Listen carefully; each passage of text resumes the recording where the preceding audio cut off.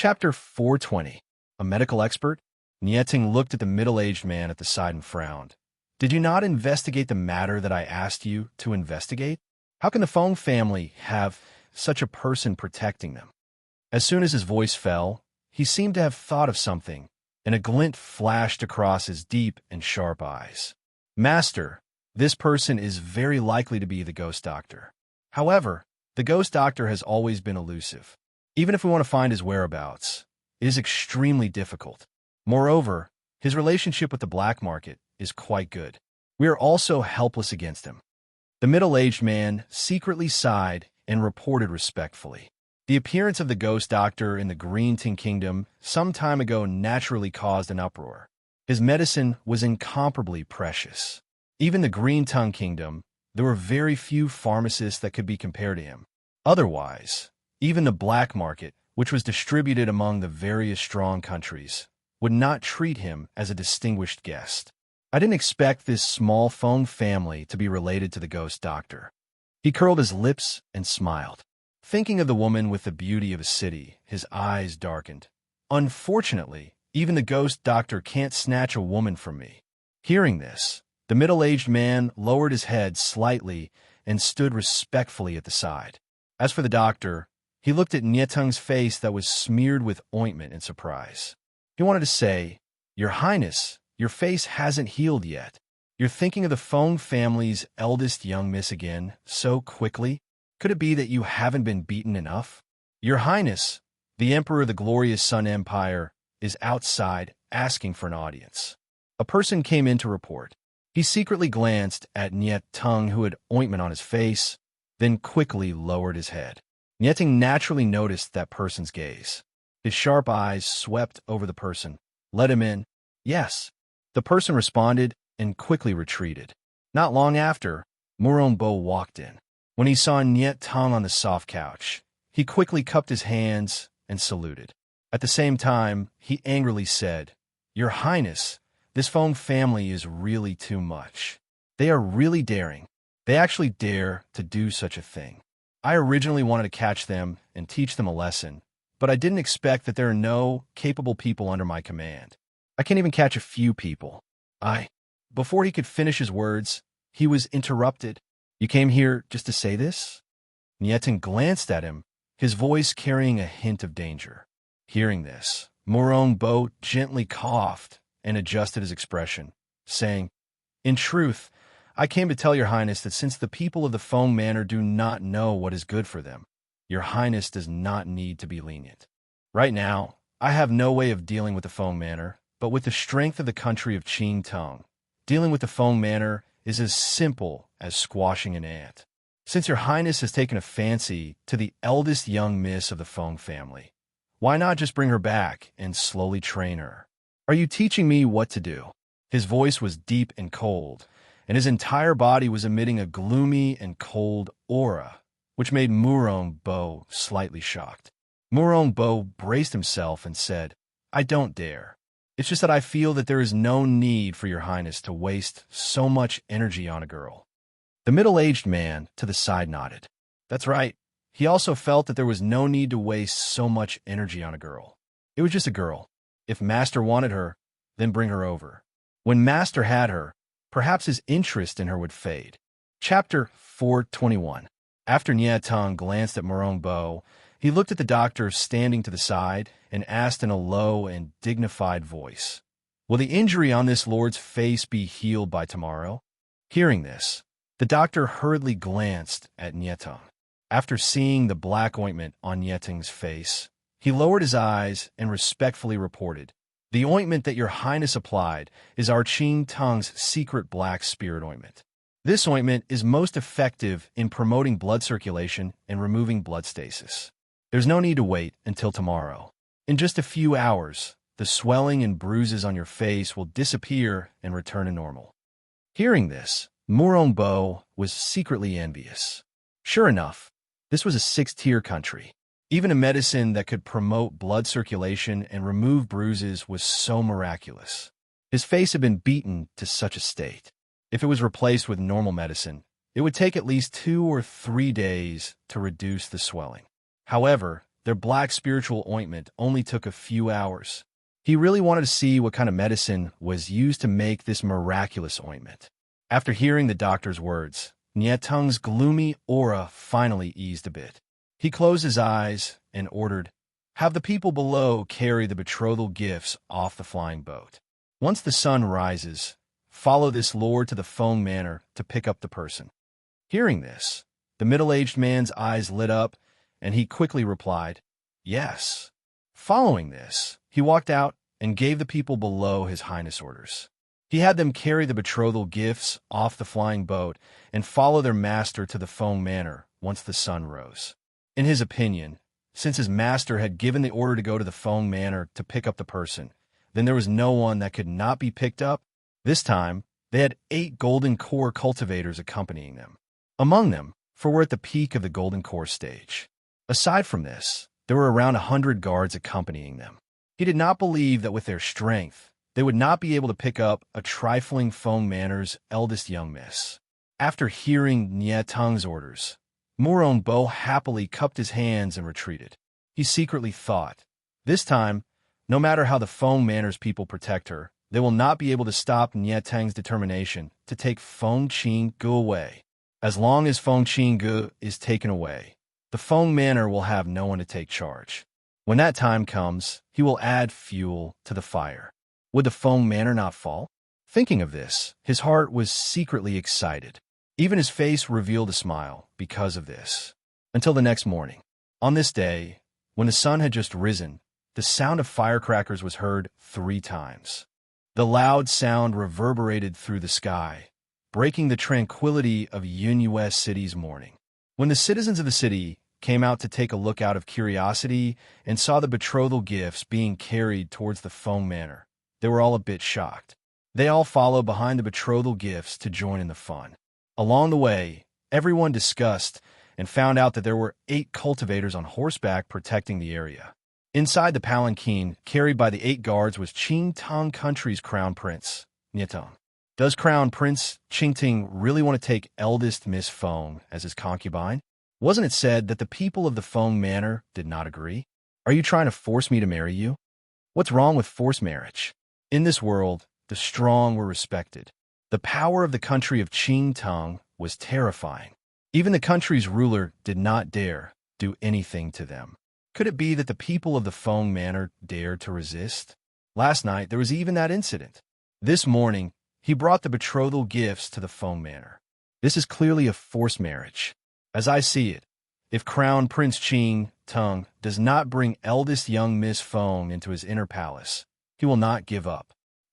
This is all because of his beauty. Chapter 422. Also, the one who has taken a liking to her is the crown prince of the country of Qingtang. That is the crown prince of a 6th-tier powerful country. The official princess will definitely be a proud daughter of the powerful country. If eldest young Miss Feng truly marries over, I fear that she will not have many good years ahead of her. That's right. Who doesn't know that there are many schemes in large families? Everyone discussed this until they arrived in front of the Feng Manor's gates. Seeing the procession in front stop, they lowered their voices, fearing that the people in front would hear them. Because the movements of Crown Prince Qingtang's group were not small, practically all of Yunyu City was alarmed. Quite a few people from various families went to take a look. They felt that the Feng Manor had truly experienced many things recently, with one troublesome matter after another. They thought that the Feng Manor would collapse during this period of time, but it remained there without anyone being able to shake it. Apparently, after what happened last night, the Feng guards hidden in the city had already revealed their identities and were guarding the Feng Manor. Seeing what had happened this morning, they truly wanted to know, would the Feng Manor and Crown Prince Qingtang's people start fighting? When Crown Prince Qingtang's group carried the betrothal gifts toward the Feng Manor, because of the large movements, before they even got close to the Feng Manor, the people in the Feng Manor could already hear the joyous sounds of gongs and drums. Thus, the manor's housekeeper quickly went to Fengjiu's courtyard and ran into Leng Shuang, who was about to leave. Leng Shuang, has eldest young Miss woken up? He stopped him and quickly asked. She hasn't woken up yet. What is going on outside? Why is it so noisy? Lung Shuang spoke with a cold expression. The noise outside was too loud. Even the people inside could hear it. If this continued, it would disturb the eldest young Miss rest. Isn't it just the crown prince of the country of Qing Tung? He brought people carrying the betrothal gifts to our Feng Manor. He should be at the gates by now. As soon as I received the news, I quickly came over to see if the eldest young miss had woken up. Hearing this, Lung Shuang furrowed his brow. Just as he was about to speak, he heard Feng Jiu's voice from inside the room. Lung Shuang, go call Luo Yu over. Lung Shuang was slightly startled when he heard the somewhat hoarse and gloomy voice in the room. He immediately responded, yes. As soon as his voice fell, he went outside. Young miss, Crown Prince Qing Tung's men are here with the betrothal gifts. They should be arriving at the entrance soon. The butler hurriedly said after recovering from the shock, his eyes filled with worry. Tell Qi Kong and the others to go ahead and take a look. Tell the Phoenix Guards not to act rashly and wait for my orders. Hearing this, the butler quickly replied, okay, I'll go right away. At this moment, the atmosphere in the room had become cold due to the mood of the people in the room. The atmosphere was somewhat gloomy, and the dangerous atmosphere filled the air, making people shudder. Feng Jiu sat up from the bed. Her ink-black hair was slightly messy, and her eyes were slightly red. It was as if she was angry, but also as if it was caused by the rise of anger. In short, she gave off the feeling that she was suppressing her anger, but she could not stop the anger from spreading. Damn Qingting Crown Prince. Damn Yetung, tormenting me all day long. Since you've sent yourselves to die, how can I not help you? She was not sleepy enough, so she got up with an explosive temper. Her entire aura was extremely gloomy and terrifying. After getting out of bed, she quickly washed up, changed her clothes, opened the door, and walked out. At this moment, she happened to see Lung Shuang bringing Luo Yu in. Chapter 423. Luo Yu was a bit stunned as he looked at the person wearing red clothes and emitting a savage aura. If it were not for that familiar face, and knowing that the Feng Manor was heavily guarded, he really would have thought that his master had been impersonated by someone else. Lung Shuang saw this, and was fine because she had taken care of her master. She naturally knew that she had a temper when she woke up. Also, it was fine if she did not explode, but once she did, it was not a small matter. The people of Qing Tang Kingdom kept bringing trouble to the Feng Manor. Not to mention their master, but even they felt angry seeing this. Feng Jiu's entire body was covered in a cold aura. Her cold and murderous gaze glanced at Luo Yu. She then walked over to the table in the yard and sat down, saying, bring out some of your grenades. While she spoke, she had already pulled out 7 or 8 small bottles from her space. Oh yes. Luo Yu, who had recovered, responded. He quickly pulled out 7 or 8 grenades that he had already prepared from his Cosmos bag. They had all been increased in power, but when he saw his master actually open up the grenades that he had prepared and remake them, he could not help but feel a bit dumbfounded. It couldn't be, right? Master even knew how to do this? It was filled with gunpowder. She actually took them apart, just like that. But the more he looked, the wider his eyes became. He originally thought that she would break them, but who knew that after she took them apart, she would mix in a number of different powders. She then reassembled the grenades. The 7 or 8 grenades on the table were all the same and had been taken apart by her. Master, how do you know how to reassemble grenades? How do you know how to make them? This was something that even his master did not know how to make. This was something that he had modified based on firecrackers. It was also very powerful, but when it came to his master, why did it not seem to be a problem at all? I played with him before, she replied, but her hands did not stop moving. As the head of the modern hidden sect, she was an abnormal genius that gathered all the strengths of the various sections. She was proficient in medicine, poison, and assassination. She was called a monster by the world, so how could she not know how to make grenades? She had played with them before? Luo Yu was startled. Seeing that she was even more proficient than him, he paused and curiously asked, Master, what is the use of the powder that you mixed in? Wouldn't the powder not ignite if it was mixed in with the powder? He had never tried it before. It had to be known that the proportions could not be wrong. If there was a mistake, the grenades would be destroyed, and it would not be considered a success. After she had finished reassembling the grenades on the table, she looked at Luo Yu and revealed a strange cold smile. You want to know? You will know in a bit. Luo Yu's heart trembled when he saw the strange and cold smile on her face. Seeing her get up to wash her hands, he quickly moved to Lung Shuang's side and asked in a low voice, Lung Shuang, what's wrong with Master? Actually, he really wanted to say that his master looked really scary today. Hearing this, Luo Yu's anxious heart finally relaxed. Grumpy after waking up? That was good. It was said that people with grumpy after waking up would not be in a good mood if they were woken up because they did not get enough sleep. However, it would be fine after a while. Phew! Luo Yu secretly sighed in his heart. In the future, he must not walk into the muzzle of a gun. Otherwise, Luo Yu could not help but shiver when he thought of the cold and strange smile on his master's face. Chapter 424. Fengjiu, who had finished washing her hands, glanced at Luo Yu and said, Take the cannons on the table and come with me. Yes. Luo Yu hurriedly and respectfully responded. He stepped forward and took the things on the table, then followed behind her and went out. Luo Yu and the others' masters stood guard in Feng Zhao's courtyard to ensure his safety. As for Qi Kong and the others, they stood guard in front of the Feng Manor. At this time, in front of the Feng Manor's gates, two groups of people were facing each other. One group was carrying the betrothal gifts, and the other group was a group of valiant Phoenix Guards wearing silver armor. About 100 meters away, the onlookers watched the two groups of people face each other with strange expressions. This was the first time they had seen such a way of welcoming a bride. However, as for the forced marriage, they figured that they would have to fight in the end. Who would win if these two groups of people fought?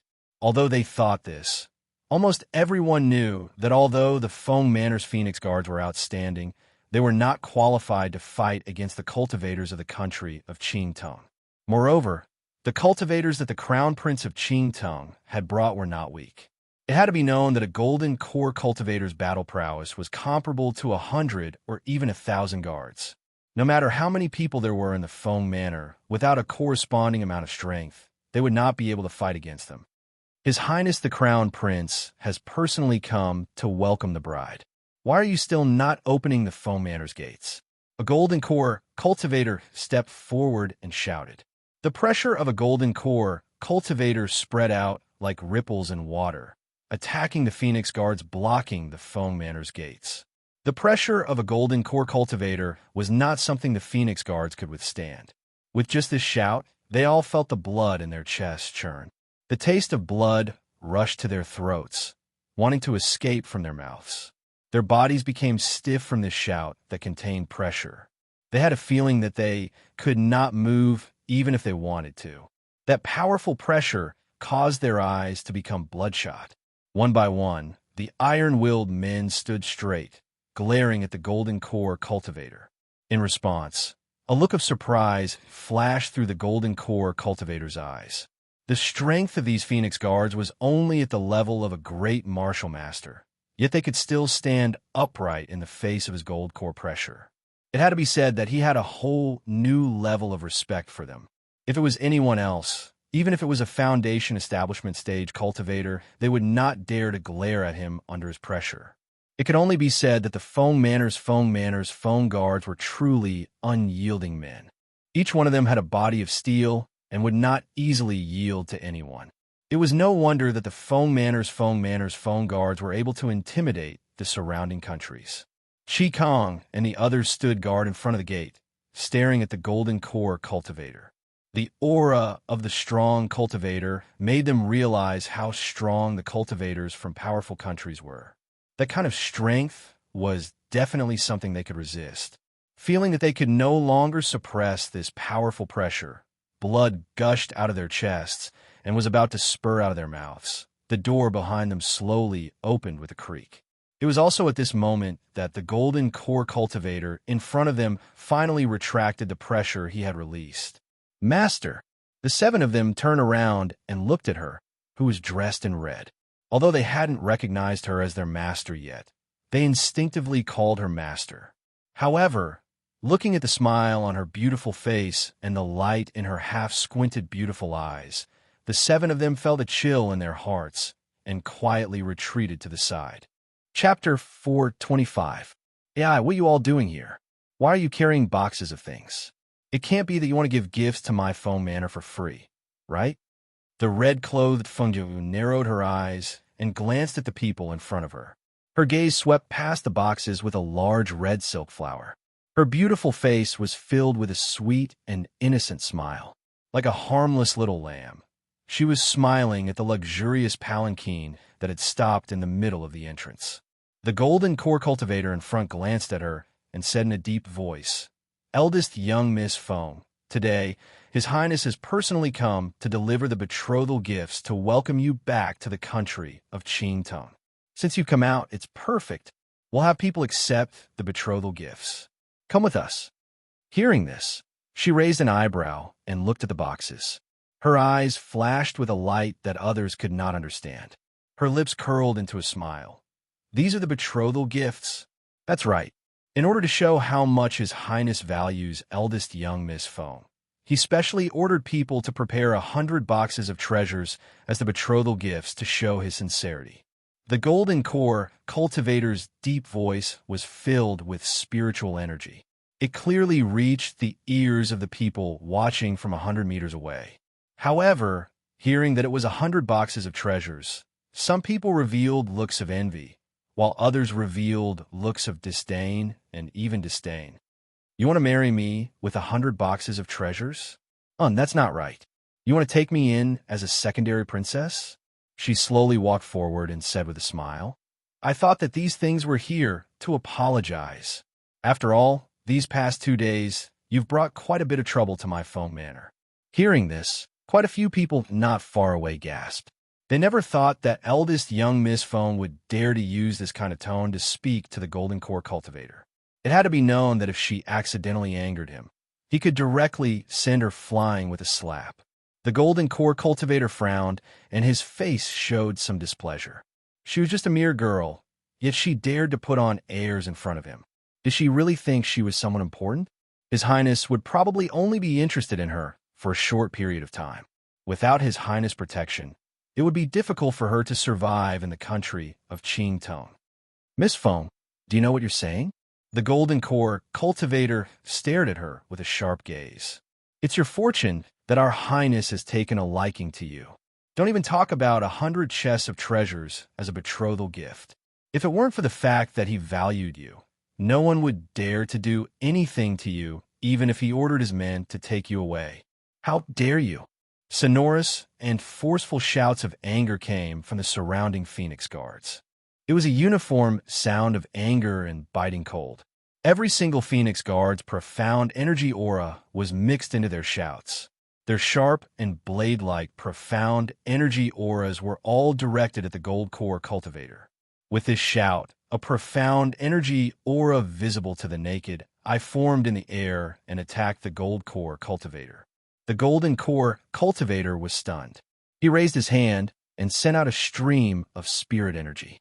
After brushing away the airflow, he glanced at the Phoenix Guards and was secretly shocked.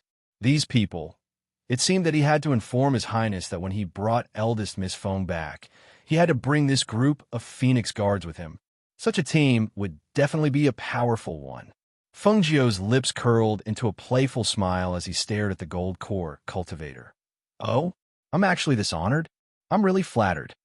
Chapter 426. Hearing this, they were puzzled. They saw the smile on her lips disappear as she spoke to Luo Yu beside her. In the next moment, they heard Luo Yu's voice that contained Xian energy. "All Phoenix Guards, listen to my orders."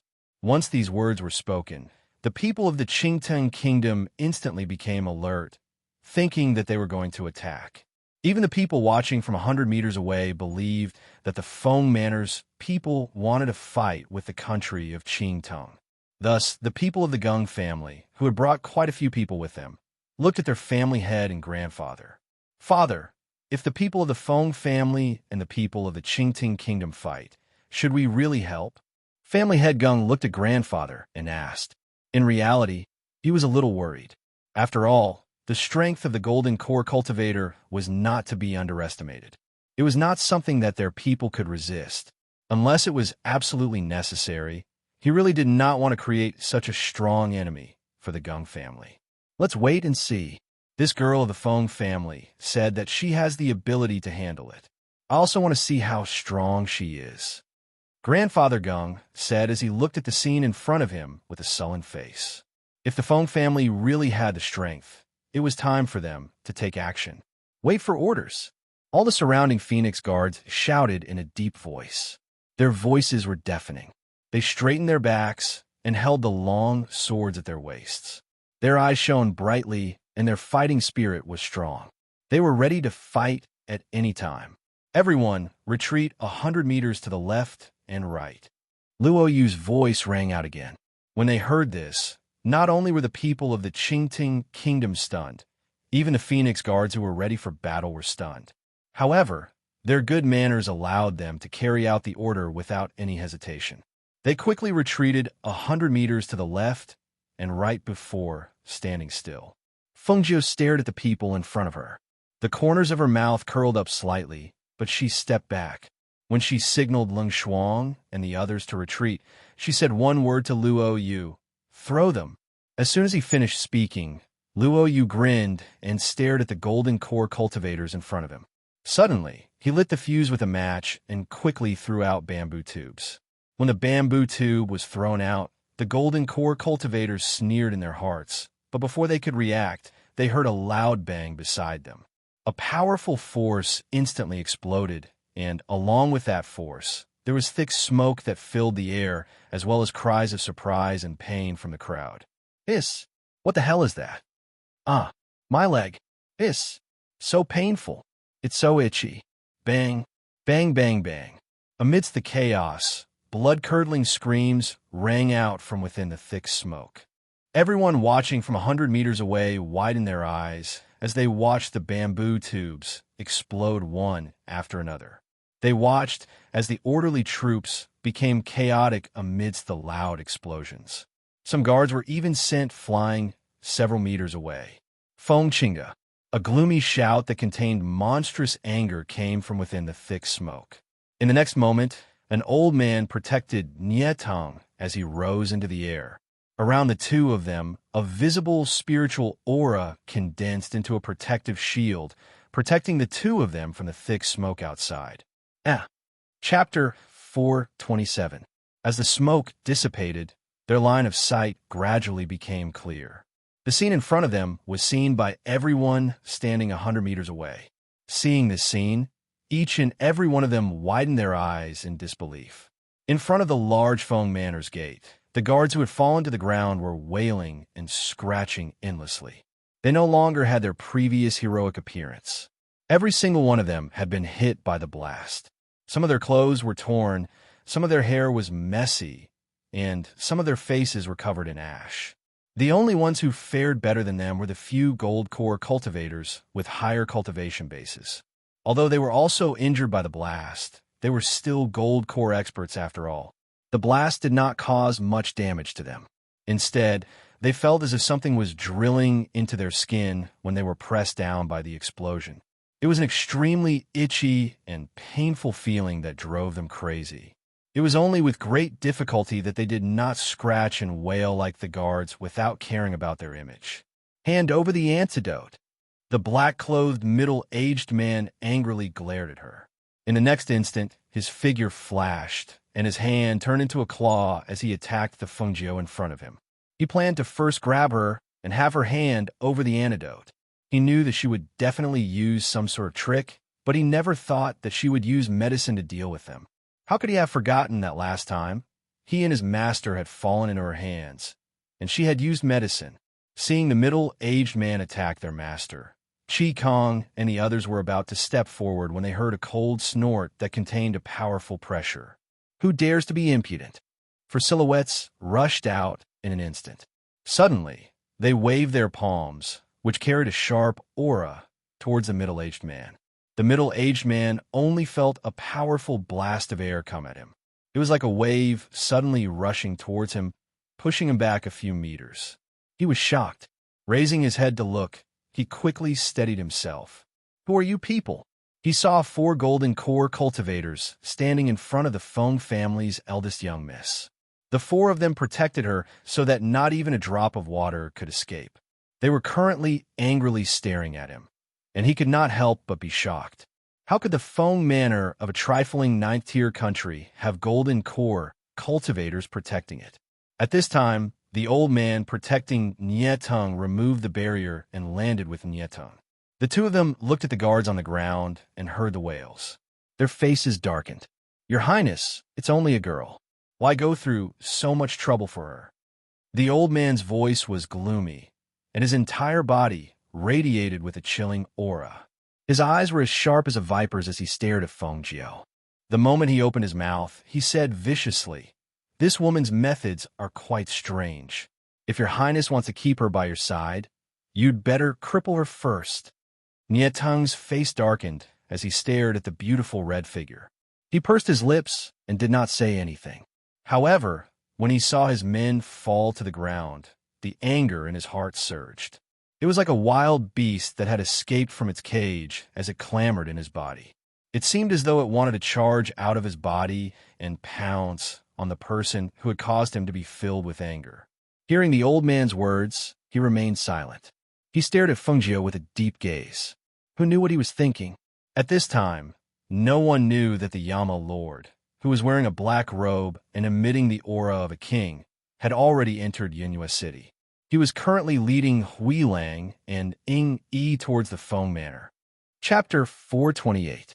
At this time, in front of the Feng Manor's gates, the atmosphere was tense. Powerful spiritual energy was emitted from the old man standing next to Enchanting. The pressure could be seen with the naked eye as it transformed into sharp wind blades, attacking Feng Jiao and the others. Once the pressure from the old man's body was released, even the 4 golden core cultivators in front of Feng Jiao became pale. Their bodies became stiff in an instant, and they looked at the old man in shock. That was the pressure of a nascent soul cultivator. The first stage of cultivation was the Qi condensation stage, followed by the Spirit Master and Great Spirit Master. The majority of cultivators would enter the Foundation Establishment stage within 100 years, and only then would they be considered to have truly stepped onto the path of cultivation. Only then would their lifespan increase to 200 years. Above the Foundation Establishment stage was the Golden Core stage. Cultivators who entered the Golden Core stage would attract heavenly lightning. This stage was also the fatal threshold for Golden Core cultivators. If they succeeded, they would become a Golden Core cultivator, and their lifespan would increase by another 100 years. Their strength would be much stronger than Foundation Establishment cultivators. However, only 1 or 2 out of 100 Golden Core cultivators could successfully pass through the heavenly tribulation. Every year, quite a few peak Foundation Establishment cultivators would fall during the heavenly tribulation when entering the Golden Core stage. As for the nascent soul stage, it was even more rare. It was the stage above the Golden Core stage. A nascent soul cultivator's lifespan was 500 years. Their strength was terrifying. It could be said that with a wave of their hand, they could destroy a small country. With a flick of their finger, they could instantly take the life of a Golden Core cultivator. It was no wonder that the 4 Golden Core cultivators' expressions changed. Even they did not think that the 6th-rate country, Qing Tang Kingdom, would have a nascent soul cultivator. Furthermore, he was sent to protect Qing Tang's crown prince. It could only be said that the Qing Tang Kingdom's king valued Qing Tang very much. Scram! The old man's gloomy gaze fell on the 4 Golden Core cultivators. With a wave of his sleeve, a powerful aura surged out and sent them flying. Pooh! The 4 of them spat out blood and were sent flying. They wanted to get up, but they felt that under the powerful pressure, their bodies felt as if they were being crushed by a boulder. Even the slightest movement was painful. They wanted to get up, but they could not. Master, quickly leave. That's a nascent soul old monster. Although the 4 of them were seriously injured, they were still concerned about Feng Jiao, who was standing there motionless. Perhaps she was very strong, but with her strength, she could deal with a Golden Core cultivator. However, although a nascent soul cultivator was only one level higher than a golden core cultivator, his strength was more than 10 times stronger. If she fell into his hands, then, thinking about how that nascent soul old monster said he wanted to cripple their master, the four of them felt their hearts sink. Hearing the four people's words, the expressions of the Feng Manor's people and the Gung family's people changed greatly. A nascent soul stage old monster? That old man was actually a nascent soul old monster? It's over. This time, the Feng family is finished. If it was a peak golden core cultivator, it would be fine, but it just had to be a nascent soul old monster. Old man Gung muttered. His face was filled with worry. He feared that even if he risked his old life, he would not be able to protect the person that the nascent soul old monster wanted to cripple. At this time, Enchanting spoke.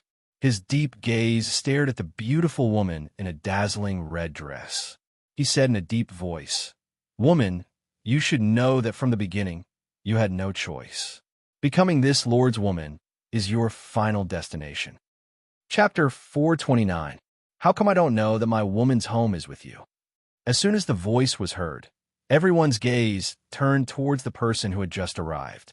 The crowd that was 100 meters away turned back and saw the person who had just arrived. They couldn't help but make a path for him. They were secretly shocked. Who was this man? His woman? Was he referring to Miss Feng? What kind of drama was this? While they were shocked, they looked at the man who was slowly walking towards them. Their hearts trembled slightly. At this moment, they felt a strong sense of oppression from the arrival of the king. None of them dared to move or even make sound. They only knew that the man who was walking towards them with one hand behind his back and the other hand on his abdomen was wearing a dark black robe with a jade belt around his waist. His figure was more slender and tall than the average man. His entire body exuded a fierce and intimidating aura of a king. That was an innate, domineering, and majestic aura. There was no need for words to express it. Just a look and a gesture would undoubtedly show it. They couldn't see his face clearly because he was wearing a silver mask. Only his chiseled chin and sexy thin lips were exposed. Looking up, they saw a pair of deep and mysterious black eyes that were like the sea. That pair of black eyes contained an intimidating aura, sharp and cold. Just a glance was enough to make them shiver involuntarily. When this man appeared, his brilliance overshadowed everyone, not only because of his noble aura, but also because of his innate domineering aura and majestic aura. It made everyone present know that this man was not simple. No one dared to ignore or belittle his appearance. Even if there were only two men behind him, the majestic aura he exuded made the people of Enchanting Kingdom alert. Even a nascent soul old monster was on tenterhooks. He frowned slightly as he sized up the man in the black robe. He wanted to see through his cultivation and strength, but the more he looked, the more frightened he became. The other party was like a bottomless pit, unfathomable. He could only take a deep breath and calm his fluctuating emotions. He cupped his hands and bowed to the man in the black robe. He asked, "May I know who you are? What is your relationship with Miss Feng?" Even though he was an original level powerhouse, he didn't dare to be too arrogant before such an unfathomable character. However, he never thought that such a person would appear in a lowly 9th-tier country. Furthermore, they had come for the Feng Manor's eldest young miss. His woman? Could it be that he was the source of the Feng family's eldest young misconfidence? At this moment, if Feng Jiu knew what this nascent soul old monster was thinking, he would probably die from anger. She had no idea how the Yama Lord had managed to find his way here. She had always been the ghost doctor in front of him and had always been disguised as a man. Why did this person come knocking on his door? Also, what the hell was his woman? When did she become his woman?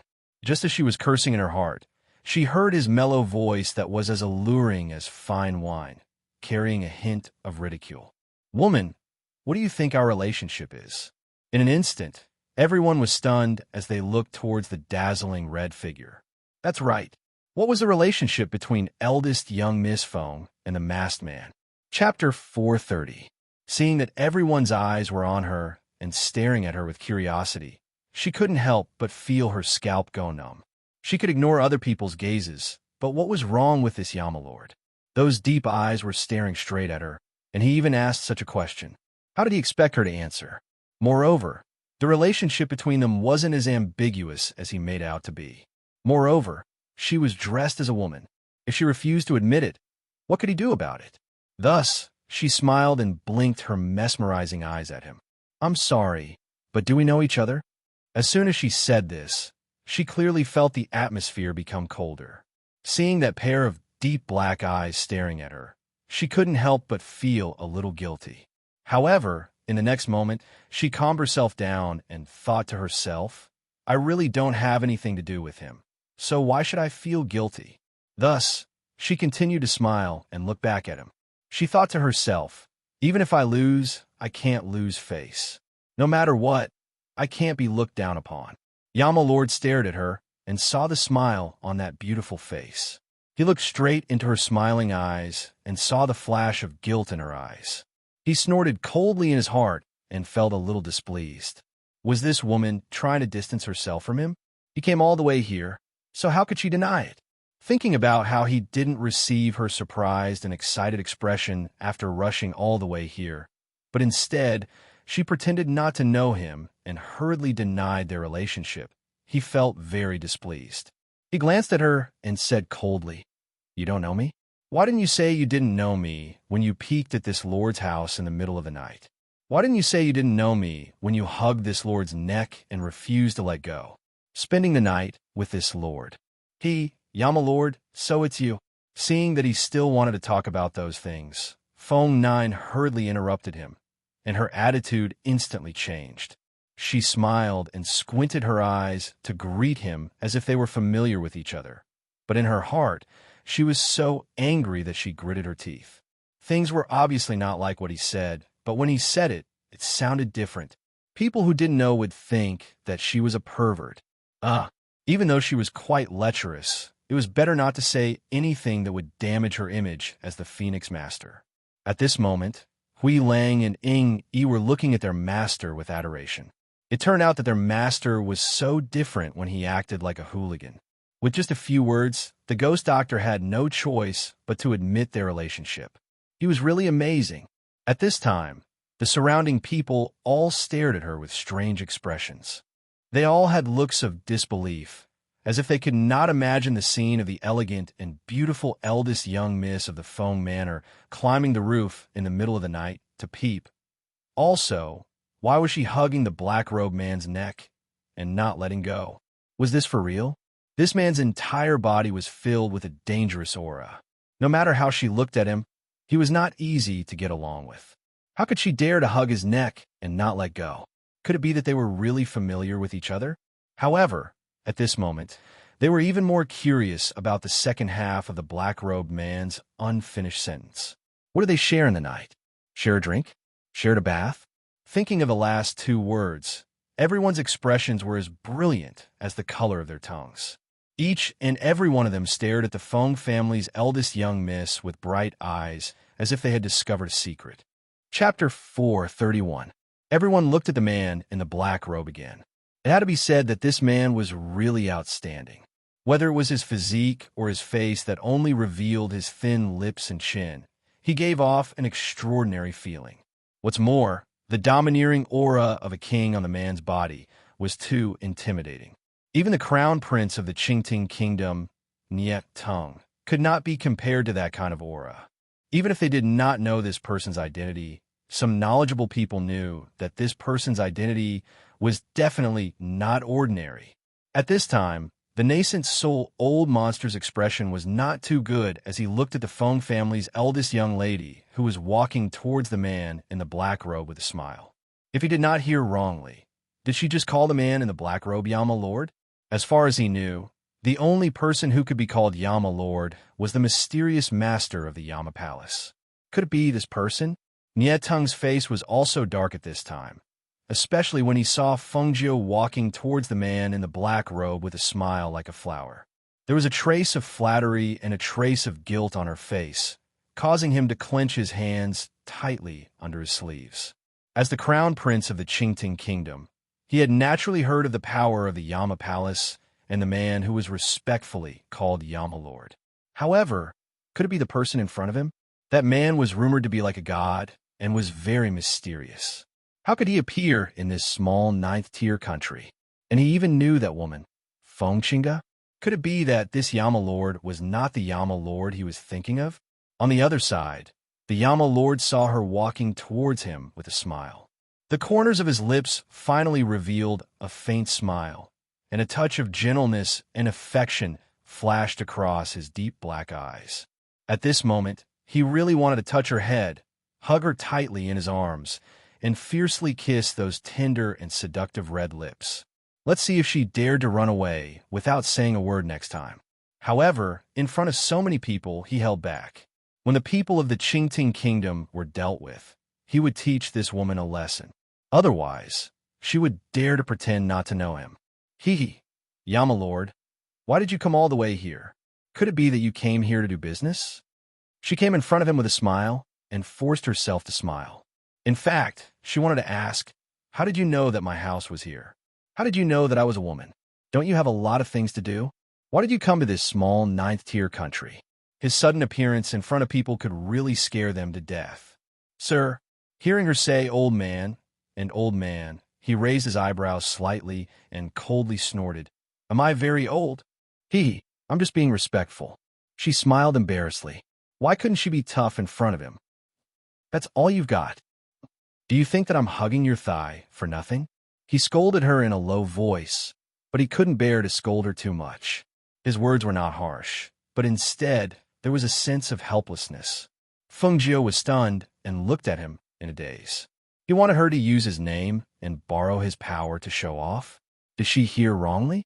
How come she didn't know when she had hugged such a thick thigh and found such a big backer? Chapter 432. When the Phoenix Guards saw their master complain to the man called Yama Lord with a wronged expression, the corners of their mouths couldn't help but twitch, and they all lowered their heads. Perhaps it was because they had seen their master's cold and ruthless methods, but they couldn't get used to her innocent and wronged appearance. Although her clear eyes were clear and innocent, and no matter how they looked at it, they didn't really think that their master was pure and harmless. When the Yama Lord heard her complaint, his entire body emitted a murderous aura. His deep eyes became cold, and a cold, murderous aura flashed through his eyes. He raised his eyes to look at the nascent soul eccentric, and his voice was cold and sinister. Oh, he wants to cripple you? Feng Jiu nodded heavily and continued to say in a wronged manner. He relies on his nascent soul eccentric status to bully people. And that crown Prince Qing Tung, I don't know where this thing came from, but he mysteriously wants to take me in as a secondary princess. What secondary princess? To put it bluntly, it's just a concubine. I am the dignified Feng Manor's eldest young miss. Could it be that I would fancy the position of a concubine? I clearly said that I won't marry, but they rely on their numbers and want to steal me. They even said that they want to cripple me and lock me up. Hearing this, the Yama Lord didn't say anything for the time being. Even Hui Lang and Ing Yi, who were standing behind the Yama Lord, stared strangely at the nascent soul eccentric and crowned Prince Qing Tung. They didn't even ask who the Feng family's eldest young miss was. What was her status? They wanted to take her in as a secondary princess? Take the ghost doctor as a secondary princess? Only they could do such a strange thing. Thinking of how noble his master's status was, the ghost doctor didn't even look at him. Cough, cough. It was that she wasn't moved. Just a trifling sixth-tier, small country dared to steal someone from his master? And they wanted to steal? They were really indulging in fantasy. However, their expressions were strange as they looked at the Qing Tong guards on the ground who were in so much pain that they couldn't even cry out in pain. They felt that this scene wasn't quite like what the ghost doctor had said about them bullying her just because they had more people. No matter how they looked at it, it was the ghost doctor who was bullying people. Furthermore, she had taken care of most of the Qing Tong kingdom's people without losing a single soldier. It was likely that only the nascent soul eccentric and crowned Prince Qing Tong kingdoms were unharmed. When the people around her heard her words, they all had different expressions on their faces as their eyes flashed. The Yama Lord and the two men behind him had just arrived and didn't know. They had seen everything from beginning to end. Although it seemed that the Qing Tung Kingdom's people had the upper hand the entire time, when they saw the people lying on the ground, they knew that not a single person from the Feng Manor had been harmed. On the contrary, the guards and generals sent by the country's ruler had all been killed by the hands of the seemingly harmless eldest young Miss Feng. Also, ever since eldest young Miss Feng had come out of the Feng Manor, even if she knew that the old man was a nascent soul eccentric, they did not see the slightest bit of fear or panic on her face. On the contrary, when they saw the masked man in black robes appear, they thought for a moment that she wanted to hide back in the Feng Manor.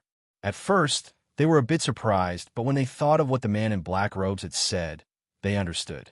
Thinking about it, eldest young Miss Feng had owed a debt of love outside, and this man had chased her all the way to the Feng Manor. However, why did eldest young Miss Feng complain to him? Could it be that the man in black robes would go against a nascent soul eccentric for her? Chapter 433. After hearing eldest Miss Feng's words, the black-robed man, who was exuding a cold, murderous aura, curled his lips and revealed a faint smile. When his deep eyes moved away from eldest Miss Feng, the coldness and murderous aura in his black eyes made everyone's hearts tremble. Bully you? No problem. I'll help you vent your anger. The man, whose entire body was filled with murderous intent, used a pampering tone to say these words. In the next moment, his entire body swept out like a ghost. His speed was so fast that it actually caused a fierce airflow around him. The nascent soul cultivator was already on guard. He felt a great threat from this person, especially when the person stared at him. The cold, murderous intent in his eyes made him fearful. Even though this person didn't look very old, in the cultivation world, the higher one's cultivation level, the more they could maintain their appearance at their peak. He didn't dare to be careless. He was afraid that this person was an old monster who had cultivated for hundreds of years. Seeing the cold aura coming towards him, the nascent soul cultivator instinctively wanted to distance himself from this person. However, this person's speed was too fast. In the blink of an eye, this person was right in front of him. A powerful pressure enveloped him like Mount Tai, instantly making him unable to move. His eyes widened in shock as he stared at the black-robed man in front of him in shock. Just as he was about to cry out and beg for mercy, he saw his chin being crushed with a crack. Intense pain assaulted him, and before he could react, he felt all the bones in his body being crushed. For a moment, the sound of his bones breaking rang out. With his chin broken, he could only vaguely let out a shrill cry of pain. The pain of having his bones broken spread throughout his mind and body. Every pinch made him suffer the torment of pain. Every bone that was broken made him feel the pain of having his bones broken. This man, he clearly had the ability to kill him in an instant, but he insisted on torturing him and letting him experience all kinds of pain before dying. At this moment, he felt an aura of death he had never felt before. The powerful aura from the black-robed man enveloped him and turned into a terrifying aura of death. At this moment, he knew very well that if he didn't run, he would die here. Hundreds of years of cultivation would turn to ashes with his death. He would disappear from this world. Run, run. He had to run for his life. Escape at all costs. The fear and shock in his heart made him summon his nascent soul without thinking. The nascent soul was a spiritual body cultivated by a nascent soul cultivator. It was a protective talisman that could save one's life at a critical moment. It was the essence of a nascent soul cultivator. Even if this body was gone, as long as the nascent soul was still there, he could transform into a human again. However, using a nascent soul was a dead end. This was because the nascent soul had no offensive power and was so weak that it could be killed by anyone. Unless it was absolutely necessary, a nascent soul cultivator would not use his nascent soul to save his life. The surrounding crowd was shocked by this scene. They only saw the nascent soul cultivator being crippled by the black-robed man without being able to resist at all. The sound of bones shattering caused all the hair on their bodies to stand on end. They only felt that it was too terrifying. There was clearly no intense battle, and there was clearly no scene of blood splattering everywhere. However, this scene deeply shocked everyone's hearts. Chapter 434. The thing seemed to be frightened by something and flew out in a panic. When the thing stretched out and turned around, everyone was shocked. This was because it was a face that was somewhat similar to that of a nascent soul cultivator. However, the difference was that the nascent soul cultivator's face was covered in wrinkles, making him look old. When he stretched out his hand, it looked like a newborn. He was a miniature version of a nascent soul cultivator, but his body was slightly larger than a fist. He was completely naked and protected by spiritual energy. At this moment, he was using his hands and feet to try and escape. "That's a nascent soul," someone exclaimed. This was the first time they had seen such a thing. After all, even in a small rank 9 country, golden core cultivators were rare, let alone nascent soul cultivators. They had heard of nascent soul cultivators forming a nascent soul in their dantian, but they didn't expect to see it one day. At the same time that the nascent soul flew out, the nascent soul cultivator's body also stopped breathing and fell to the ground. This scene caused Nietang's face to turn pale. He stared at the black-robed man, but he couldn't move. The difference in strength was too great. In front of the black-robed man, he didn't even have a chance to attack. In fact, the black-robed man only needed to release his pressure to suppress him. If he was like this, there was no need to talk about the others. When the golden core cultivators saw this scene, they all retreated in shock. However, they didn't run away because Nietang was still there. Otherwise, they would have already run for their lives. The Infernal Lord glanced at the nascent soul that was fleeing in panic. With a flick of his sleeve, he let out a cold harumph.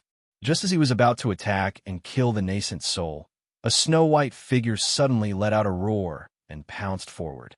Amidst the nascent soul's horrified screams, the snow-white figure bit it and swallowed it. Everyone looked at this scene in shock. They thought that the nascent soul would escape or be killed by the black-robed man, but who would have thought that it would be swallowed by a snow-white ball-like pet? Perhaps it was because this scene was too inconceivable, but everyone's eyes widened and they were unable to regain their senses for a long time.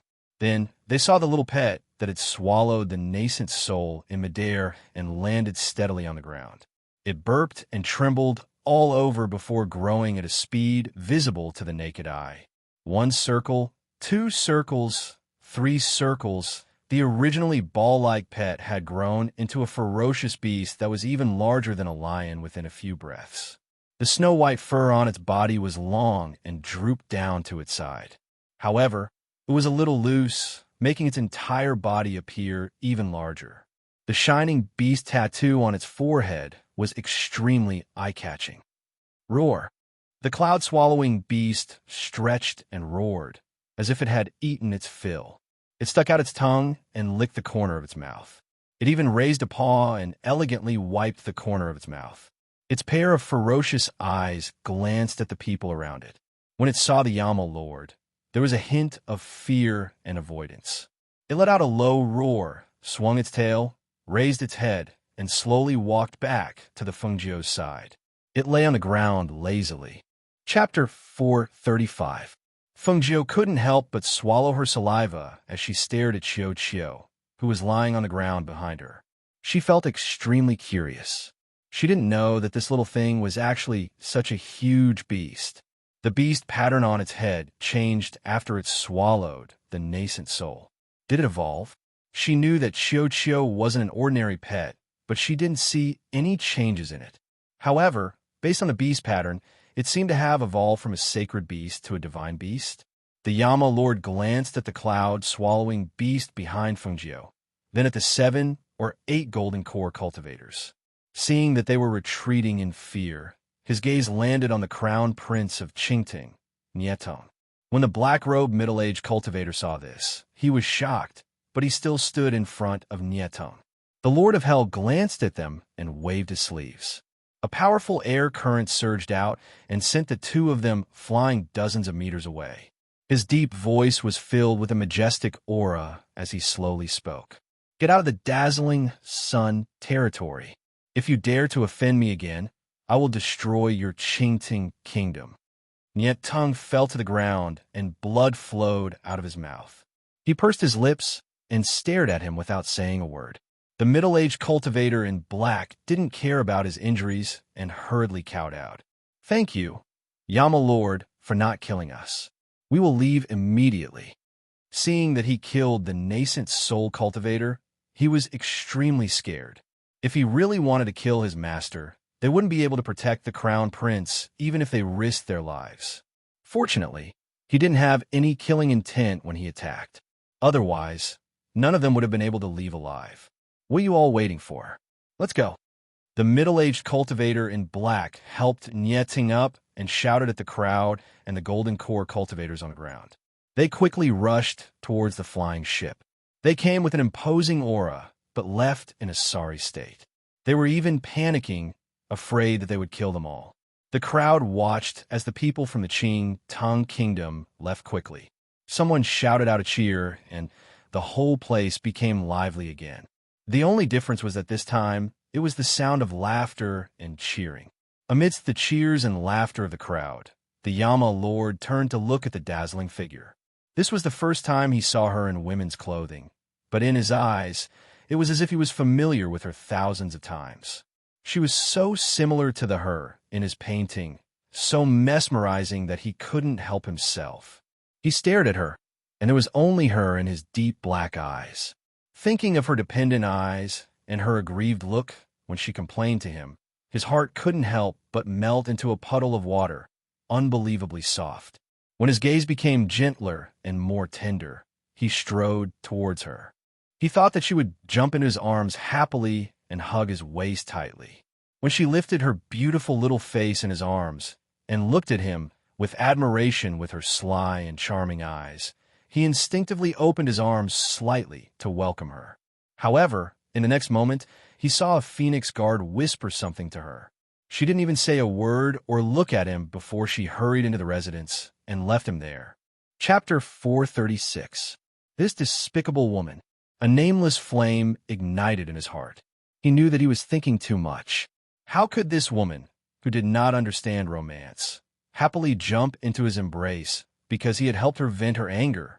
Why was she hugging his waist and looking up at him with admiration? This woman, aside from not understanding romance, this woman was also despicable. He just could not understand how he had fallen for her.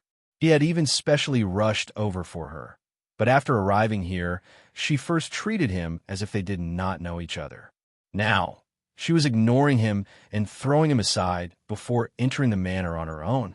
The more he thought about it, the angrier he became. The more he thought about it, the angrier he became. Hui Lang and Ing Yi, who were standing to the side, saw their master's body become even colder. It was so cold that they could not help but rub their arms and take a step back. The two had seen their master's earlier expression and actions. They had also seen how the ghost doctor did not even look at their master before quickly entering the Feng manor. They both sighed to themselves. In love, whoever was moved first would lose. Clearly, their master was the one who was moved first. As for the ghost doctor, it seemed that she did not care about their master at all. Their master's pursuit of his wife, TSK, they all broke out in a cold sweat for him. They felt that it would be a long journey. "You go up." He used his elbow to nudge Hui Lang, indicating for him to go up. Hui Lang glared at him and unhappily said, "Why don't you go? Anyone with a discerning eye can see that master is in a bad mood. Do you want me to go up and get chased out?" Seeing this, Ingi glanced at him and thought to himself that this ungrateful wretch was quite clever. Lightly coughing, he lowered his voice and said, "Master is in a bad mood right now because he forgot to call the ghost doctor when he entered the manor. Go up and tell Master that perhaps something has happened in the manor, otherwise the ghost doctor wouldn't be in such a hurry. Master wouldn't chase you away like this." Hearing this, Hui Lang thought for a bit, then rubbed his chin. He agreed, That seems to make a bit of sense." Thus, under Ing Yi's encouraging gaze, Hui Lang braced himself and went up to Yama Lord's side. "Master, how about we also go in?" Looking at eldest young Miss Feng's expression just now, I'm afraid that something has happened in the manor. The Yama Lord turned around and glanced at him. He pursed his lips and didn't say anything, but he still heard what he said. However, he still felt uncomfortable being forgotten by her. So he snorted and said, "I'm tired." Hui Lang was stunned. What did he mean?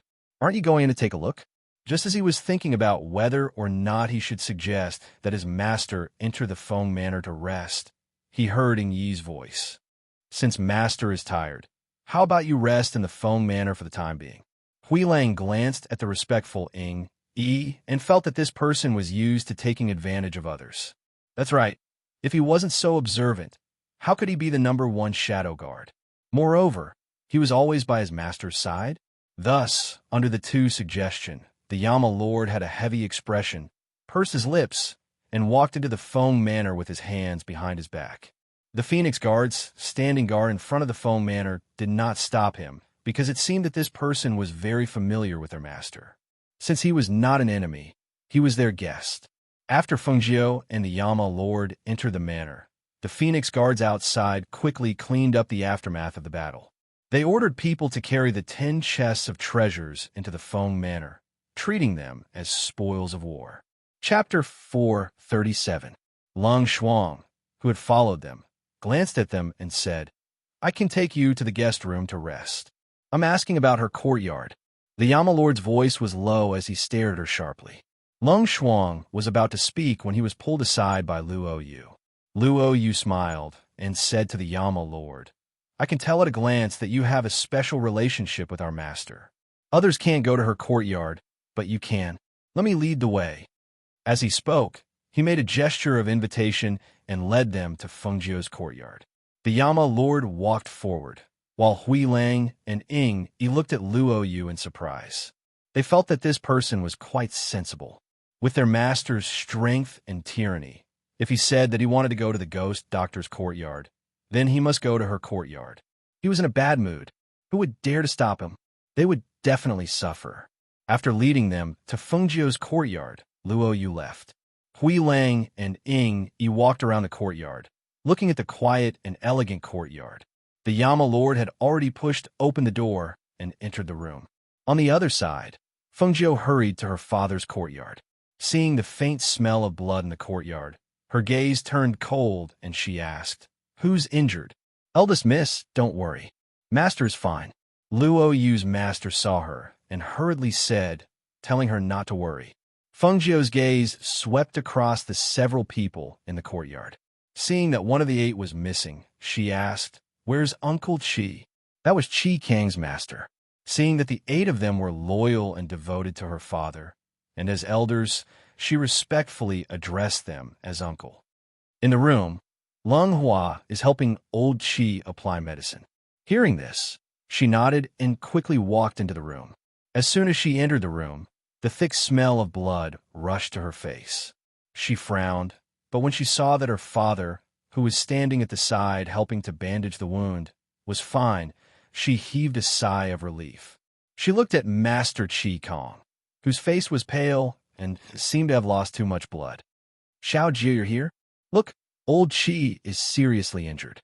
Feng Xiao said quickly and asked her to come forward. "It's okay. He won't die. Don't worry, Mississippi." Qi Kang's master smiled, but his pale face couldn't lie.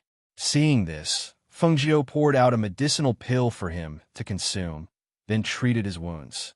After bandaging them, he said, "Uncle Qi, your injuries aren't light, and you've lost a lot of blood. Rest well for the next few days." He paused for a moment before instructing, "Lung Hua, help Uncle Qi back to rest. Let Qi Kang take care of him." "Yes," Lung Hua responded and helped Qi Kang's master out of the courtyard. "Father, don't worry and recuperate. The matters outside have been settled," Feng Jiu said as he prepared to leave. Seeing that she didn't mention the attack in the courtyard, he sighed and asked, "Xiao Jiu, what do you want to do?" He didn't expect that Murongbo would take advantage of the fact that the people of Qingting Kingdom were dealing with Feng Manor to kidnap them. If it weren't for the 8 Wuzongs protecting the courtyard, he was afraid it can only be done once but not twice. Since he doesn't want to stop, then I won't be polite to him. Her eyes were cold and her tone was fierce. "Murongbo, If this person wasn't eliminated, he would become a big problem. But he's Yishuan's father. Hearing this, Fengjiu's eyes moved slightly, but he didn't say much and walked out. Murong Yishuan could be said to be the person that the original owner didn't want to hurt the most. He was also the person she loved deeply. If she didn't have to, she wouldn't touch him. However, Murong Bo wasn't so lucky. Chapter 438. Fengjiu was stunned for a moment. That was the Yama Lord? This is bad. She had actually forgotten about him just now. Seeing his master's expression, Luo Yu hesitated a bit before saying, he looked a bit angry. His entire body was filled with killing intent. That's right, that man's entire body was filled with killing intent. He was certain that if Long Shuang had tried to stop him at that time, he would have been sent flying. All right, you can go busy yourself with outside matters. If you see him, try to avoid him as much as possible. That fellow isn't easy to get along with. She gave a soft sigh and waved her hand, indicating for him to leave. She braced herself and walked towards the courtyard. Yi stood guard at the door, while Hui Lang wandered around the courtyard. Looking here and there, he clicked his tongue and said, I never thought that the ghost doctor would be so charming when dressed in red as a man, but still so enchanting when dressed in red as a woman. No wonder Master is so infatuated with her. Master's charm isn't bad either. I really don't understand. Why is it that when it comes to the ghost doctor, Master's charm doesn't have any effect? Hui Lang stood there alone for a long time, without hearing Ying Yi's response. He turned around to look at him and said, Why aren't you saying anything? Ying Yi stood straight at the door and glanced at him before saying, I never talk about Master's matters. Chi, come on you. Hui Lang sneered as if he had heard something funny. He was about to say something when he saw a red figure walk over. His eyes lit up, and he quickly ran over. Hey, ghost doctor? Eldest young Miss Foam? Which one should I call her? Hui Lang's eyes lit up as he stared at her, feeling that this was inconceivable. This was clearly a woman, but they hadn't noticed at the time. It really was strange. Only, how did Master find out that the ghost doctor was a woman? This question had been in his heart for a long time, and he really needed to find a chance to ask. Fengjiu glanced at Hui Lang. This big fool. He had fallen in her hands so many times, so why was he still so happy to see her? Where's your master? She looked into the courtyard. Other than Ying Yi standing at the door, there was no one else. Master is in your room. Hui Lang grinned. In the past, no matter how he looked at the ghost doctor, that brat, he didn't like the way he looked at him. Who asked him to turn his wise and mighty master gay? However, ever since he found out that the ghost doctor was a woman, no matter how he looked at her, she was pleasing to the eye. One had to know that she was most likely their master's woman. That meant that she was their madam. If they didn't curry favor with her now, when should they wait? Ghost doctor, master isn't in a good mood. He reminded her softly. Fengjiu, who was about to step in, paused when he heard this. Luo Yu had said it before, and now Hui Lang had also said it. Was it really not good? Thinking of this, she glanced at Hui Lang with a strange expression and asked, Why did you come here for no reason? Are you really here to look for me? How could she not know that the Yama Lord cared so much about her? Did he come all the way here to look for her? Hearing this, Hui Lang froze for a moment. We came here especially to look for you. After asking around for a long time, we found out that you were here. We originally wanted to come here a long time ago, but Master was held back by the matters at hand and delayed until now. When we heard that Qing Tung's crown prince had brought people to propose, Master directly put down the matters at hand and rushed over with the two of us. There's still a group of people behind us who will probably arrive a few days later. Chapter 439. Hearing the low voice coming from the room, Hui Lang's body tensed up, and he automatically took a few steps back to distance himself from Fengjiu. When Fengjiu heard the low and angry voice, her scalp went numb. She suddenly turned to Hui Lang and said, I just remembered that there are still some things I haven't done yet. Tell your master that I'll come back later. As soon as she finished speaking, she was about to turn and leave when the door creaked open. Are you afraid that I'll eat you? The Yama Lord glared at her angrily. Looking at the woman who was shrinking her shoulders and trying to slip away, he wanted to grab her and spank her to teach her a lesson. Why would I? I just don't want to disturb your rest. She smiled embarrassedly and turned to look at him. Come here. He stood with his hands behind his back, staring at her with his deep eyes. What's the matter? She asked, but still walked towards him under his gaze. She sighed inwardly. Sure enough, she took advantage of him so much that she felt guilty when facing him. The Yama Lord's gaze swept over Ying Yi and Hui Lang, and the two immediately understood. They respectfully bowed and left. For a moment, there were only two people left in the courtyard. One stood at the door, and the other stood in the middle of the courtyard. Feng Jiu saw that there were only two people left, and it seemed that the Yama Lord didn't intend to come out at all. She felt that it was quite dangerous for a man and a woman to be alone in a room, so she stood still in the courtyard. The two of them had two different thoughts. One of them didn't want to be alone with him, while the other wanted to be alone with her. As a result, one of them stood motionless at the door, while the other stood in the courtyard and didn't move closer. They stared at each other, creating a very strange atmosphere. Didn't I tell you to come here? He suppressed his anger and glared at her, thinking that she didn't know what was good for her. Hey, I think standing here is good enough. What can we talk about in the courtyard? Look, the weather is quite good. She looked up at the sky and saw that the sky was dark. A dark cloud floated past as if it was going to rain. She couldn't help but smile awkwardly. The Yama Lord was so angry that he laughed when he saw how guarded she was against him. He went forward and pulled her into the room. Hey, Yama Lord, can you not be so rude? Although it's broad daylight, it's really not good for a man and a woman to be in the same room. She was pulled into the room and shouted as she tried to pull her hand back, but she was not as strong as him. Don't worry, if your reputation is ruined, I will take responsibility. Hearing this, the corner of her mouth twitched, and she hurriedly said, That's not. Before she could finish, she was dumbfounded.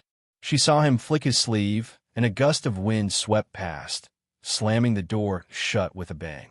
Immediately, she became nervous and hurriedly said, Why are you closing the door in broad daylight?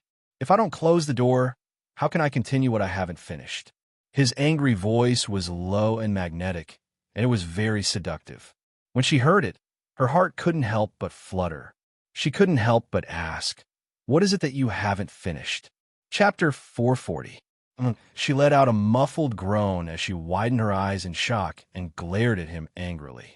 Then she saw that the king of hell, who had taken off his mask, had actually covered her eyes with his hand, blocking her fiery gaze. The cold scent that belonged only to him assailed her nostrils.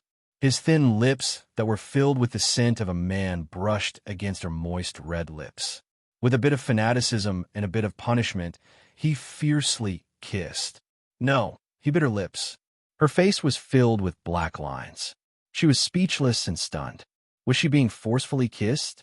A wolf kissed her. He was as ferocious as a wolf. But what did he mean by biting her like he was gnawing on her bones? The pain from her lips and waist made her scrunch up her face. However, her hands were restrained, her lips were sealed, and even her eyes were covered. Although this Yama Lord was a good-looking man with a perfect body and looks, what the hell was with this random nibbling kiss? Unlike Fengjiu's reaction and feelings, the Yama Lord's reaction was uncontrollable excitement and agitation. He had wanted to do this for a long time. It was not that he had not found the opportunity, but he was too embarrassed to kiss her. Today, he was angered by this woman and kissed her directly. Moreover, she tasted really good, soft and sweet. When their lips touched, it made him feel a trace of nervousness, a trace of apprehension, and a trace of excitement. In short, it was a wonderful feeling that made him reluctant to let go of her.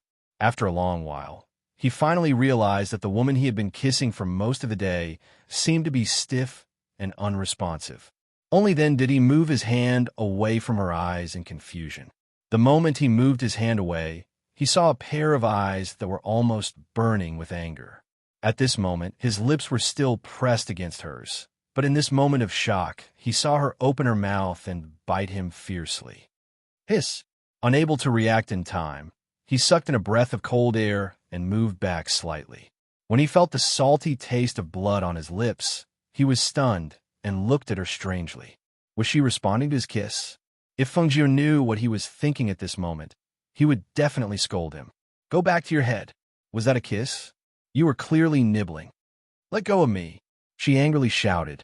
Seeing that he still had a strange look on his face, she couldn't help but angrily scold. My waist is hurt. Hearing that her waist was hurt, the Yama Lord was stunned and panicked. He quickly let go of her and helped her up. Let me see. How did you get hurt? After helping her up from the bed, he saw a medicine bottle under the thin blanket on the bed. No wonder she said she was hurt. Ouch, it hurts. She frowned her beautiful little face and sucked in a breath of cold air. She carefully rubbed her waist. His entire body was pushed down onto the bottle without any warning. Not only that, that fellow even pressed down on him. How could he not be injured? Grey Wolf and Ing Yi, who were guarding outside the courtyard, had been listening curiously. However, because they were far away and the door was closed, they couldn't hear clearly. But at this time, when they heard Feng Ix's gasp and cry of pain, they couldn't help but look at each other. Chapter 441. At this moment, even Ing Yi's gaze shifted slightly. Looking at the tightly shut door, a strange expression appeared on his face. He thought to himself, it's broad daylight. Even if Master wants the ghost doctor, he wouldn't do anything rash, right? Thinking of this, he coughed lightly and said in a serious tone, Don't think too much. What could the two of them do in broad daylight? Huilang glanced at him with disdain. If you're not thinking too much, how do you know I'm thinking too much? As soon as his voice fell, an excited smile appeared on his face. Although I do want Master and the ghost doctor to do something in there, you're right. It's broad daylight. Master shouldn't be so impulsive. But just as he said this, they heard the ghost doctor's angry, scolding, and Master's anxious voice from inside. The two people's expressions became strange again. Fuck, what are you doing? If you don't take it off yourself, I'll have to do it myself. This bastard, don't tear my clothes. If I don't tear, how can I see? Scram, don't move. This, my waist. It hurts, it hurts, it hurts. Be gentler. Relax, it won't hurt in a while. Hearing this, the two people guarding outside the courtyard were stunned. They stared dumbfoundedly at the tightly shut door and windows of the room. Their hearts were filled with excitement, and surprise. Did Master pounce on the ghost doctor? And he did it in broad daylight? Wasn't this too fierce? However, in the room, it was a different scene. Fengjiu was lying on the bed. Her red clothes had been torn at her waist by the Yama Lord, revealing a large patch of snow-white skin. However, there was a bruise on this patch of skin. The Yama Lord was applying medicine to the bruise, then gently rubbing it to dissolve the blood clot. Every time he rubbed, Fengjiu hissed in pain. He didn't use much strength, but he still saw her forehead oozing with a layer of sweat from the pain. Seeing her small face scrunched up, he couldn't help but feel a burst of heartache.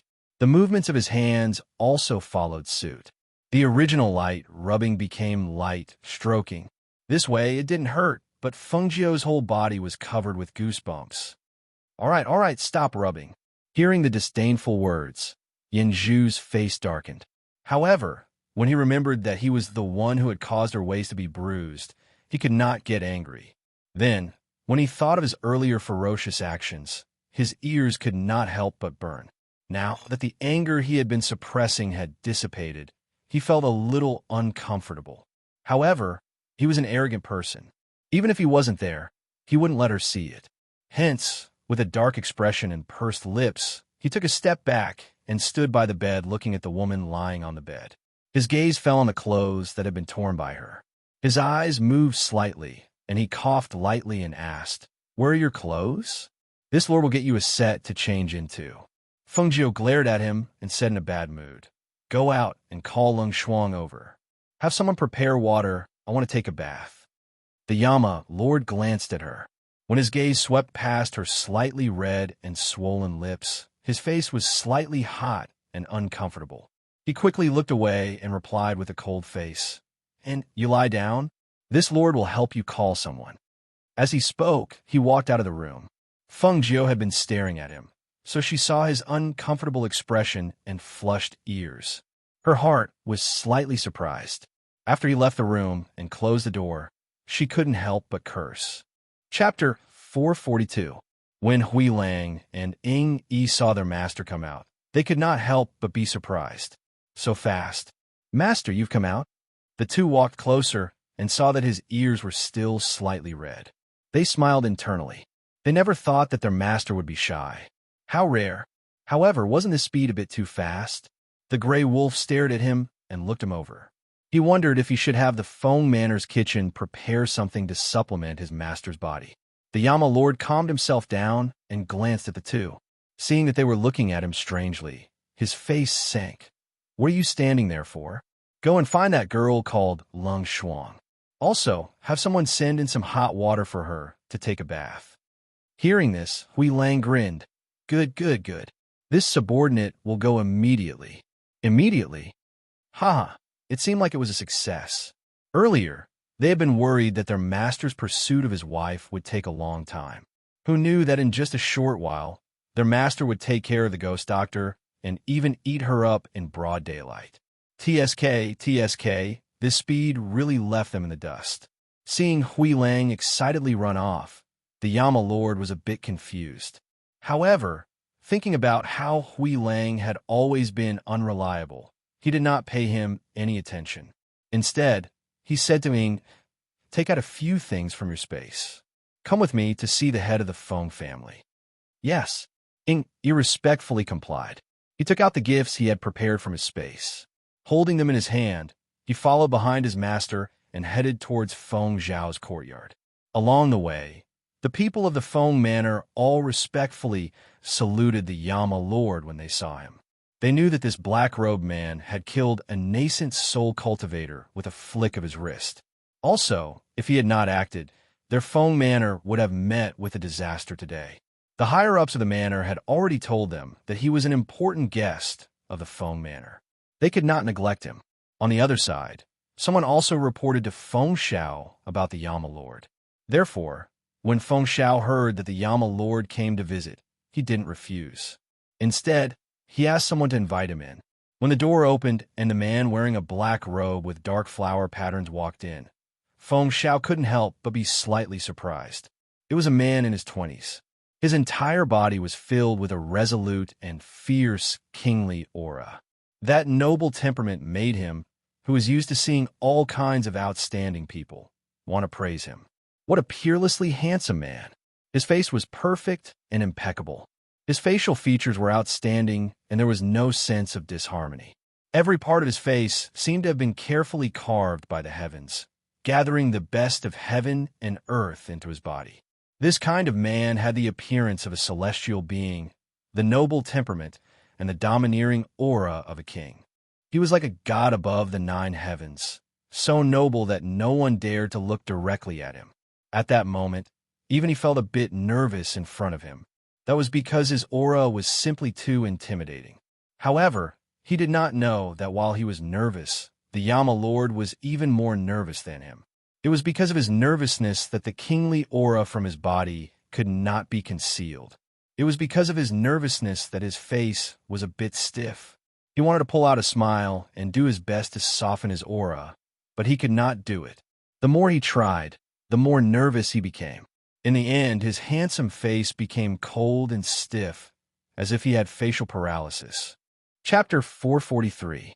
Ing, who was carrying a gift behind him, saw his master's stiff body and knew that he was nervous. He looked at Feng Xiao and saw that he was also nervous. He stood there and seemed to have forgotten how to greet the guest. He knew that he must have been shocked by the majestic aura that his master exuded. That's right, master's cultivation was so high. In addition to his noble status, he was born with an innate noble aura. This noble aura was not something that normal people could compare to. Anyone who saw it would be like this Feng family head. Only when he met the ghost doctor, that weirdo, did master's dignified charm not come in handy. As his master's personal shadow guard, he naturally knew how to deal with this situation. Thus, he carried the gift forward and bowed. Feng family head, this is my master. He has come to your residence today to pay you a visit. This is a small gift from my master. I hope that Feng family head will accept it. At this moment, the Yama Lord bowed like a junior and said, "I've always wanted to pay you a visit, but I didn't expect to have the chance today. If there's anything that I can't do, please don't blame me, Uncle Feng." The greeting of Uncle Feng made Feng Xiao smile. When he saw him again, he greeted him as a junior. In his heart, he was even more satisfied with people of this age. At that moment, he was no longer nervous and recovered his calm demeanor as the head of the family. He laughed loudly and said, "Good, good, good. You're so considerate." Seeing this, the Yama Lord was relieved. His anxious heart finally calmed down, and a smile finally appeared on his face. He nodded and sat down at the table. Ing saw that the two of them had returned to normal and respectfully retreated to the side. Lung Hua brought a cup of tea over and then waited behind Feng Xiao. At the same time, he curiously sized up the man in the black robe who was sitting upright. "May I know your name?" Feng Xiao looked at the Yama Lord and asked. "Uncle Feng, you can call me Moan," he said in a gentle voice. "Oh, Moan." Feng Xiao nodded. He looked at him and asked, "How did you meet my Xiao Jiao? Why haven't I heard Xiao Jiu mention you before? Why didn't his daughter mention such a person? It shouldn't be. The first time I met her was on the streets." At that time, the Yama Lord told him about his encounter with Feng Jiao. Of course, he was careful and only picked the good parts. He did not mention anything about him kidnapping her. Although this was the first time the two had met, they had a lot to talk about, and the more they talked, the more harmonious they got along. Even Ing Yi and Lung Hua couldn't help but raise their eyebrows. On the other side, Feng Jiao, who had finished bathing, heard from Lung Shuang that Yin Zhu had gone to her father's courtyard. She couldn't help but be a little surprised. Why did he go to her father's courtyard? Wasn't he afraid of being chased out? However, she was not in the mood to care about the Yama Lord. She had other things to do. After getting dressed, she walked out of the house and said to Lung Shuang, "Call a few Golden Core adepts over. I have something to instruct them." However, before Lung Shuang could walk out of the house, he saw Hui Lang, who had been peeking out of the house, walk out with a grin. "Ghost Doctor, what do you need people to do? I can help too," he said eagerly and jogged in front of her. He wanted to perform well in front of her. Chapter 444. Whenever Master has something to do, she will tell me to do it.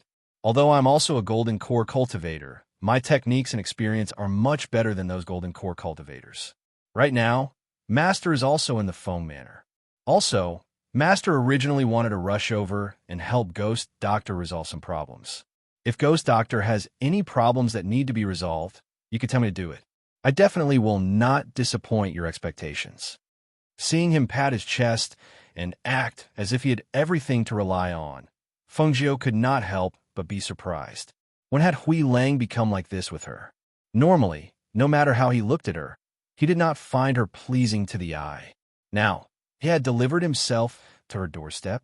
Her eyes turned, and she thought to herself, "It would be a waste not to use labor that has been delivered to my doorstep." Also, Hui Lang's techniques and ability to hide his presence are indeed better than the 4 Golden Core cultivators under her. "Since it's like this, come here." She hooked her finger, indicating for him to come closer. Seeing this, Hui Lang excitedly walked forward and leaned in to listen to her orders. After hearing her words, his eyes lit up, and he nodded from time to time. "Take it." After giving her orders, Feng Jiao threw a medicine bottle to him. Ghost Doctor, don't worry. Leave this to me." He cracked a smile and rubbed his hands together in excitement. "I have not spread the Ghost Doctor's identity, so don't call me Ghost Doctor." "Yes, then I will call you." He originally wanted to call her Madam, but thinking about it, girls were all thin-skinned. This master had not sent any betrothal gifts, so it would not be good to call her Madam. Thus, he changed the topic and said, "I will call you Eldest Young Miss, Madam, or whatever." He could change it later. At the same time, in the Imperial Palace, Murong Bo's expression was panicked, and he could not sit still. The people of Qingtung country had returned empty-handed. It was as if they had fled. There was also that nascent soul cultivator. All of his bones had been crushed by someone who had appeared out of nowhere. After being tortured, he wanted to use his nascent soul to escape, but he was swallowed by a vicious beast. This string of news caused him to break out in a cold sweat. Ever since he returned, He had been walking around the hall, thinking back and forth, thinking of a way to remedy the situation. He never thought that the Feng Manor's strength would be so inconceivable. They actually dared to confront the people of the Enchanting kingdom head-on. They actually dared to attack them without fearing the might of a sixth-grade kingdom. Such an outcome was something that he had never expected. He originally wanted to kidnap the unconscious Feng Xiao while the Enchanting kingdom's people were at the main entrance welcoming the bride and the Feng Manor's Phoenix Guards. This way, he could threaten Feng Qinga to hand over the Phoenix Guards and take the Phoenix Guards for his own use. However, he did not expect that while the Phoenix Guards were at odds with the Enchanting kingdom's people outside, there were still 8 martial Great Phoenix Guards guarding Feng Xiao's courtyard. Feng Xiao was merely an unconscious cripple. Feng Qinga was indeed very protective of him. Even under such circumstances, he still allowed those 8 martial great masters to guard Feng Xiao's courtyard. However, when he thought of the news reported by his subordinates, his expression became serious again. How could the Feng Manor have 4 golden core cultivators protecting it? How much strength did they have that he did not know about protecting the Feng Manor that was on the verge of collapse? Chapter 445. What do I do? Will they suspect me? He muttered to himself. At this moment, he was feeling uncertain.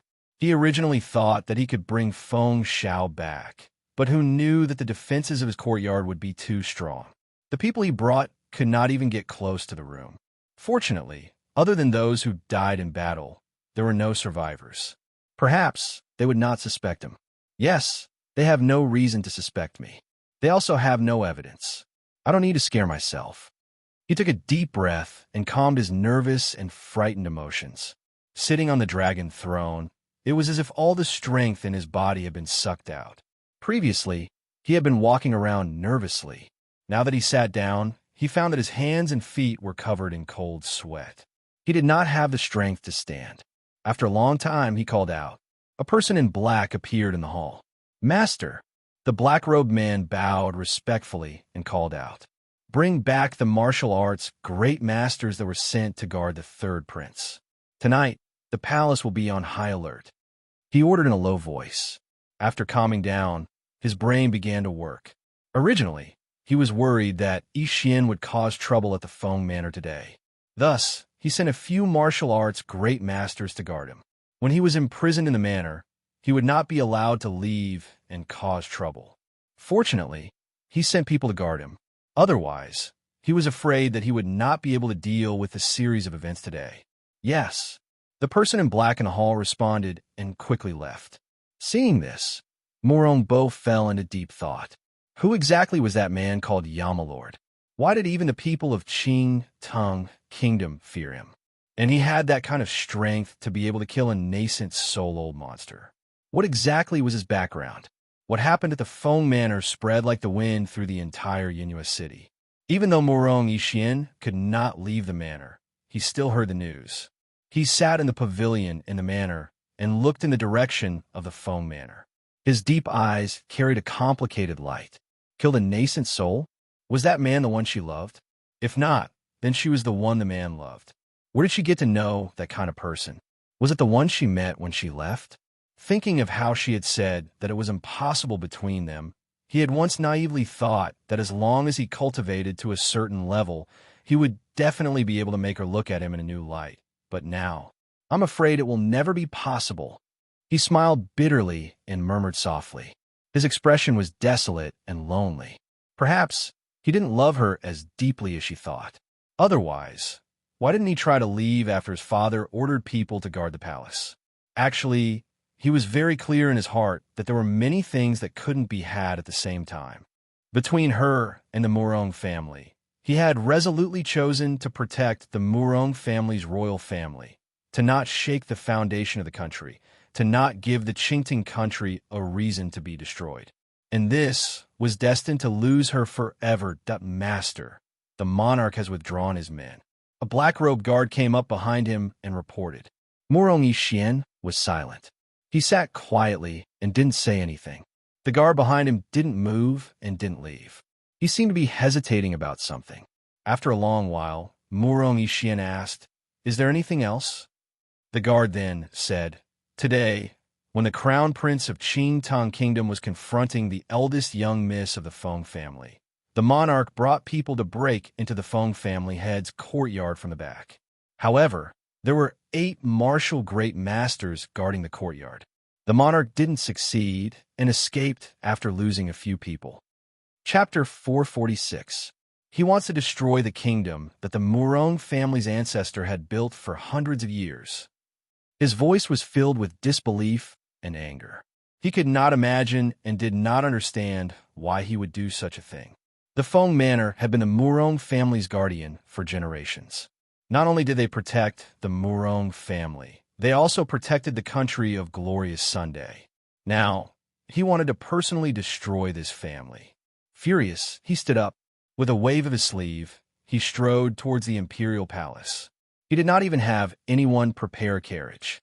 Instead, he used his qi to fly over. In less than the time it takes for a stick of incense to burn, he arrived at the imperial palace. When he arrived at the imperial palace, he went straight to the main hall. He saw Murong Bo talking to a few martial great masters. His face sank, and he angrily shouted, "What exactly do you want to do? Could it be that you want to destroy everything before you are willing to give up? Do you think that no one knows what you've done? You're indulging in too much fantasy." After Murong Bo heard his words, his face sank. He waved his hand to indicate for everyone in the hall to leave. Only then did he shout, "Are you crazy?" "Crazy? Huh. I don't think I'm the crazy one. It's you. You've already gone crazy. You must be crazy to want to destroy the Feng family. You must be crazy to want to destroy a family that loyally protects glorious Sun. Do you think that no one knows what you've done? Do you think that no one knows that you were the one who sent people to assassinate Uncle Xiao? Do you think that the Feng Manor's people wouldn't know that you brought people to kidnap people? Ha ha ha! My lord father, when did you become so naive?" Murong Yixian laughed mockingly. Looking at his shocked face, he turned around and left. Because of his words, Murong Bo's expression changed greatly. His entire body trembled as he watched him leave. He wanted to call out to him and ask him how he knew that he was the one who sent people to assassinate Feng Xiao. However, he saw that he had already disappeared from the main hall. How could it be? How could he know? I clearly did it very cleanly. How could he know? He muttered, his voice trembling. Do the Feng Manor's people also know? Will they know? After leaving the palace, Murong Yixian's entire being was filled with loneliness and sorrow. He turned around and glanced at the palace. This palace, he thought, would soon cease to exist. For the first time, the people of the Feng Manor endured. They handed over power and retired. Even though Uncle Xiao was unconscious, the Feng Manor did not make any movements. They did not have any plans to deal with the Murong family. This was something that he, who had always observed the Feng family, was very clear on. But this time, he was afraid that it would not be so easy to suppress it. Although he did not know her well, he could tell that she was not someone who would be bullied by others. Otherwise, the people of Enchanting Kingdom would not have been taught a lesson time and time again. Suddenly, he felt tired. He didn't want to stay in this country any longer. He didn't want to stay and watch the kingdom be destroyed. He wanted to leave, but he couldn't stop thinking about that person. Originally, he wanted to go to the Feng Manor to see her again, but when he thought of what his father had done, he stopped in his tracks. He paused for a moment and glanced in the direction of the Feng Manor. That glance contained a deep longing and a strong reluctance to part. Even so, he still resolutely walked away. In the Feng Manor, in Fengjiu's courtyard, Guan Shilin was currently telling Fengjiu about the latest information from the black market. Chapter 447. Guan Shilin's voice paused slightly, and he said with some hesitation, "It's just that I never thought that such a small piece of jade would come from a third-tier country like the Yen Kingdom. If it was before, he would never have thought that people from a small ninth-tier country would not be afraid of people from a sixth-tier country. He would never have imagined that they would one day ask about a third-tier country.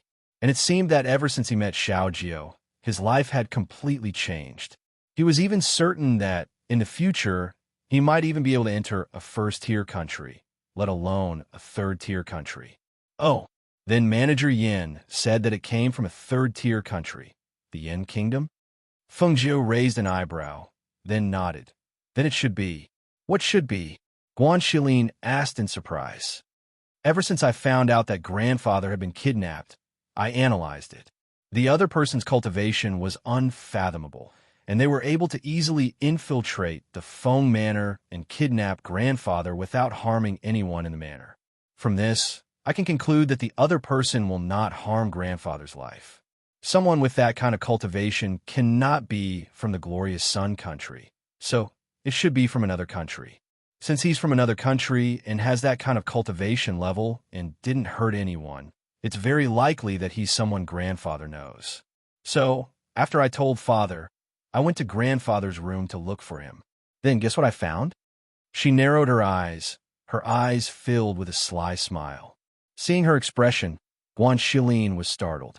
With a strange expression, he said, "Don't tell me you found out who the person who kidnapped grandfather is?" I didn't. However, I'm certain that grandfather knows them. Look, she took out a scroll from her space and opened it, saying, "Grandfather's room is normally closed off to people. I only noticed this after I searched his room that day." A painting of a beauty? Guan Shilin was slightly surprised. This painting was a bit strange. It was a painting of a beauty, but there was not just one beauty. Instead, there was a phoenix accompanying her. However, the strange thing was that when the phoenix flapped its wings to fly away, it was grabbed by the beauty wearing a light green dress in the painting. The beauty's eyes were filled with anger. She looked at the phoenix as it flapped its wings to fly away. Her expression was very realistic, and the painting style was strange. It was different from normal paintings of beauties. Looking at this strange but interesting painting, he grinned. I never thought that grandfather would also collect paintings of beauties. The beauty in this painting is really beautiful. Could it be grandmother's painting from before? But why did he catch a rainbow phoenix? What a strange painting style. I originally thought it was, but I asked father. He said that it wasn't. Even he had never seen the painting. Also, don't you think that this painting has a different meaning? Also, this painting has a spirit map imprint. She chuckled. Thinking about the meaning of this painting, the smile on her lips couldn't help but deepen. Hearing this, Guan Shilin was stunned. Have a painting of the Yin Kingdom? What is that? Chapter 448. Listening to her explanation, Guan Shilin nodded, as if he understood. He really didn't know much about the magic of cultivators. He only vaguely knew a bit about it. So, he looked at the painting again and asked, "Then what do you mean by meaning?" Although the style of this painting is a bit strange, it doesn't seem to have any meaning. And if it were other birds, it would be fine, but the one in the painting is a phoenix. Think about it. Our Feng family happens to have the surname Feng. I guess, of course, it's just my guess. This phoenix flapping its wings should represent someone from our Feng family. Her eyes were smiling, and there was a hint of curiosity in them. If it was really as she thought, then grandfather's kidnapping would be very interesting. However, all of this was just her guess. The specifics would only be known when the investigation was done. Hearing that she didn't say half of it, Guan Shilin was confused. You've been talking for a long time, but I still don't understand. Who exactly kidnapped grandfather? I'm guessing that it has something to do with her. Her finger pointed downwards, landing on a seal at the corner of the ground. Yen Sushi? Seeing these two words, Guan Shilin was startled. What does this name mean? Hearing this, Feng Jiu glared at him. I say, brother, can't you think about it? Why did grandfather hang this painting in his room? Why was there a phoenix on the portrait of a beauty? In addition to the spirit map imprint, the small words engraved on the seal are Yin Sushi. Also, the jade fragments that fell also point to the Yin country, a third-rate country. Can't you figure it out with so much information? Then grandfather is now in the Yin country, a third-rate country? He was kidnapped by this woman called Sushi? No way, right?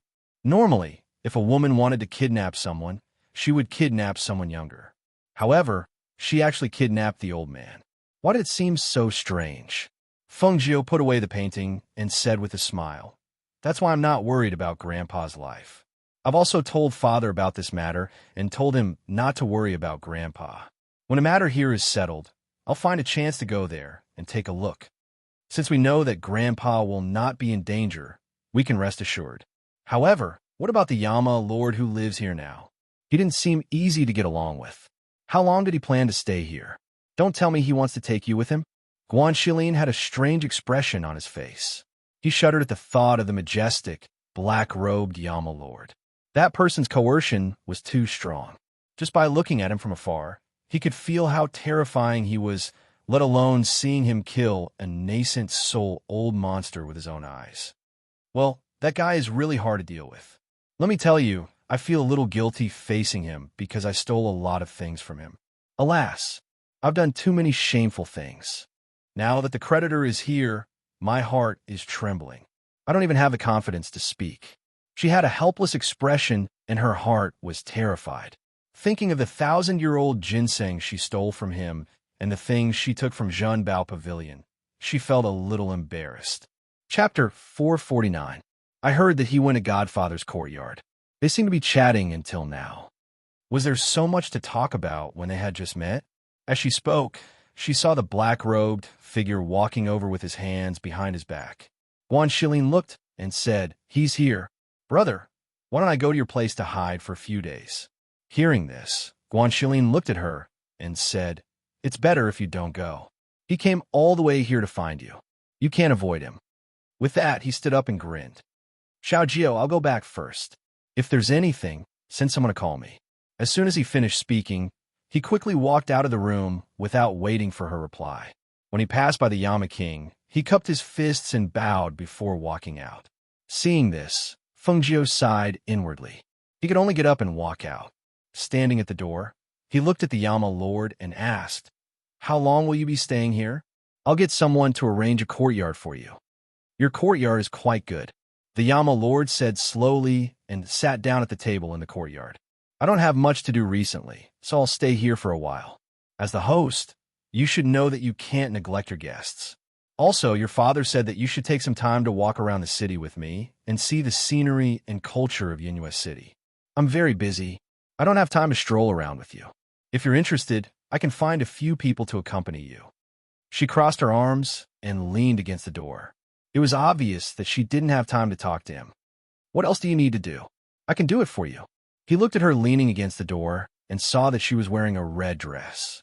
Her face was beautiful and her figure was exquisite, but her lazy posture with her arms crossed was like a man's with a bit of unruliness. Her delicate chin was slightly raised, and her face was cold and evil. She was just like a little hooligan. Looking at her like this, he was curious. He didn't understand how she could have such a changeable face. So many different temperaments?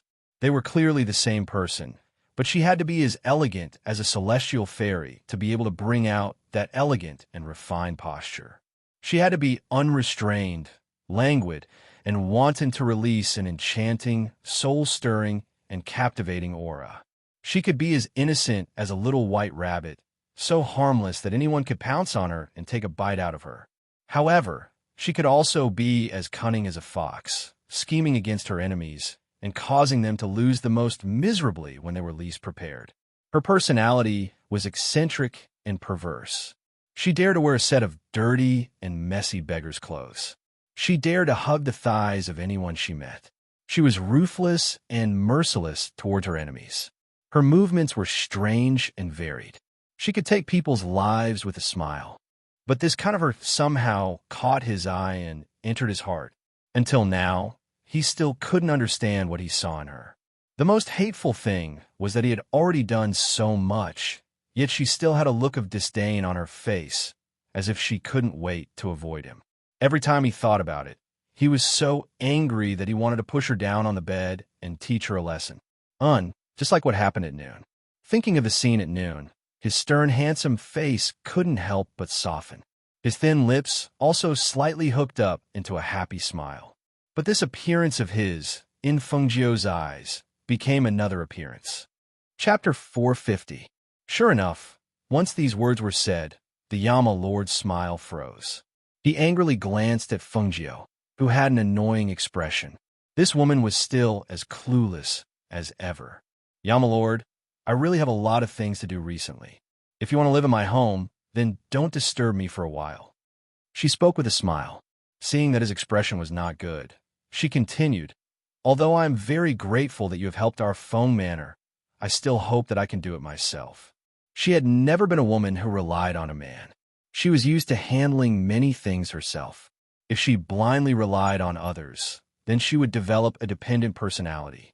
Women relied on men to live, and she definitely would not allow herself to become that kind of woman. Hearing this, the Yama Lord looked deeply at her, seeing that although she was smiling, her eyes were serious. After thinking for a bit, he knew what she meant. Thus, he looked away. His deep and magnetic voice carried a bit of arrogance. "This lord is not someone who will help just anyone." "That's good. Lung Shuang, bring the Yama Lord to his courtyard to rest." She shouted to the outside and saw Lung Shuang walk in from outside. He gestured to the Yama Lord. "Please come with me." No matter how thick his skin was, being pushed out by her again and again made him feel a bit embarrassed. Thus, he stood up with a heavy expression, glanced at her, and walked out. Yi glanced at Fengjiu, who was leaning against the door, then followed his master's footsteps. Walking out of the courtyard, he sighed to himself. Didn't Master and the ghost doctor already have a good relationship? Why are the two of them still interacting so strangely? Seeing them leave, Fengjiu's gaze deepened. After a long time, he looked away and entered his room. After closing the door, he entered his space to cultivate. As night fell, Hui Lang, who had received orders, went to the imperial palace alone. He silently snuck into Murong Bo's palace. Seeing that there were quite a few people standing guard around his palace, he secretly sneered. "You want to protect him with just these few people? That's too much of a fantasy." Offending him was a small matter, but offending the ghost doctor, his future master's wife, would cause a lot of trouble. Thinking of the bottle of medicine that the ghost doctor had given him, he took it out and played with it in his hand. His eyes turned, and he pulled out a bottle from his space. Only then did he disappear. Murong Bo, who had been on guard, did not know that someone had already snuck into his palace and arrived at his side. After midnight, Grey Wolf returned to the Feng Manor and went to Fengjiu's courtyard. However, he saw that the lights were already out, so he could only return to his master's place. Before he entered the courtyard, he glanced at him and asked, "Where did you go?" "I went to help the ghost doctor with something." He cracked a smile and excitedly spoke. Just as he was about to tell him what he had done tonight, he heard his master's voice come from the room. "Come in." Hearing that deep voice, Hui Lang's gaze turned and asked, "How is Master feeling?" After receiving the ghost doctor's orders, he had left the manor to familiarize himself with the route. Thus, he had no idea what had happened in the manor. "Won't you know once you go in?" Inge did not say anything else and indicated for him to go in. Chapter 451. The Yama Lord drank his wine and asked without raising his head, "What did you do for her?" Hearing this, Hui Lang hurriedly said, "This subordinate took the ghost doctor's medicine to the palace and drugged the Murong Bo to teach him a lesson." "You didn't kill him?" He raised an eyebrow. He thought that she would kill him once she found out that the Murong Bo was behind it. But looking at the situation, it didn't seem to be the case. He shook his head. "No, the ghost doctor said that there was no need to take his life. She has many ways to make him wish he was dead." Actually, he was quite curious about the effects of the medicine. "What did it do?" Yanju pondered for a long time before he said, "Since she's willing to order you around, you should walk in front of her more often. If she asks you to do something, don't leave any loose ends. Do it for her." Hearing this, Hui Lang was slightly startled, but he still replied, "Yes." "You're dismissed." "Yes." He nodded and walked out of the room with a confused look on his face. Strange, why did Master feel that something was off? Like something was wrong? Could it be that he came back with a stomach full of anger for the ghost doctor? The next morning, he arrived at Fengjiu's courtyard early to wait, but he didn't expect that she didn't wake up early at all. Instead, she opened the door and walked out at noon. "Ghost, young miss, I finished what you asked me to do last night. I was going to come and tell you, but I saw that you turned off the lights early, so I didn't disturb your rest." He grinned and looked at her dressed in white today. He felt that no matter if it was white or red, she could wear it in her own style. No matter how he looked at her, She was beautiful. Only this kind of person was worthy of his master. Only this kind of person could control his master. He just didn't know. What kind of anger did she give his master yesterday? He asked for half a day last night, but he refused to say anything. This made him curious, so he couldn't sleep well. Did you alert the people around him? Fengjiu asked as he walked to the table and sat down. No, I stared at him for a long time before I killed one of his men and replaced him. He didn't even know that I was walking beside him and pouring tea for him. However, I saw that Moronbo's face didn't look too good. He must have been in a state of fear ever since he returned. With his skills, it was too easy for him to do this. Very good. Sorry to trouble you. She nodded with satisfaction.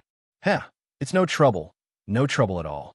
In the future, if it's inconvenient for you to appear or take action, you can leave it to me. All right, young miss, what exactly is the effect of that medicine? Can it really make people wish they were dead? His face was full of curiosity. Because he wasn't very proficient in pharmacology, he really didn't know what the medicine in the bottle was for. If you want to know, why don't you go take a look yourself tonight? She curled her lips into a smile, and the smile on her lips was a bit strange and cold. After Moronbo took the medicine, he won't let the news spread. However, paper can't wrap fire. This matter can't be suppressed for long. I really want to see how he will take action against my phone manor when he can't even protect himself. Chapter 452. Just as Hui Lang had expected, at this moment, Moronbo's palace was in a state of tension and solemnity. The monarch, Moronbo, who was still fine last night, could not get up this morning. Not only that, his head of hair had all fallen out and was as smooth as a mirror, as if there was not even a blade of grass growing on it. As for Moronbo, who was originally middle-aged and had a perfect appearance, it was as if his life force had been sucked out of him overnight. He rapidly aged, and in just one night, he turned from a middle-aged man around 40 to a middle-aged man around 50. The skin on his face and body had aged overnight, as if it had been sucked dry by something. The most shocking thing was that his cultivation had also fallen from a martial great master to a great martial master overnight. This sudden change was very strange. No one could find a reason, and no one had the ability to treat it. At the same time, Moronbo was extremely shocked. If you can't find a reason, I'll cripple you. He shouted angrily and lifted his leg to kick a doctor who was kneeling in front of him. That doctor did not dare to dodge and took the kick directly.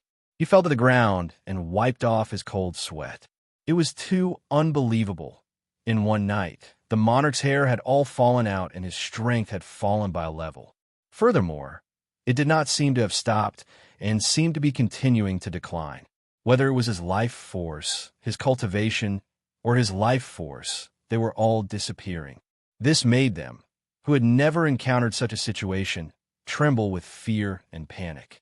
It was one thing if one person could not diagnose it, but if a group of people could not diagnose it, then it was a nameless disease. Could it be that the monarch was worried? Otherwise, why would it become like this? An old man who was kneeling at the side steadied his emotions and said calmly, "Monarch, please calm down. According to our diagnosis, the monarch does not show any signs of being poisoned, and your pulse is normal. For this to happen so suddenly, perhaps the monarch is worried about the country's affairs.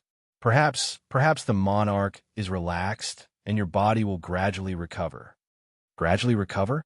Moronbo's face was gloomy, and there was an unconcealable fear in his eyes.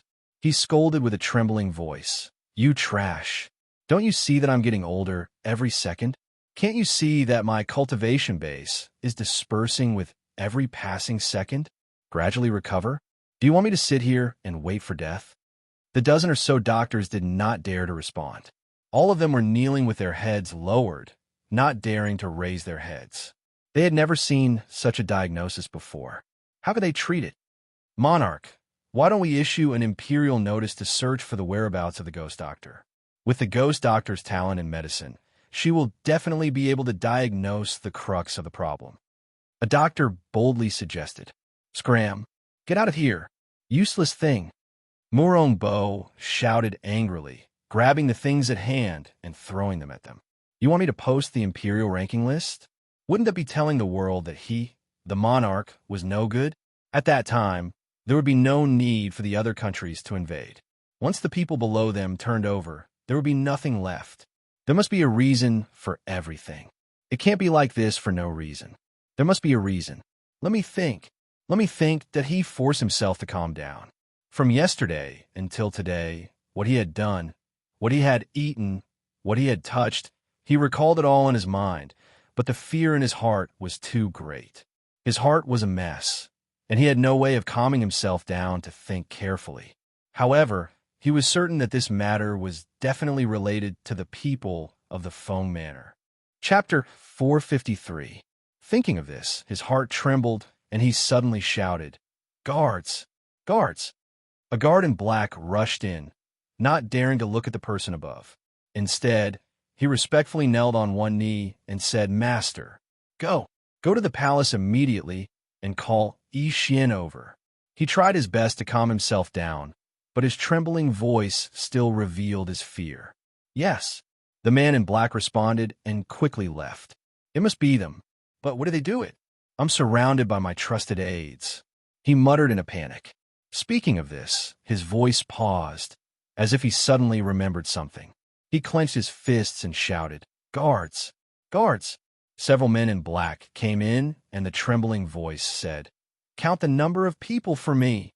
See if there's anyone missing. Quickly. Immediately." "Yes." Several people responded and quickly retreated. They counted all their people. When one person was missing, the person counting was startled. He counted again, and after confirming, he quickly reported to his superiors. "Master, we're missing one person." As expected, as expected. He stumbled back a few steps, his face full of shock and understanding. At this time, the shadow guard who had been sent out from the palace came back to report, "Master, according to the people in the palace, the third prince did not return home yesterday. The people they sent out could not find his whereabouts in the city.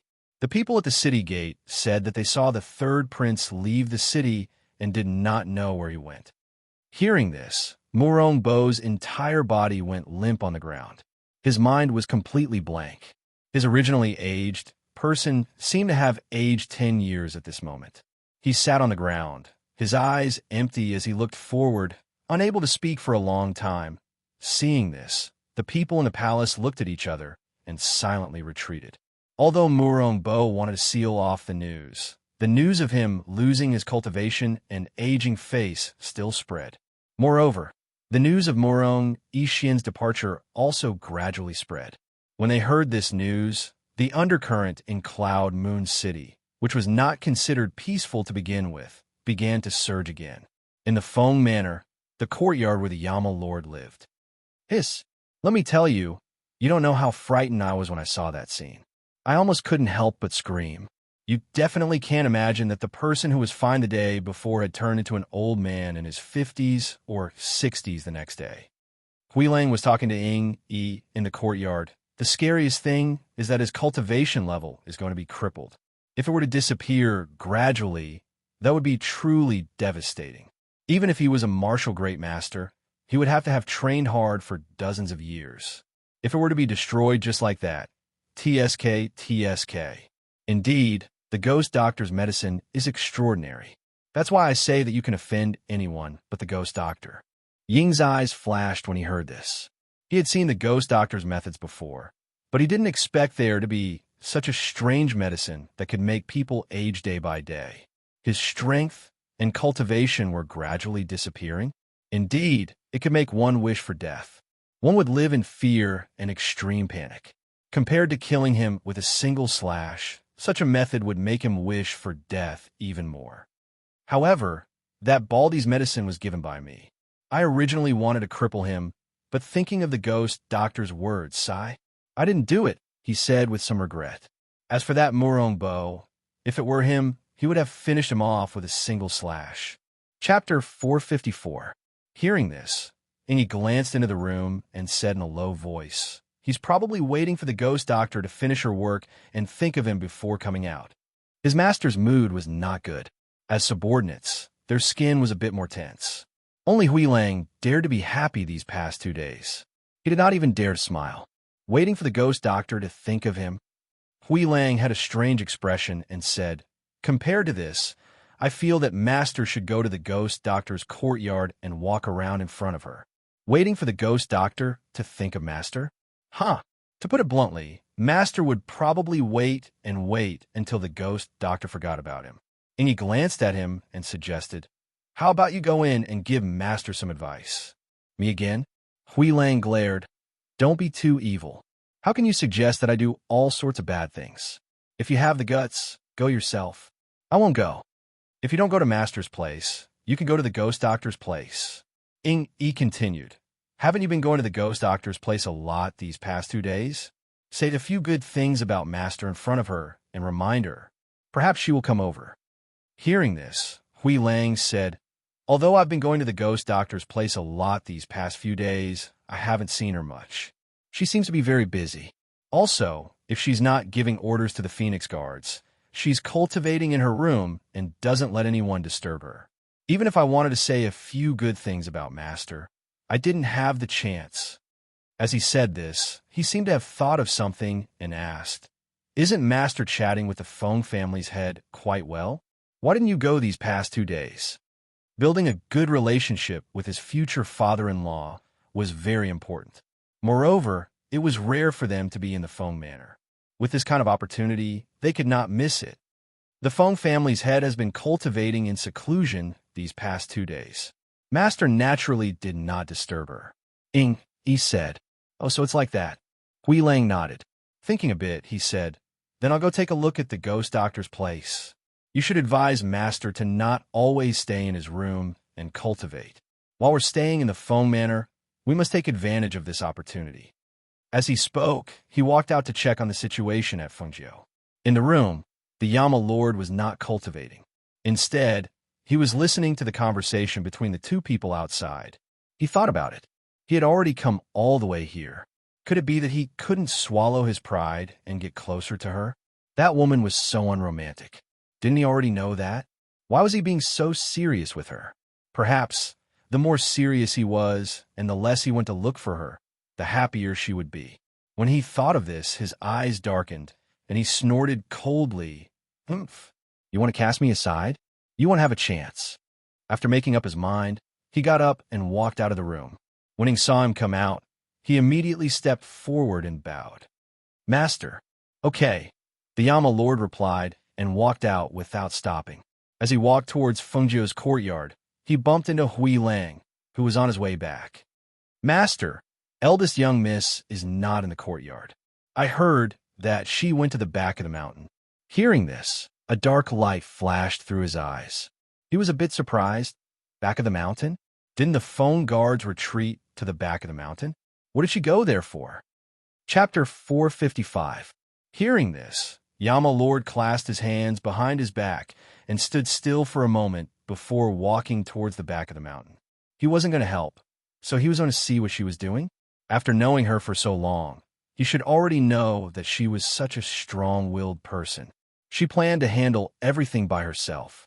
Since that was the case, he would just watch from the side. That's right, the world is so big, and there are so many strong people that she can't know. She is a person who wants to leave this small 9th-rank country.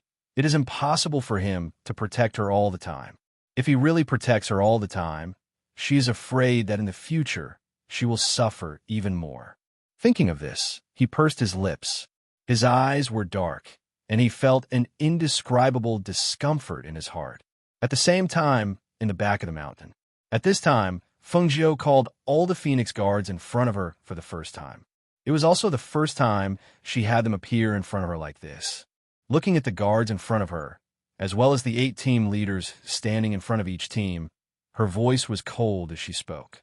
"This is the first time I have gathered all of you for a lecture since I took over the Phoenix Guards. Every one of you has been groomed by the Feng family and are the most outstanding guards that were carefully selected. Some of you have followed my father and killed hundreds of enemies. I have never doubted your loyalty, but..." All the Phoenix Guards felt their hearts rise. Hearing her say the word "but," she stopped and did not continue speaking. Everyone could not help but hold their breaths. Their gazes fell on her, wanting to see what she would say next. In regards to this new master, they did not have a deep understanding of her. It could even be said that they only had an impression of her from that day in front of the Feng Manor's gates. After something happened to the Feng Manor's master and family head, they even began to question her strength. However, after the confrontation with the Qing Tang kingdom that day, they knew that their master was not as weak and incompetent as the outside world said. On the contrary, the scene of her decisively killing the general sent by the country head was deeply imprinted in their minds. How could someone who dared to act like that be weak and incompetent? Don't joke around. If she was really weak and incompetent, their team leaders would not respect her as master.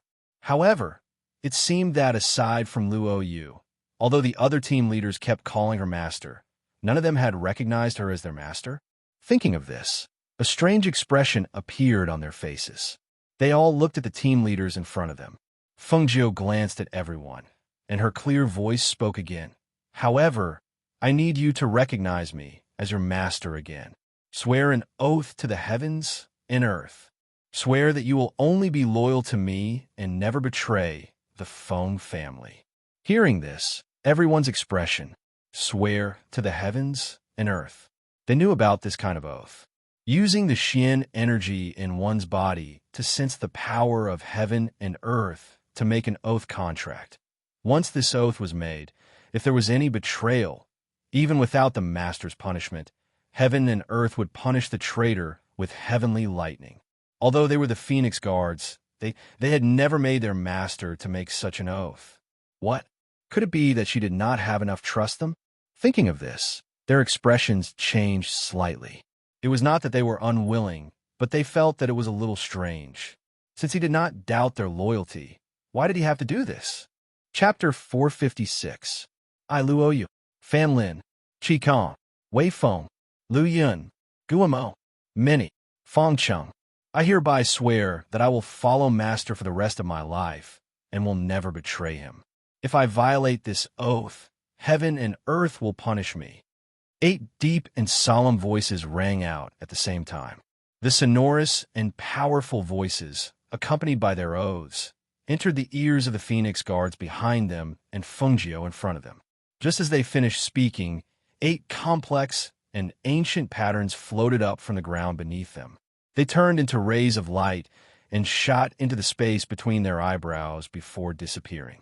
At this moment, the Phoenix Guard behind them saw this and immediately knelt down on one knee. Their gazes fell on Feng Jiu. Their sonorous and powerful voices were filled with a majestic aura of killing enemies. They rang out in an orderly and solemn manner in the rear mountain. I hereby swear that I will follow Master for the rest of my life and will never betray him. If I violate this oath, heaven and earth will punish me. A huge pattern gradually spread out from beneath the feet of all the Phoenix Guards. After gathering their dark force, it turned into rays of light and entered the space between their eyebrows. The scene was so magnificent that even the nearby Yama Lord's expression changed. His deep and bottomless eyes looked towards the red figure. Ing Yi and Hui Lang followed behind her. They were also shocked when they saw this scene. She was indeed not simple to be able to make those people willingly acknowledge her as their master and swear an oath to heaven and earth. One had to know that once they swore an oath to heaven and earth, they would be handing their lives over to her. It would have been fine if it was just 1 or 2 people, but these hundreds of Phoenix Guards did it without hesitation. This really surprised them. However, what surprised them even more was the ghost doctor's next words. Lung Shuang, Lung Hua, distribute the things you have prepared. Yes, Lung Shuang and Lung Hua, who were standing behind Feng Jiu, responded. They walked in front of Luo Yu and the others, and each handed them a basket. Inside the basket were bottles filled with pills. Distribute it yourselves. Luo Yu took it and glanced at it. He looked at Feng Jiu excitedly.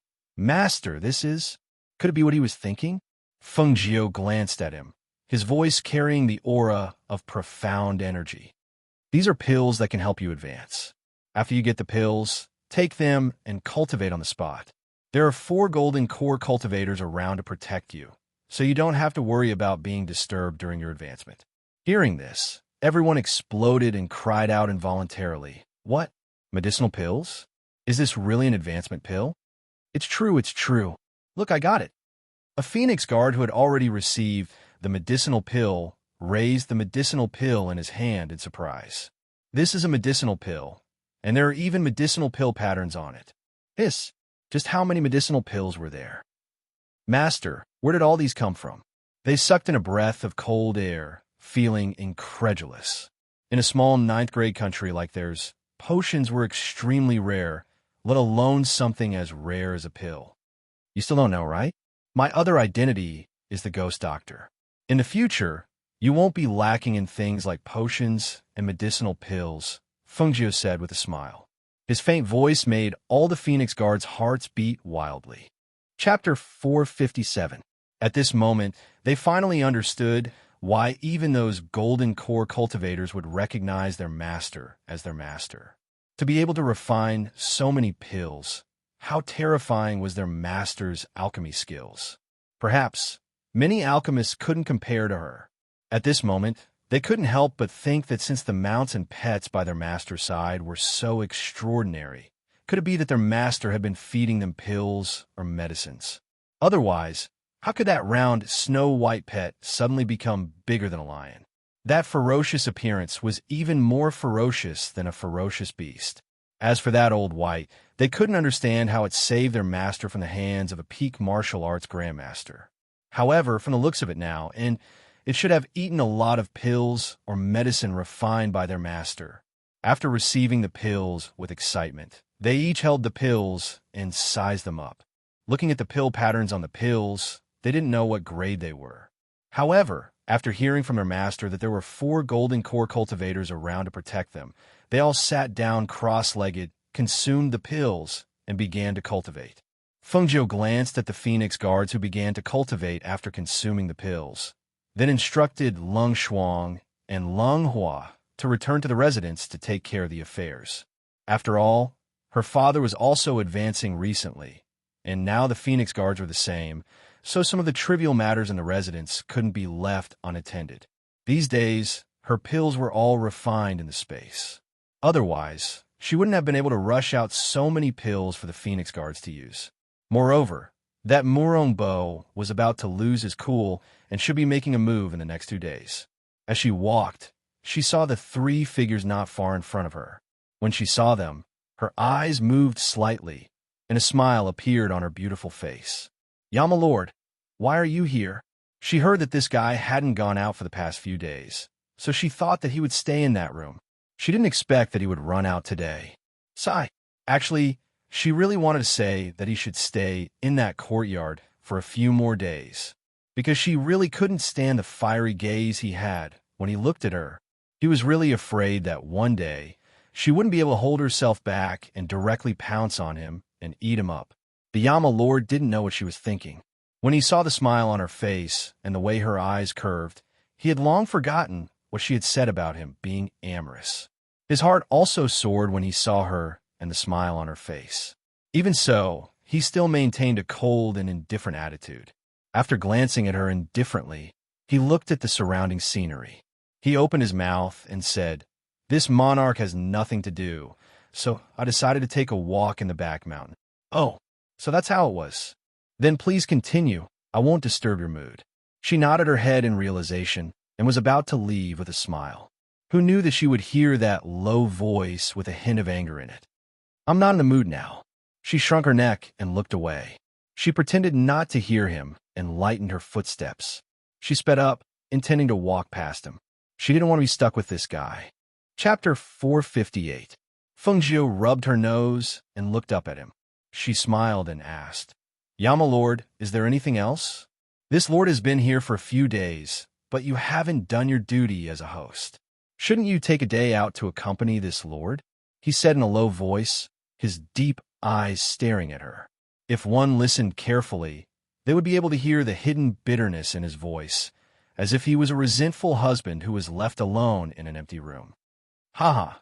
This seeing her smile embarrassedly and her eyes darting around. As if she was thinking of something, he immediately interrupted her and threatened, "Don't you dare find another excuse for this lord." Hearing this, Fengjiu's mouth twitched. She glanced at him and smiled. Yama Lord, you're thinking too much.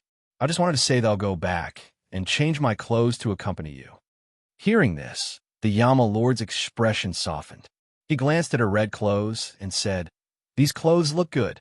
What he meant was, "I think they look good, so there's no need to change." How can that be? I'm going out with the Yama Lord. How can I not dress up? Hee, don't worry, I won't refuse to go. I'll go back and change my clothes.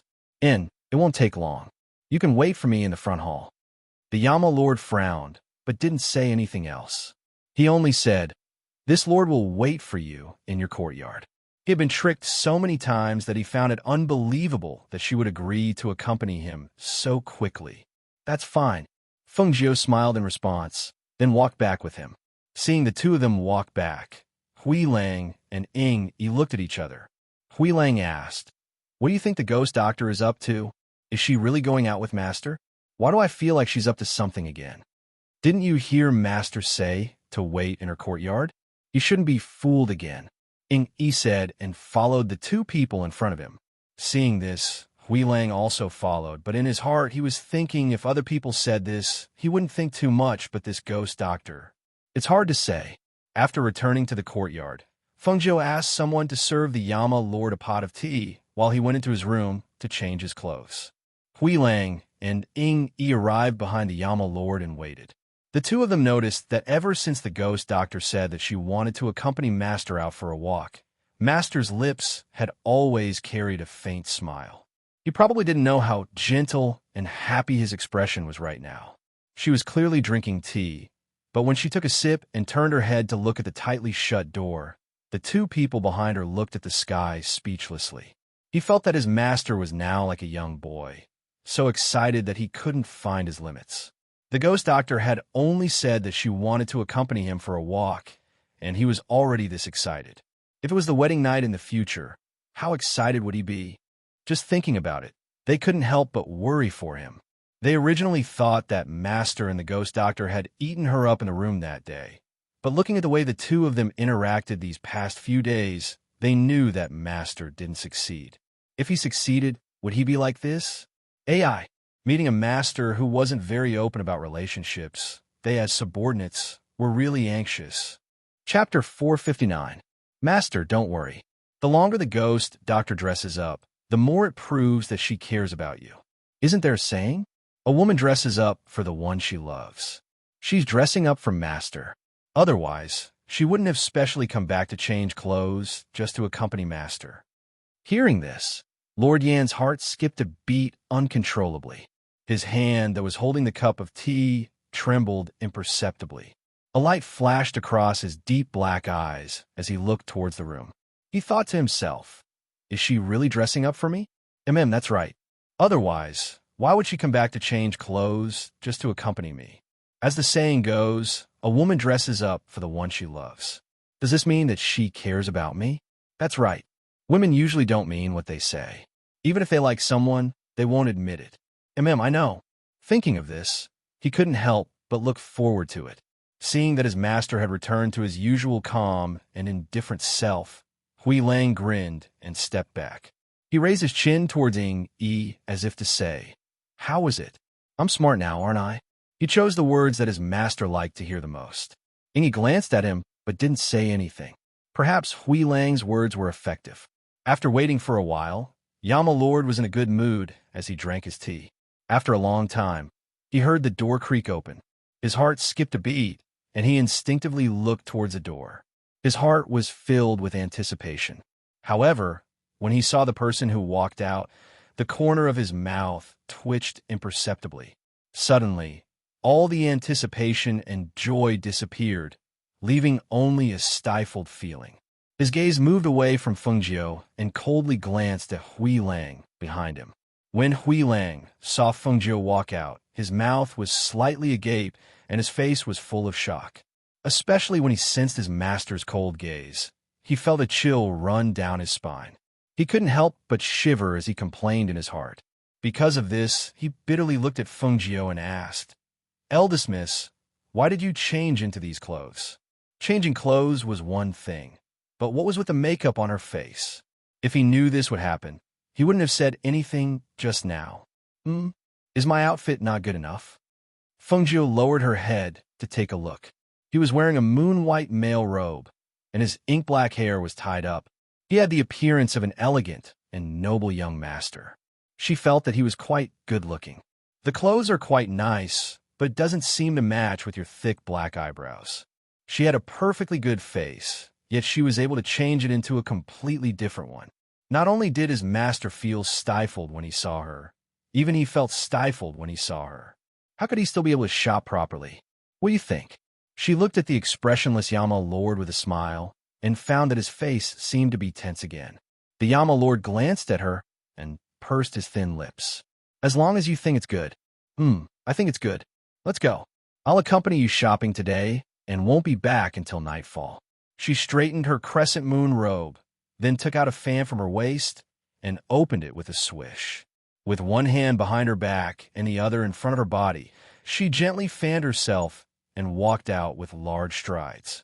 Chapter 460. After leaving the manor, the Yama Lord put on his mask. Behind him was Hui Lang and Ying Yi. Behind Fengjiu was Lung Hua, and Lung Shuang remained in the manor. The group walked out.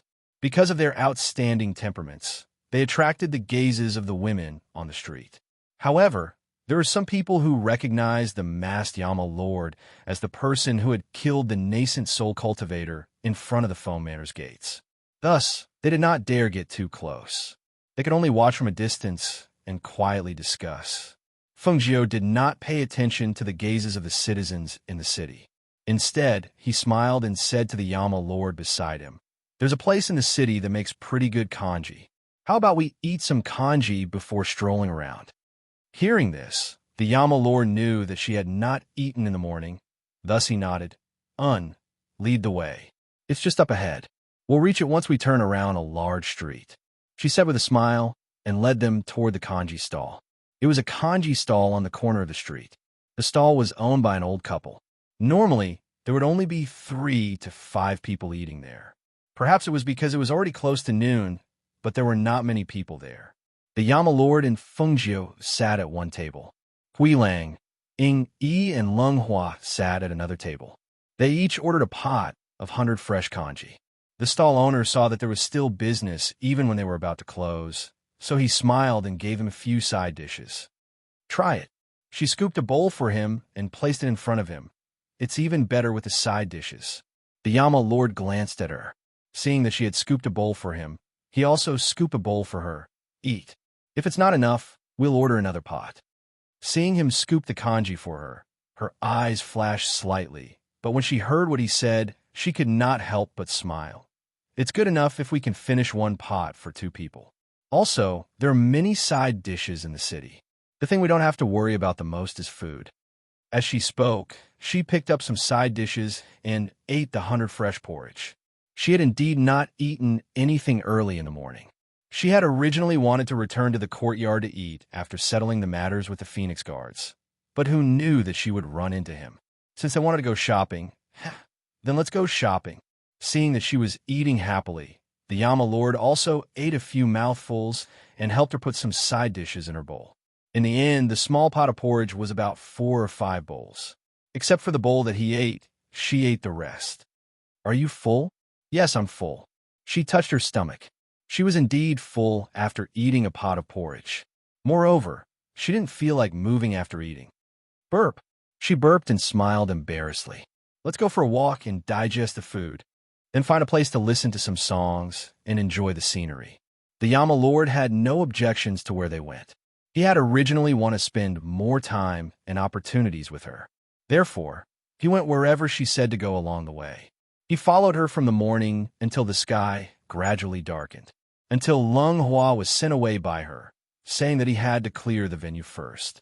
Seeing this, his black pupils moved slightly. She had indeed accompanied him all day. Now that the sky was about to turn dark, could it be that she had arranged something for him? Thinking of this, his heart moved slightly, and he faintly looked forward to it. "Mistress, I've already given the orders." Lung Hua returned to report and stood behind her in an orderly manner. "Yama Lord, let's go. Today's highlight is here. I've specially prepared this for you." Chapter 461. Behind him, Hui Lang and Ing looked at the building in front of them and couldn't help but have a bad feeling in their hearts. Why was the decoration of this building so similar to Ren Xiang's little brothel? This couldn't be a brothel, right? Thinking of this, his lips moved and his expression turned strange. He wanted to speak, but seeing his master's expectant expression, he couldn't help but shut his mouth. Looking towards the ghost doctor, he saw that her face was filled with excitement. Seeing this, he couldn't help but glance at Ing Yi. Seeing that he was also staring at the building, his expression deep in thought.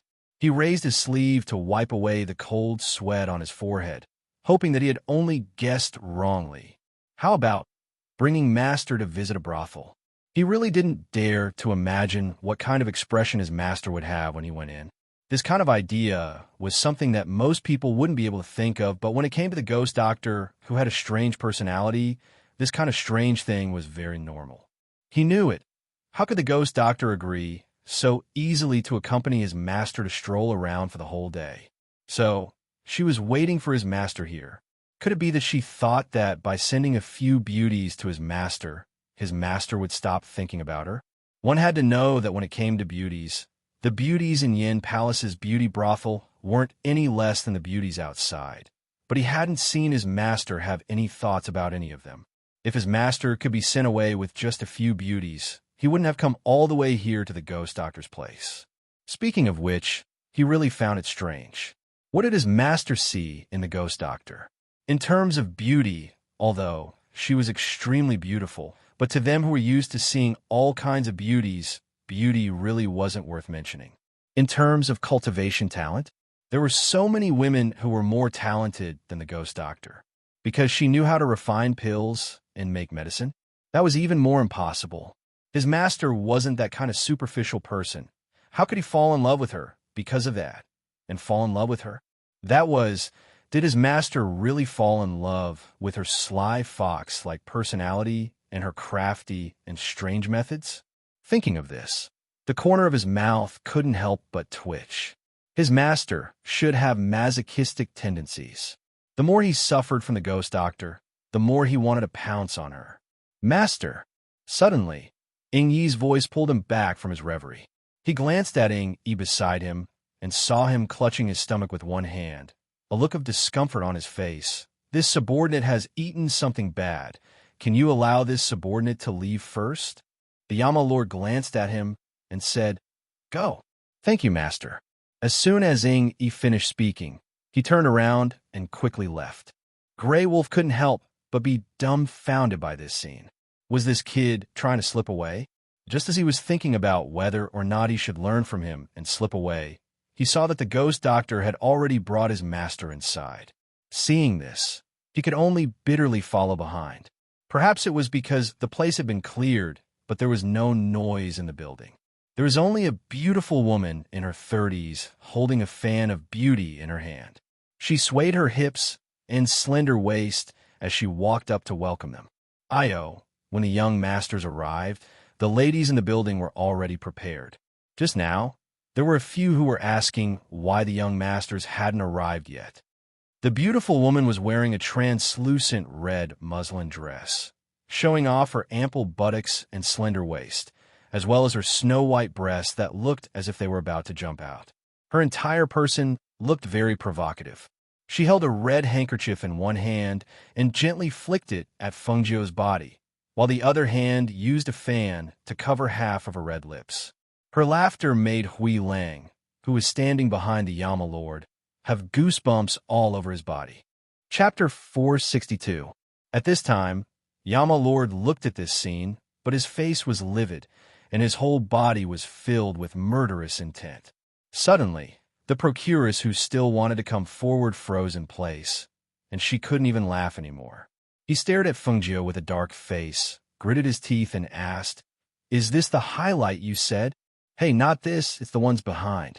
As if she didn't see his anger, she lifted her chin and motioned him to look at the graceful women who were coming down from the second floor. She said, I spent a lot of money to let the brothel keeper pick some artists. See if there's anyone pleasing to your eyes. Yama Lord resisted the urge to strangle her. He stared at her, flicked his sleeves, and went out. Young master, the girls quickly came down and surrounded them. When Long Hua saw this, he immediately shouted and pointed at Hui Lang. He's the boss, he's rich. Grey Wolf felt goosebumps all over his body when he heard the brothel keeper's ecstatic voice. He rubbed his arms and was about to follow after his master when he was surrounded by more than a dozen women dressed in tulle. Their voluptuous and slender bodies pressed against him, and a burst of seductive breeze assaulted his nostrils. He only felt his head rumble, and a wave of heat rushed up to his head. His face instantly turned red. "Don't touch me. Go away. Don't come over. Go away." He was surrounded by a dozen or so women with exquisite figures. Some of them hugged his waist and groped his body. Some of them wrapped their arms around his neck and moved closer to his face. Some of them grabbed his hand and pressed it against a certain soft place. He only felt that his entire body was unwell in an instant. "Go away." This angry shout contained the pressure of spiritual power. As soon as the voice came out, the pressure spread out like water ripples. In an instant, the women hanging around his waist were shaken out. For a time, screams of pain sounded in the building. You actually want to destroy my innocence." Hui Lang almost howled like a wolf. He had never encountered such a situation before, and his entire face was flushed red. He was hugged and hugged by more than a dozen women, and some even grabbed his hand to press on her soft breasts. They were simply too shameless. It was that time when he was punished by his master to go to the small brothel and was forced by that brat Ren Xiang to change into a thin veil. However, it was only for viewing and was not allowed to be touched. Unlike these women here, each one of them was like a hungry wolf pouncing on its prey. These people were too scary.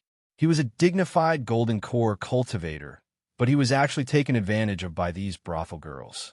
Just thinking about it made him want to kill them. He glared angrily at Long Hua, who was standing at the side. It was all his fault. If it wasn't for his shout, those women wouldn't have all thrown themselves at him.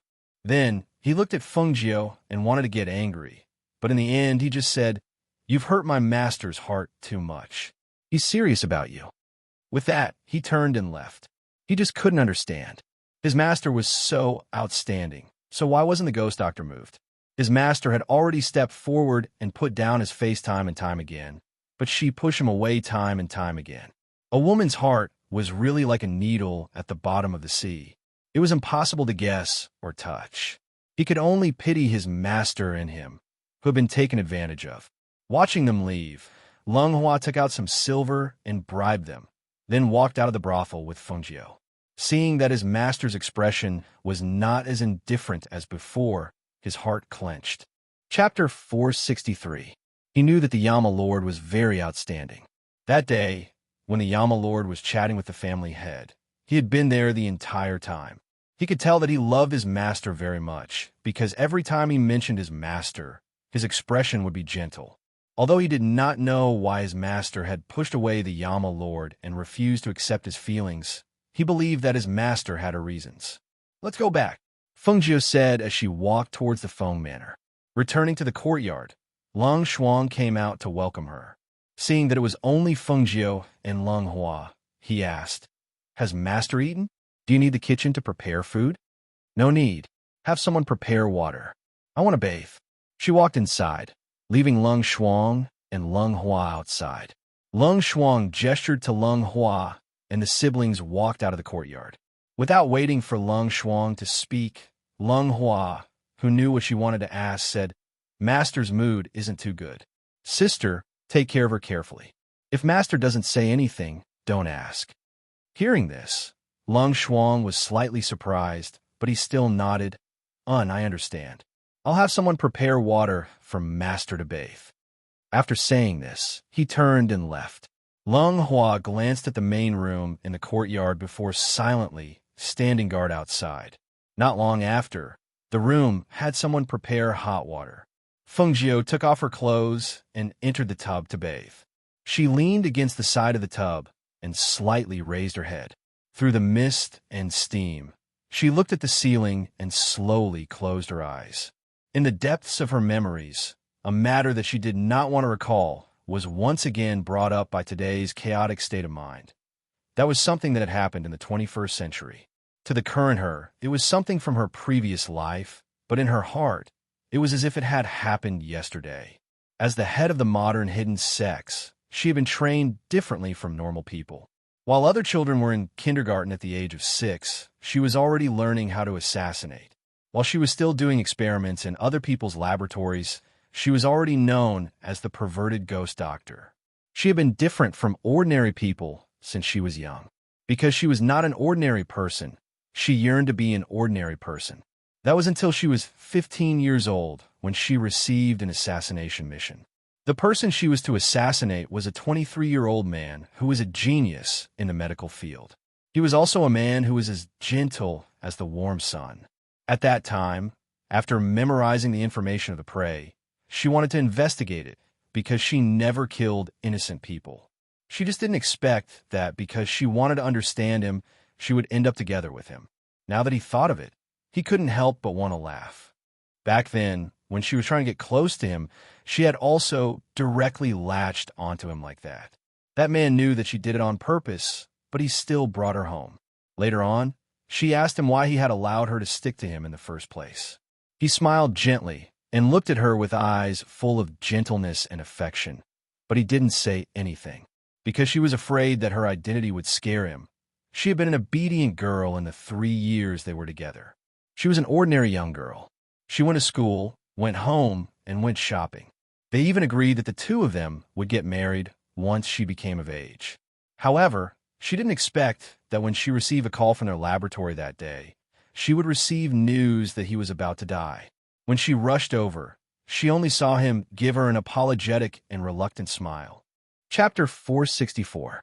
She suppressed her panicked heart and took a deep breath to calm herself down. Back then, he had died very suddenly.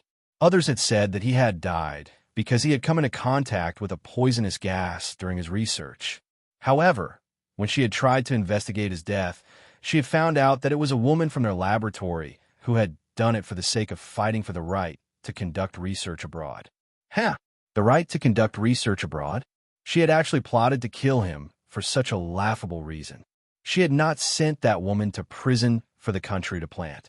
Instead, she had brought her back to the secret order's secret prison and had used a year to slowly torture her to death. How could she not torture someone to death for daring to lay a hand on one of her people? She suddenly opened her eyes at the thought of this, and a cold light shot out from her eyes. It's her. The person who had transmigrated into Su Ruoyun's body was her.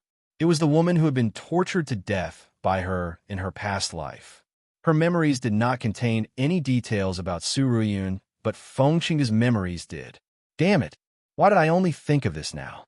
She cursed softly as her eyes filled with an eerie, murderous intent. If she had known that Su Ruoyun was that woman from her past life, she would not have let her die so easily. However, how had that woman transmigrated into this place? Furthermore, she had arrived here before me. She furrowed her brows at the thought of her, and her heart trembled. She had arrived, and that woman had arrived as well. Then, could he be here as well?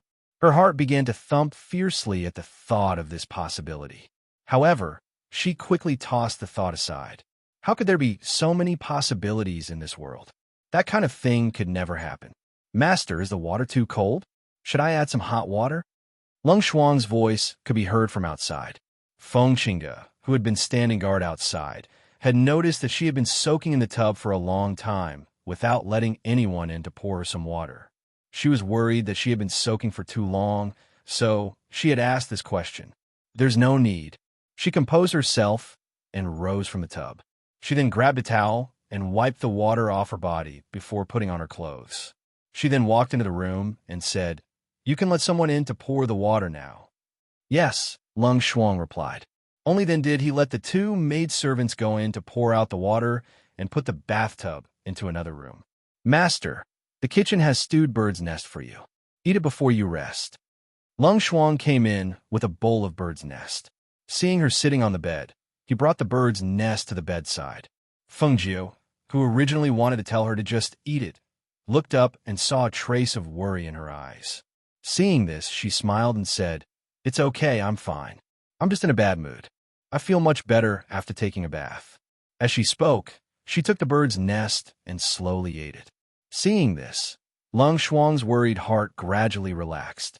After she finished eating, he put the bowl back on the tray and said, "Mistress, rest early." That's right, Luo Yu and the others came over in the evening. They said that the strength of the Phoenix Guards has increased by several stages. Even their strength has increased. Okay, got it. She nodded and gestured for her to leave. Lang Shuang bowed and walked out with the tray. As soon as she walked out, she saw Lang Hua being pulled by Hui Lang to a small path not far away. The two of them were talking about something. Seeing this, she walked over and called out, "Ahua, sister." Lang Hua quickly walked back and asked, "Did mistress eat the bird's nest?" "Yes, I ate it." Lang Shuang glanced at Hui Lang and said to Lang Hua, "You should go back and rest early. I'll keep watch here." Chapter 465. My master is asleep. If there's anything else, we can talk about it tomorrow. Lang Shuang said, letting Lang Hua go back to rest first. When Hui Lang heard this, he thought about how he had been taken advantage of by those women tonight. He immediately became angry and said, "Your master is asleep, but my master can't sleep." His master had been sitting there since he came back, his entire body emitting a murderous aura. He didn't dare approach him. Looking at him like this, he didn't need to think about sleeping tonight. He probably wouldn't be able to sleep with a belly full of anger. What does being unable to sleep have to do with my master? I'm warning you, my master is in a bad mood. Don't bother him. Lang Shuang coldly said these words and handed the tray to a passing servant girl. He himself returned to the courtyard to stand guard. Hui Lang, who had been full of anger, felt strange when he heard these words. The ghost doctor was in a bad mood? Why was she in a bad mood? How could she be in a bad mood? Could it be that she regretted taking his master to the brothel? But when this thought appeared, he remembered that he always thought too much. In order to prevent himself from thinking too much, he followed behind Lang Shuang and asked, "Why is she in a bad mood? Who made her angry?" Lang Shuang ignored him. But when he saw that they were about to reach the courtyard, he was afraid that he would disturb his master's rest. He stopped and turned around to stare coldly at him. "She's been in a bad mood ever since she came back." Lang Hua said that she didn't eat anything tonight. When I asked her when she came back, she said she didn't eat. She just drank half a bowl of bird's nest. You're asking me why she's in a bad mood? I should be the one asking you what's going on. Her voice was cold, and she stared expressionlessly at Hui Lang. For a moment, Hui Lang couldn't help but take a few steps back. It wasn't that he was afraid of her.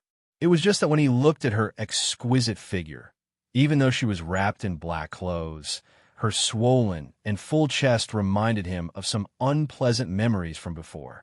When she turned around and came closer, he couldn't help but want to retreat. When this instinctive reaction came out, his heart trembled and he was inwardly startled. Could it be that tonight's events left a shadow in his heart? He hadn't married yet. What should he do if he was really afraid of women? Thinking of this, he instantly didn't even care about his master's bad mood. He turned around and walked back, somewhat absent-minded and somewhat flustered. When he returned to the courtyard, Yi saw him. Seeing his strange expression, he asked, "What's wrong?" "I just went to the ghost doctor's place, but I didn't see her.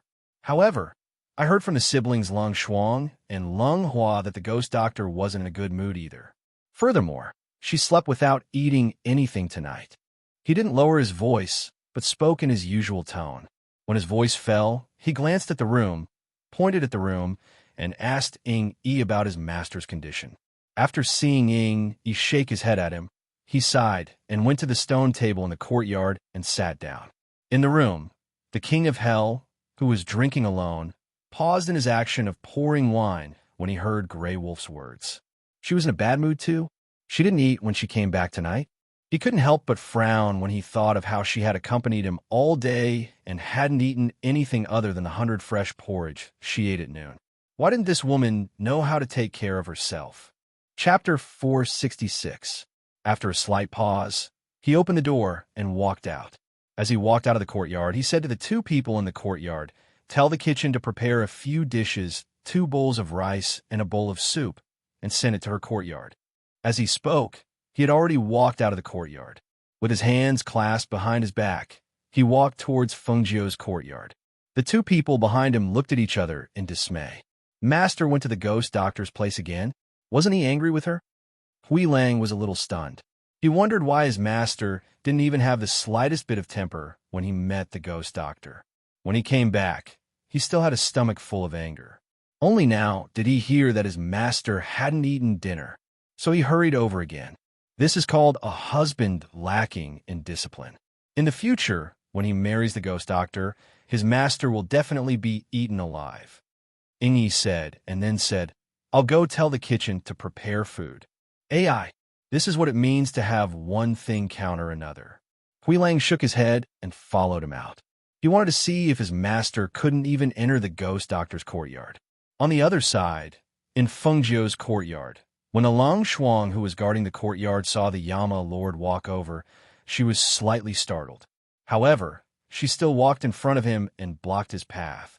My master is already asleep. If the Yama Lord has something to say, then say it tomorrow. The Yama Lord swept a glance over her and walked in. In a few steps, he pushed open the door and entered. After entering the room, he didn't go into the inner room. Instead, he sat down at the table in the outer room. Ben Jun has come to drink with you. This one sentence, stiff and low, made the sleepy Fengjiu who was lying on the bed slightly startled. His expression was strange. Long Shuang saw that she could not stop him, so she went into the inner room and spoke to Fengjiu. Fengjiu motioned for her to leave. He got up, put on his coat, and walked out. She saw the Yama Lord sitting at the table, staring at her deeply. She gathered her coat and walked over. Do you have wine? She asked. Hearing this, the Yama Lord glanced at her and took out a jar of wine from the space. Top-grade spirit wine. At the same time, he took out 2 small jade-colored wine glasses. Seeing this, Fengjiu smiled and called out, Long Shuang, bring 2 bowls. The Yama Lord glanced at her and put away the 2 small glasses. Hui Lang, who was standing by the door, was dumbfounded. That was a top-grade spirit wine. 1 drop was worth 1,000 gold, and this ghost doctor actually wanted to drink it from a bowl? Could he not be so wasteful? Long Shuang placed the 2 small bowls on the table and stepped back. He also stood by the door and looked at the 2 of them. Pour the wine. Fengjiu motioned. Seeing that he was holding the wine jar without moving, she did not understand. There's no hurry. The side dishes are not here yet. His low voice was magnetic. It was like mellow wine, very intoxicating in the night. Why do we need side dishes to drink wine? If you don't drink, I'll pour first. Let's see what this top-grade spirit wine tastes like. As she spoke, she reached out to take the wine jar. Unexpectedly, the hand that reached out to grab the jar was pressed down by his hand. She looked up and suddenly laughed. Can you not take advantage of me? Even if it's a hand, it's a woman's hand. The Yama Lord's mouth twitched imperceptibly. His deep eyes stared at her. He could also see that she was not right tonight. What was the reason? She was clearly smiling, but there was a hint of loneliness in her eyes. It made his heart clench. Chapter 467. Hui Lang and Long Shuang, who were at the door, looked inside and saw the Yama Lord holding the wine jar with one hand and Fengjiu's hand with the other. The 2 looked at each other like this, one smiling and the other staring. The atmosphere made the 2 guards feel strange. Fortunately, this strange atmosphere was quickly broken. Ingi walked in with a few servants carrying food. When he saw the 2 guards at the door staring inside, he also looked inside. When he saw the scene in Fangchun, he coughed lightly and said, Master, dinner is here. Come in. The Yama Lord ordered and patted her hand away. Then he arranged the 2 bowls, unscrewed the wine jar, and poured half a bowl of wine into the bowls. After Yi ordered the servants to serve the food, he left the room. At the same time, he called the 2 guards outside the room and closed the door, leaving the 2 alone. When the Yama Lord saw Fengjiu pick up the bowl of wine and gulp it down, he couldn't help but frown slightly. He put some food in the bowl in front of her and said, Drinking wine on an empty stomach is bad for the body. Eat some food. Fengjiu drank half a bowl of wine, and her eyes lit up. It's really the best spiritual wine. It's mellow and fragrant. Another bowl. She felt the spiritual wine flowing down her throat and reverberating in her stomach. A wave of spiritual energy was also mobilized, nourishing the veins in her body. She knew that this was an extremely rare spiritual wine. The spiritual wine she found for her grandfather in the past didn't have such rich spiritual energy, and the taste wasn't as mellow, but it was already considered the best. At least, she hadn't encountered this kind of wine, at least in the Enchanting kingdom. The Yama Lord glanced at her. Another bowl? Do you think this is water? Eat. I drank too little. I don't feel anything. She supported her face with one hand and looked at him with a smile. Didn't you ask me to drink? Since you're here, don't be so stingy. How can you not enjoy drinking? This wine has a strong after effect. You won't be able to withstand it. Don't worry, I won't get drunk. Even if I get drunk, I won't have sex after drinking. Don't worry. She waved her hand and said. However, when a certain man heard the words drunken sex, he glanced at her with his deep black eyes. He saw that she had only drunk half a bowl of wine, and her eyes were already a little blurred. Although she said that she wasn't drunk, her half-drunk expression was exceptionally charming, and it made his heart skip a beat. His mind was immediately filled with thoughts of drunkenness, that why are you holding the wine jug in a daze? Quick, pour the wine. She frowned. Because she had drunk so much on an empty stomach, a layer of red had already appeared on her exquisite and beautiful face. Under the candlelight, she looked very alluring. At this moment, she was different from her usual self. Her languid appearance carried an enchanting charm. No matter how one looked at it, it was alluring. He unconsciously swallowed his saliva, and his deep gaze moved away from her seductive and drunken face. He coughed lightly and said, Eat some food first, then I'll pour. He then added, Tonight, you'll have enough wine. Hearing this, Fengjiu laughed. He slapped his hand on the table and laughed out loud. Good. You're the one who said it. We won't go home until we're drunk. What strong alcohol? It was obvious that he was unwilling to let her drink. This stingy man, she was going to drink all his wine tonight. In the courtyard, Hui Lang and Ing secretly looked at each other when they heard the words coming from the room. Chapter 468. No wonder Master took out that priceless top-grade spirit wine. So it was to wait here for the ghost doctor? However, would Master really get the ghost doctor drunk? The two glanced at Lung Shuang and felt that they should first get rid of her. Otherwise, even if the ghost doctor was drunk with this girl around, it wouldn't be convenient for Master to do anything. Thus, Hui Lang's eyes turned and he smiled. Lung Shuang, go back and rest first. We'll keep watch here. Lung Shuang glanced at them and didn't say anything. She continued to stand quietly in the courtyard. She also heard the conversation in the room. She was afraid that Master was in a bad mood and drank too much. The two saw that she was ignoring them. So Hui Lang gave a look and asked with a smile, Lung Shuang, how long have you been by the ghost doctor's side? I can see that she trusts you a lot. Last time, she only brought you to Enchanting Kingdom. Looking at the two people approaching, she frowned. You. Just as she spoke, she felt a pain in the back of her neck and fainted. Looking at Lung Shuang, who fell to the ground, Hui Lang glared at Ing. Why didn't you catch her? Ing glared at him and also said, Why didn't you catch her? I saw that you were closer. I thought you would catch her. After the two finished speaking, they silently stared at each other. After a while, Hui Lang said, Hurry and carry her to the room over there. You carry her, I won't. He kept retreating and didn't even look at him. When Grey Wolf heard this and saw how quickly he dodged the attack, Grey Wolf wanted nothing more than to kick him. He fiercely glared at him and then looked at Lung Shuang, who was lying unconscious on the ground. After hesitating, he went forward to carry her and brought her to the room. As for the two people drinking wine in the room, it was a completely different scene. Feng Jiu, who was originally only wearing a coat, had already taken off her coat. She was only wearing an inner garment. She held a bowl in her hand and gulped down the wine until the bowl was empty. Then she slammed the bowl on the table and said, Pour more. The Yama Lord, who was sitting next to her, glanced at the woman whose eyes were blurred and whose face was flushed red. His deep eyes moved, but he didn't pour more. Instead, he picked up some food for her and said, Eat some food. Wine, I want wine. She waved her hand and pushed the wine bowl in front of him. She pointed at the bowl. Here, pour. Seeing this, The Yama Lord lifted the wine jar and poured her another bowl. This was spiritual wine, so even if the aftereffects were strong, it wouldn't be too harmful to the body. Moreover, she had more or less eaten some dishes, so it shouldn't be too bad to drink more. She drank bowl after bowl, and the jar of spiritual wine was quickly emptied.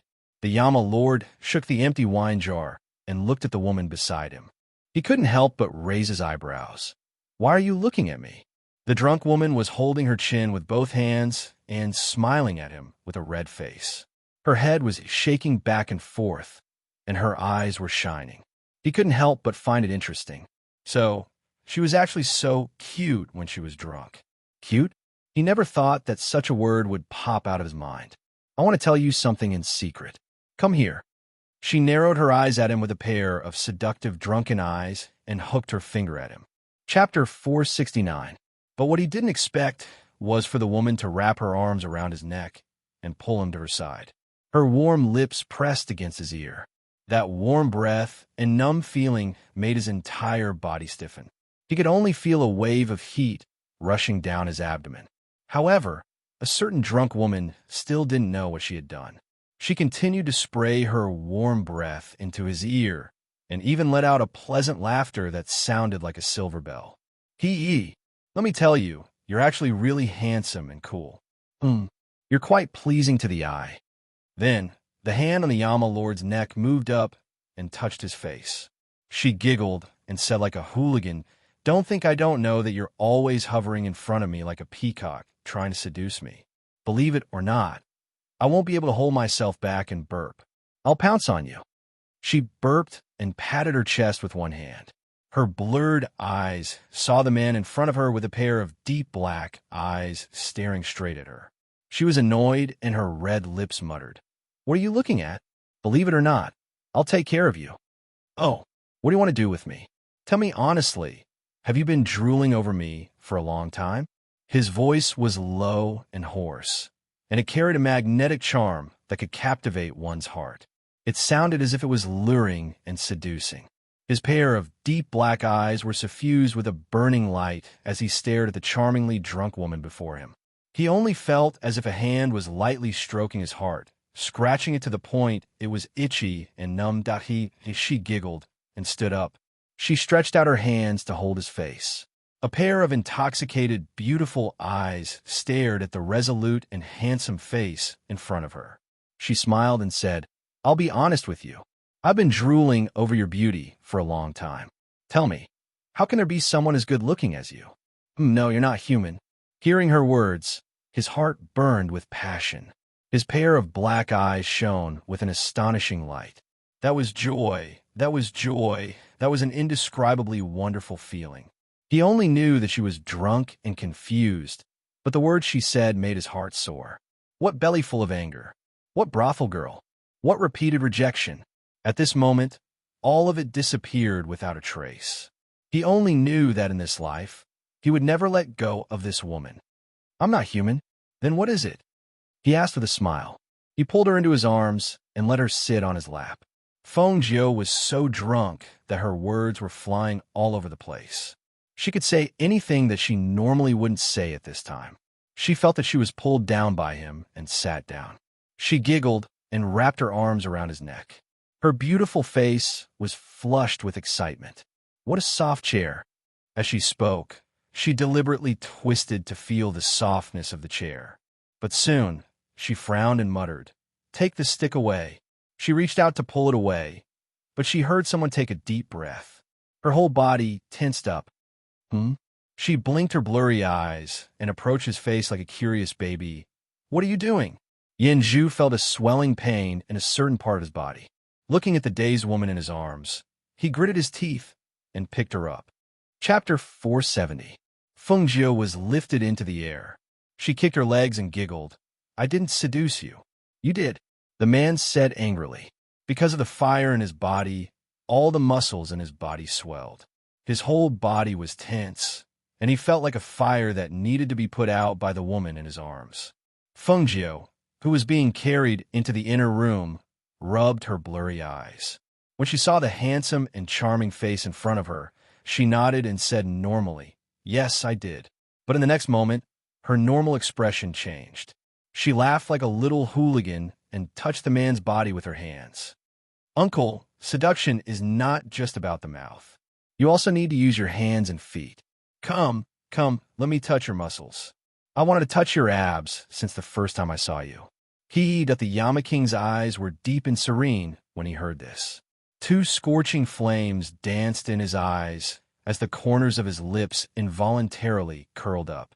He looked at the drunk woman in his arms and said, "Oh, so you've been lusting after me in the Nine Valleys forest." I just want to touch." She smiled with her drunken eyes and rubbed against his arms like a kitten. "When we're on the bed, I'll let you touch me. You can touch wherever you want." It was rare for Yin Zhu to be so magnanimous as he spoke. The smile on his face could no longer be contained as he strode into the inner room. However, at that moment, he saw the woman who was buried in his arms patting his hand. "Put me down. You made me so hot. Do you think you still have the chance to back down?" He ignored her. He just wanted to do her. "Burp. Put me down."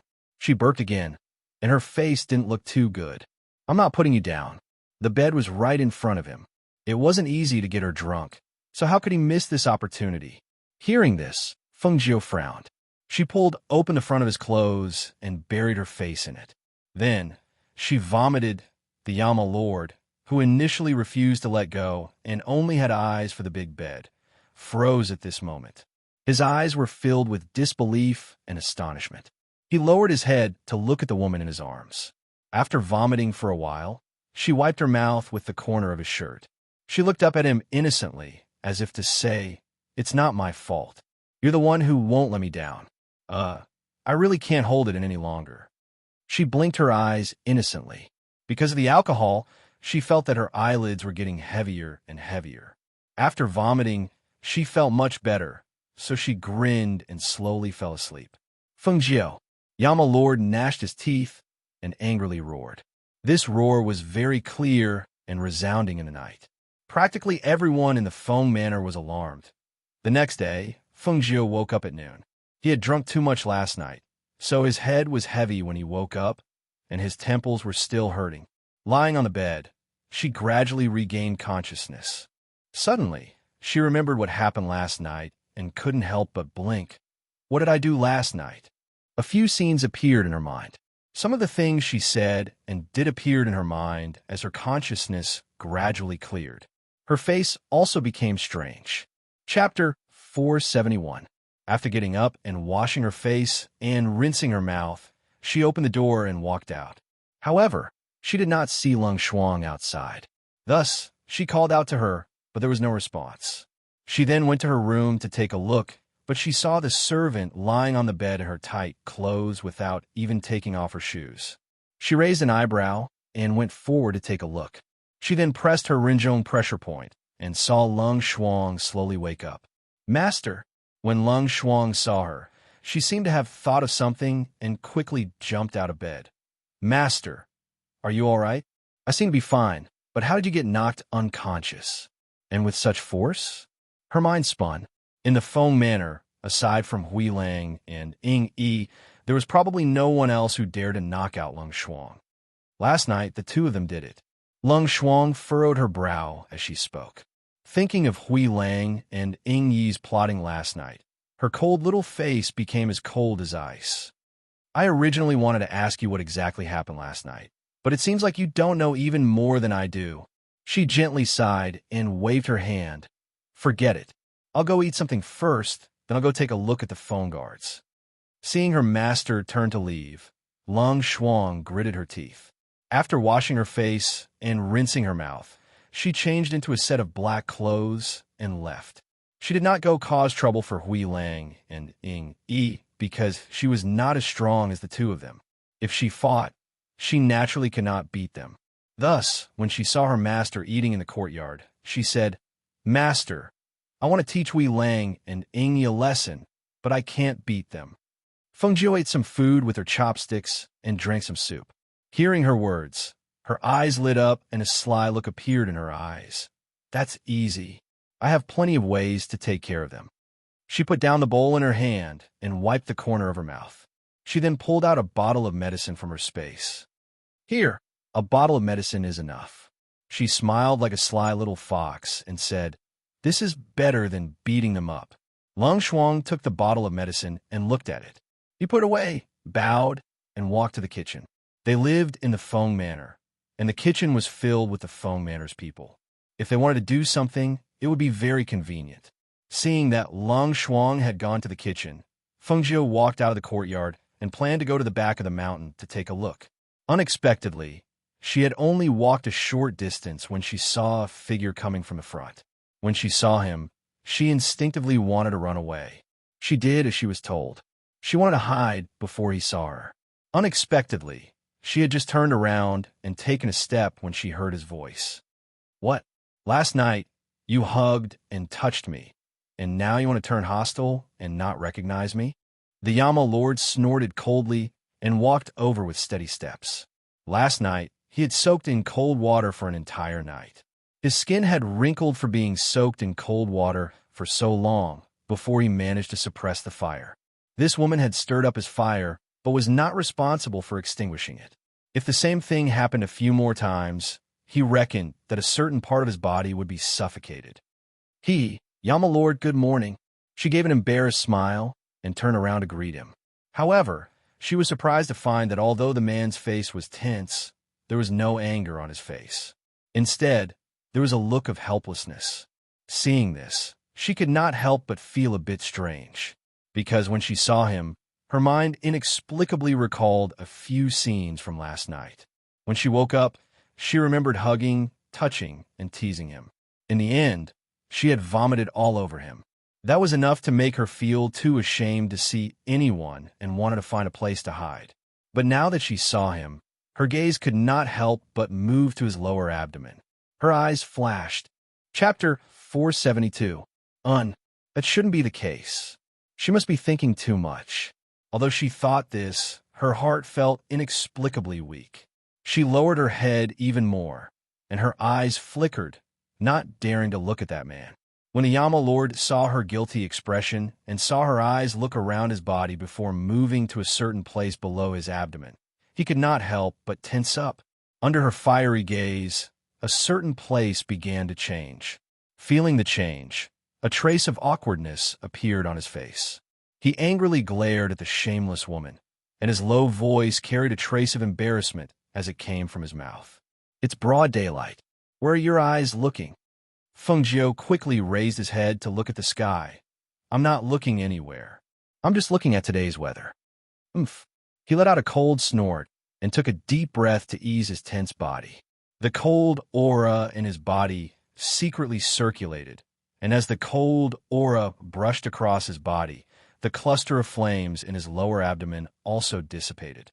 A gentle breeze blew by, bringing with it a trace of icy aura. Feeling it, Feng Jiu glanced at him and remembered that the 1,000-year cold poison in his body had not been cured. She thought quickly and said, "That, Yama Lord, how is the cold poison in your body right now? It hasn't flared up again, right? The pills I had Hui Lang give you back then, are they effective?" The Yama Lord, who had calmed down, pursed his lips and glanced at her before replying. After taking your pills, it hasn't flared up again on the 15th of every month." "That's good. When will I give you a small bottle of blood? When I have time, I will study your blood and see if there is any way to cure the cold poison in your body." She spoke in a fawning manner. In truth, he had helped the Feng Manor a great deal, and he had come from so far away. She knew his intentions. If there was any way to cure the 1,000-year cold poison in his body, she hoped that it could be cured. That time in the 9 Volts forest, she had seen his appearance when the cold poison flared up. It was indeed quite distressing. Unfortunately, it was a 1,000-year-old cold poison after all. If it was an ordinary cold poison, it would not be so strenuous to cure. Hearing this, the Yama Lord did not say anything. He took out a dagger and slit his wrist. Then, he took out a small bottle of blood and handed it to her. Feng Jiu's eyes widened in astonishment. Looking at the hand that was still dripping with blood, she couldn't help but scold. "Is there something wrong with your head? I said I wanted a small bottle of blood, but I didn't want it immediately. Why did you cut your wrist without saying anything? Do you think there's too much blood?" Although she scolded him, she still took the small bottle from him and quickly took out some medicine and cloth from her space to bandage her wound. The Yama Lord lowered his head and looked at the woman who was bandaging his wound. He kept scolding and scolding her, but he couldn't help but feel warm. At this moment, a trace of gentleness flashed through his deep black eyes, and an undetectable smile appeared on his lips. "It's nothing. It's just a little blood." When he spoke, his voice was abnormally gentle. To him, it was indeed just a little blood. This sort of wound was not something he cared about. It did not matter if it was bandaged or not. "It's done." As Fengjiu spoke, she looked at his wrist with satisfaction and took a step back. The Yama Lord's gaze moved away from her body. When his gaze landed on the wrist that she had bandaged, the corners of his mouth twitched. Chapter 473. Seeing him stare at the bow in his hand, Fengjiu took the opportunity to slip away. "All right, I still have matters to attend to. I'm leaving." The Yama Lord looked up, but only saw the woman's figure leave like the wind. Seeing this, he secretly shook his head and continued to walk forward. At the same time, in the imperial palace, Murong Bo, whose body was aging day by day, was becoming more and more irritable. In just a few short days, he had already killed quite a few guards. This caused the people who walked in front of him to tremble in fear. They could not find a cure, nor could they find any trace of the ghost doctor. Every day, his body would age by 10 years. In just 2 or 3 days, his entire person had changed greatly. Perhaps even if Fengjiu was here, he would not be able to recognize him. "Gather everyone for me. Tonight, we will surround the Feng Manor and launch a surprise attack. If we can catch Fengqinga, catch Fengqinga. If we can't catch her, catch the unconscious Feng Shao. I don't believe that they will refuse to hand over the antidote once they fall into my hands." He angrily roared. His voice was old and dry, as if he was an old man on the verge of death. All the life in his body had already left him, as if he could die at any moment. However, with just one roar, his body was unable to endure it and began to violently cough. This caused the hearts of the kneeling generals and black-clothed guards to tighten. One person hesitated for a moment, then said, "Master, I fear that this is not appropriate. The Feng Manor currently has a strong person standing guard. I fear that." Bang! Bang! Before he could finish speaking, a teacup landed heavily on his forehead. Following that, it fell to the ground and shattered into pieces. A smear of warm blood seeped out from that person's forehead. He did not dare wipe it away. He only lowered his head and did not dare say another word. "Speak. Try and stop them again." Murong Bo glared fiercely at the people below. "Whoever dares to stop me again, I will kill them first. This subordinate will immediately go and gather people. Tonight, we will surround the Feng Manor. We will definitely capture Fengqinga alive and bring Feng Shao back for the master to deal with." The people below quickly said, not daring to go against his wishes. In reality, everyone knew that they could not touch the Feng Manor at this time.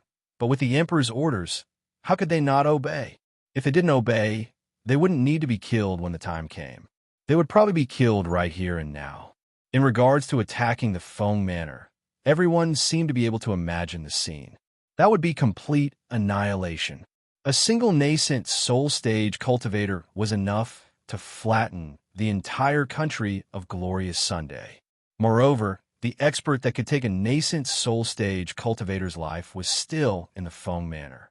To have them attack the Feng Manor, wasn't that just seeking death? The monarch had been tormented by his illness to the point where he had lost all reason, which was why he had such wild fantasies. They were not. They clearly understood what the outcome of attacking the Feng Manor would be. Since that was the case, then a thought formed in their minds. However, no one said anything at this time. They continued to kneel respectfully in the main hall, earnestly listening to the instructions of the Murong Bo. "All right, all of you can leave now. Come with me tonight. I do not believe that a mere Feng Manor, with just one strong person, can stop my tens of thousands of soldiers." His voice was gloomy as he spoke. Waving his hand, he gestured for everyone to disperse. The people below were already kneeling and did not dare to move. After hearing his words, they all respectfully complied. After saluting, they stood up and left. After leaving the main hall, they all let out sighs of relief. Chapter 474. It was as if all the factions had received the news. The shops on both sides of the street and the small stalls on the side of the road all closed when it got dark. As night fell, not a single person could be seen on the streets of Yinyu City. It was eerily silent, and the atmosphere was so heavy that it made people's hearts feel heavy. This continued until the streets were surrounded by groups of soldiers. Group after group of soldiers trotted toward the Feng Manor. The sound of their chaotic footsteps could be heard on the streets, and it was very clear in the night. In the shadows, the people sent by the various factions and clans who had heard the news saw the soldiers and quickly sent word back to their clans. The glorious Sun Country was in chaos. The glorious Sun Country was in chaos. Tonight, Yinyu City was destined to not be peaceful. It was destined to be a bloody scene. Who would win and who would lose? Even if they did not see the result, they could guess the result. The Murong family's most outstanding child, the third prince, had already left Yinyu City and was nowhere to be found. The other children of the Murong family did not amount to anything. Aside from the elders of the imperial family who were in closed-door cultivation, the only person left in the Murong family was Murong Bo. Now, it was said that he had contracted a strange illness. His cultivation had dissipated, and his appearance had aged. It had only been a few days since he had fallen ill. The Murong family's luck had run out. Now, they had mobilized all of Yinyu City soldiers to attack the Feng Manor. According to the news, Murong Bo suspected that his strange illness was caused by the Feng Manor. Thus, he wanted to capture the Feng Manor's eldest young miss and the unconscious Feng Xiao to force them to hand over the antidote. However, when they heard this, they felt that it was inconceivable. The Feng Manor's loyalty was unparalleled in the entire glorious Sun Country. How could the Feng Manor's people go and poison Murong Bo? If this was true, then Murong Bo must have done something against the Feng Manor. Otherwise, why would the Feng Manor do such a thing? Moreover, Feng Xiao was currently unconscious, and old Master Feng's whereabouts were unknown. The Feng Manor only had the eldest young miss supporting it. How could she possibly act against Murong Bo? Quite a few people felt that Murong Bo's suspicions were because he was too ill. Otherwise, who would mobilize the entire city's military forces to attack the Feng Manor despite knowing that the Feng Manor had a strong guard? Wasn't this the same as throwing an egg against a rock? The people from the various families and factions also headed towards the Feng Manor. They did not plan on getting involved. They just wanted to see the scene and confirm their guesses. What was different from the outside was that inside the Feng Manor, everything was normal. Feng Xiao was in secluded cultivation and had yet to come out. Everything in the Feng Manor was managed by Feng Jiao. As for the Feng Manor and the manor, they had already been sent to guard every corner of the Feng Manor after hearing the news. This time, they did not stand guard outside. They only stood guard inside the Feng Manor, making preparations for battle. At this time, Feng Jiao was wiping his dagger in the courtyard. Leng Shuang and Leng Hua were standing behind him. At this time, a few puffs came from outside. Hearing this sound, the three people in the courtyard could not help but raise the corners of their lips. They could not help but smile. I could hear this vulgar sound from far away. I thought that you two would hide in your rooms and not come out. Feng Jiao raised his eyes and looked.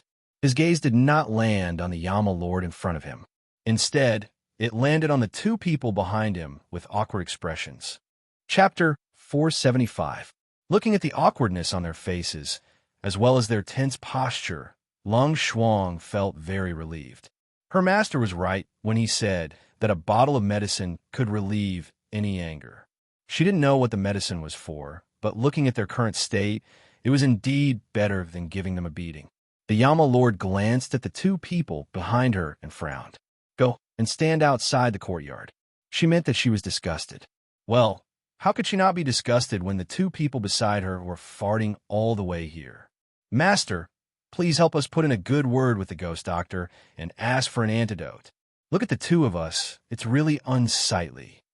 Hui Lang said awkwardly. Just as he finished speaking, there was another pft. He had just released one. and Ing Yi had released too as well. The Yama Lord's handsome face darkened. Sigh, there's no other way. There's no antidote. Feng Jiuxiao squinted as he put away the dagger in his hand and said, "This medicine won't kill you, and it won't hurt or itch. At most, you'll have to let it go for 3 days and 3 nights. That's good. It'll help you get rid of your bad breath." She chuckled. "You don't have to thank me. I won't take your money." Hearing her say that there was no antidote, Grey Wolf and Ing immediately withered. Their faces were pale, and they lowered their heads. They felt that they could not hold it in anymore. The two of them hurriedly skipped out. When they came out of the courtyard, several people in the courtyard heard a louder and louder sound coming from outside. The Yama Lord ignored them and looked at Fengjiu. "Do you need my help tonight?" She remembered that she liked to handle things herself and didn't like him to interfere. That was why she came over to ask. After all, she didn't know how much hidden power the glorious Sun Emperor had and whether she could handle it. "There's no need. I've already arranged everything. There won't be any accidents. That Morone Bo is only a cripple now. As for the people under him, Master is useless. I don't believe that they will still be loyal to him." Tonight, she wanted Morone Bo to know that after provoking the Feng family and provoking her, she would not let him off so easily. He would pay a painful price for his stupidity. No matter who it was, no one could change his fate. Seeing the natural radiance between her brows, as if she had a card up her sleeve, he nodded. This monarch understands. This monarch will not interfere. As his deep and magnetic voice fell, he took a deep look at her and said, "However, no matter what, if you need my help in the future, you must tell me. I will always be your strong backer." He stretched out his hand and handed over a token. Hearing this, Fengjiu's eyes flashed and her heart skipped a beat. Looking at the serious man in front of her, she didn't know what to say. She shifted her gaze and looked at the token in his hand. The 2 words, Yanling, were very conspicuous. "This is the token of your Yanling." She didn't take it and just looked at him. A token that could be taken out from his hand was probably not an ordinary token. Chapter 476. That wouldn't be too good, right? She opened her mouth. She was a bit afraid to accept a power that was spread all over the place for her to use. "Take it." The Yama Lord stuffed the tablet into her hand and turned to leave, saying, "After taking care of this matter, I'll find you for a drink." Hearing this, the corners of Fengjiu's mouth twitched. Looking at the red ears of the man leaving, she could not help but reveal a smile. This pretentious and arrogant man, she had already gotten drunk once. How could there be a second time? Let's go. Let's go and see what our monarch has become." She put away the token and walked out. Behind her, Lung Shuang and Lung Hua looked at each other and faintly smiled. They also followed behind her and walked out.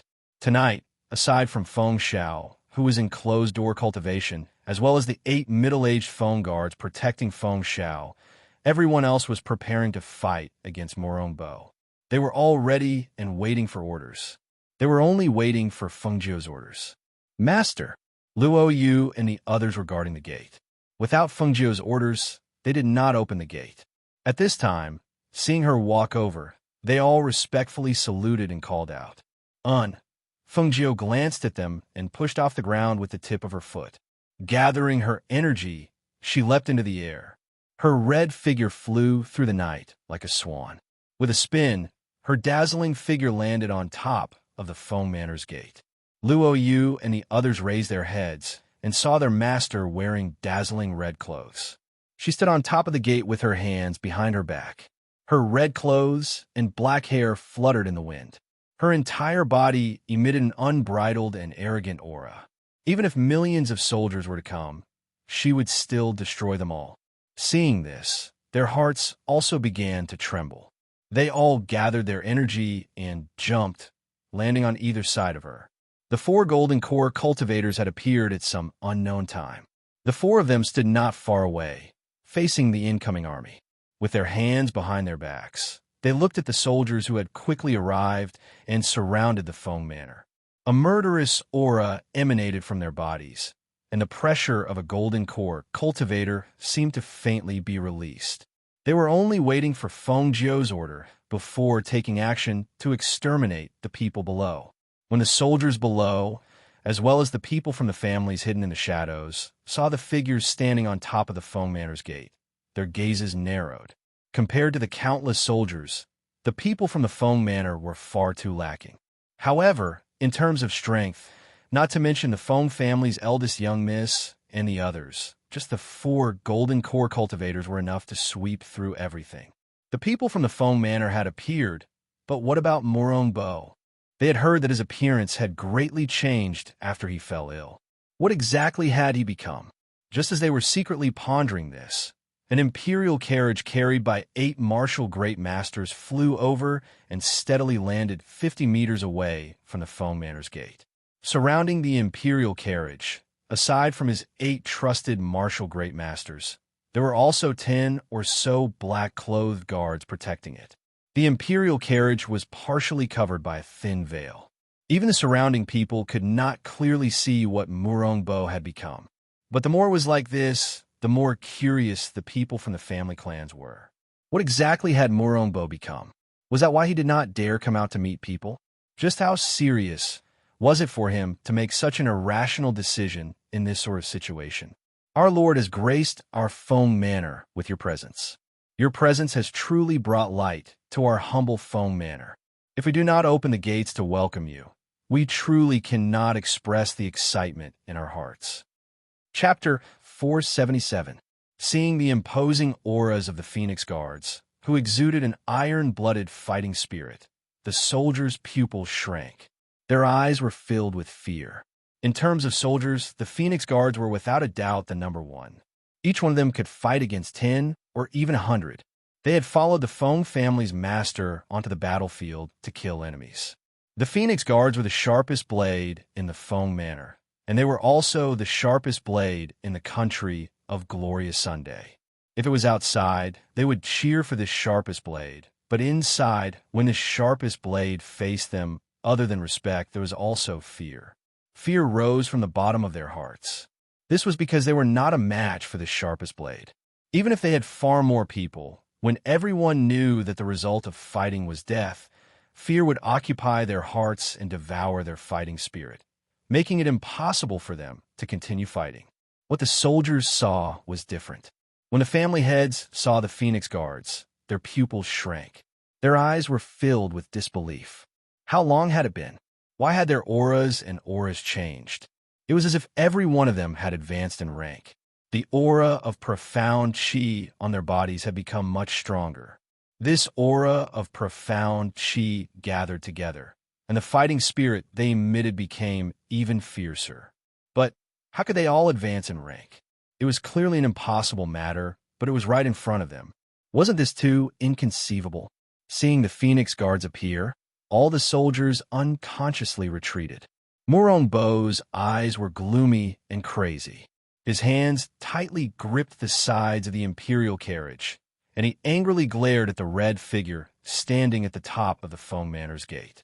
Feng Chinga, don't think that I don't know that you poisoned me. Hand over the antidote. Otherwise, I will raise your Feng Manor to the ground tonight. When the old and hoarse voice came out, the people from the family clans could not help but be startled. Was his illness that serious? That voice did not have the slightest trace of profound chi. It was as if he was a normal old man, and it was the kind of old man whose life was at its end. So that was the case. No wonder he would make such an irrational order. Regardless of whether he did it or not, the only outcome waiting for him was death. Since that was the case, why not take a gamble? Perhaps from his point of view, as long as he forced the Feng Manor to hand over the antidote, he would be able to live. However, why did he believe that it was the Feng Manor that harmed him? Just as he was thinking about it, he heard a clear and somewhat lazy voice in the night. My lord, my Feng family has been loyal for generations. How can you slander us like this? You said that I was the one who harmed you. But do I have a reason to harm you? Reason? Ha ha. Feng Chinga, you already knew that I sent people to ambush and assassinate Feng Xiao, right? That's why you poisoned me and wanted to torture me to death. That was right. I personally led people to ambush and kill your father. It's a pity that I didn't manage to kill him at that time and even let him hang on to his life. However, now that he's alive, it's no different from being dead. What's the point of being an unconscious cripple? Chapter 478. Everyone widened their eyes and looked at Murongbo, who seemed to have gone mad with disbelief. No one would have thought that he, who was on the verge of going mad, would actually say such words. After all, even if it was really him who had led people to ambush Feng Xiao, he still couldn't say this in front of so many people. Not only would he lose the support of the people, it would also make them feel bitterly disappointed. Sure enough, when the soldiers heard what he said, they all became restless. The entire scene became a bit chaotic. As for Murongbo, it was as if he did not care. Yes, he did not care because he was neither human nor ghost. All that was left was madness. After being provoked by Feng Jiu's words, he said everything. In his mind, there was only the antidote. Aside from the antidote, there was a strong desire to destroy the Feng Manor and raze the Feng Manor to the ground. In his eyes, the reason he had ended up like this was because the Feng Manor was powerful and bullied its master. However, he never thought that the Feng Manor would never bully its master despite being powerful. In fact, they had always protected the country of Glorious Sun and had always protected the Murong family. It was because he did not have the heart to allow others to harm the people who were loyal to him that he ended up in this situation. When Feng Jiu heard him say that, the corners of his lips curled up slightly and a faint smile appeared on his face. The drug that she had Hui Lang give him, aside from making him age, would also make him lose his rationality in fear and become impulsive. Even if she wanted to take care of him, overthrow his country and destroy his dynasty, she wanted everyone to know that it was this Murongbo who wanted to kill the Feng Manor. It was he, Murongbo, who had forced the Feng Manor to rebel. Based on the Feng Manor's reputation for being loyal, she believed that after destroying Murongbo's kingdom, her father could easily take over and become the ruler of the country of Glorious Sun. That's right. She had always had this idea in mind. Ever since Murongbo acted once again, she had this idea. She originally wanted to bring her father and grandfather to another country, but she thought about it. She was still young. If she stayed by their side in another country, she would be able to protect them. However, if she left to explore and train, she was worried that they would be suppressed by various forces in a new place. Moreover, the Feng family had lived here for generations. Although Yaori was a small country, her grandfather and father were born and raised here. No matter what, there was still affection. Her grandfather said that there was no news yet. If they left, her grandfather might not be able to find them in the future. Therefore, she had the intention of pushing her father to the throne. Only when her father ascends to the throne and becomes the new ruler of the Glorious Sun Empire would he not have to go out with her. He would not have to go out with her and experience dangers with her. Moreover, he could wait here for her grandfather to return. She thought about it again and felt that no matter where she went, there was no better decision than to turn the country of Glorious Sun into her Feng family. With her strength and the strength of the Feng family, her father could definitely sit firmly on the throne of the country of Glorious Sun. Although it was a small 9th grade country now, their country would definitely obtain a higher ranking in the future. Chapter 479. My Feng family has been loyal for generations and has protected this glorious country. It's just a pity that the ruler is muddle-headed and tyrannical, willfully killing loyal people. Murongbo, since you are forcing us step by step, then do not blame my Feng Manor for rebelling against your Murong family. Today, I will pull down your Murong family's position as the imperial family. If all of the soldiers here put down their weapons and pledge allegiance to my Feng family, you will all be spared from death. Otherwise, I will make sure that all of your million soldiers will die here. Pledge allegiance to the Feng family, and you will all be spared from death. Pledge allegiance to the Feng family, and you will all be spared from death. Pledge allegiance to the Feng family, and you will all be spared from death. Feng Jiu's voice was low and powerful. It echoed through the air and entered everyone's ears. It shook everyone's already shaky hearts. Based on the Feng Manor's fighting strength and the powerful guards, they had no chance of victory. Adding on the Feng Manor's words and the Feng family's eldest young miss saying that they would submit, Everyone fell into deep thought. One by one, they dropped the weapons in their hands and knelt on one knee. We are willing to pledge allegiance to the Feng family. With this voice, another group of soldiers threw down their weapons and knelt. We are also willing to pledge allegiance to the Feng family. As wave after wave of voices rang out, Murongbo, who was in the imperial chariot, could no longer sit still. He lifted the gauze curtain and stood up, glaring angrily at the soldiers kneeling around him. His old and hoarse voice trembled as he angrily scolded. You all have big guts. Guards, kill them all for me. Kill them all. It would have been better if he did not say this. Once he said this, the soldiers that were originally hesitant all threw down their weapons and knelt in front of the Feng manor. We are also willing to pledge allegiance to the Feng family and pledge our loyalty to the Feng family. PFT. Anger attacked his heart, and he coughed up a mouthful of blood. His entire body fell back into the imperial carriage. His chest violently heaved up and down.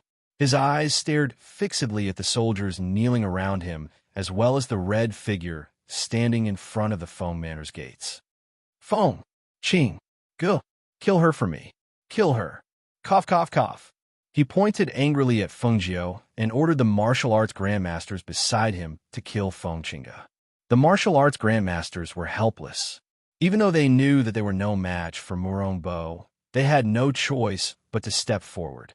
They had all signed a contract with the heavens and earth. If they betrayed Murongbo, their only outcome would be death. However, just as the 8 martial arts grandmasters charged towards Feng Jiu, the 4 golden elixir stage cultivators instantly attacked. In a few breaths of time, the 8 martial arts grandmasters were all killed on the spot.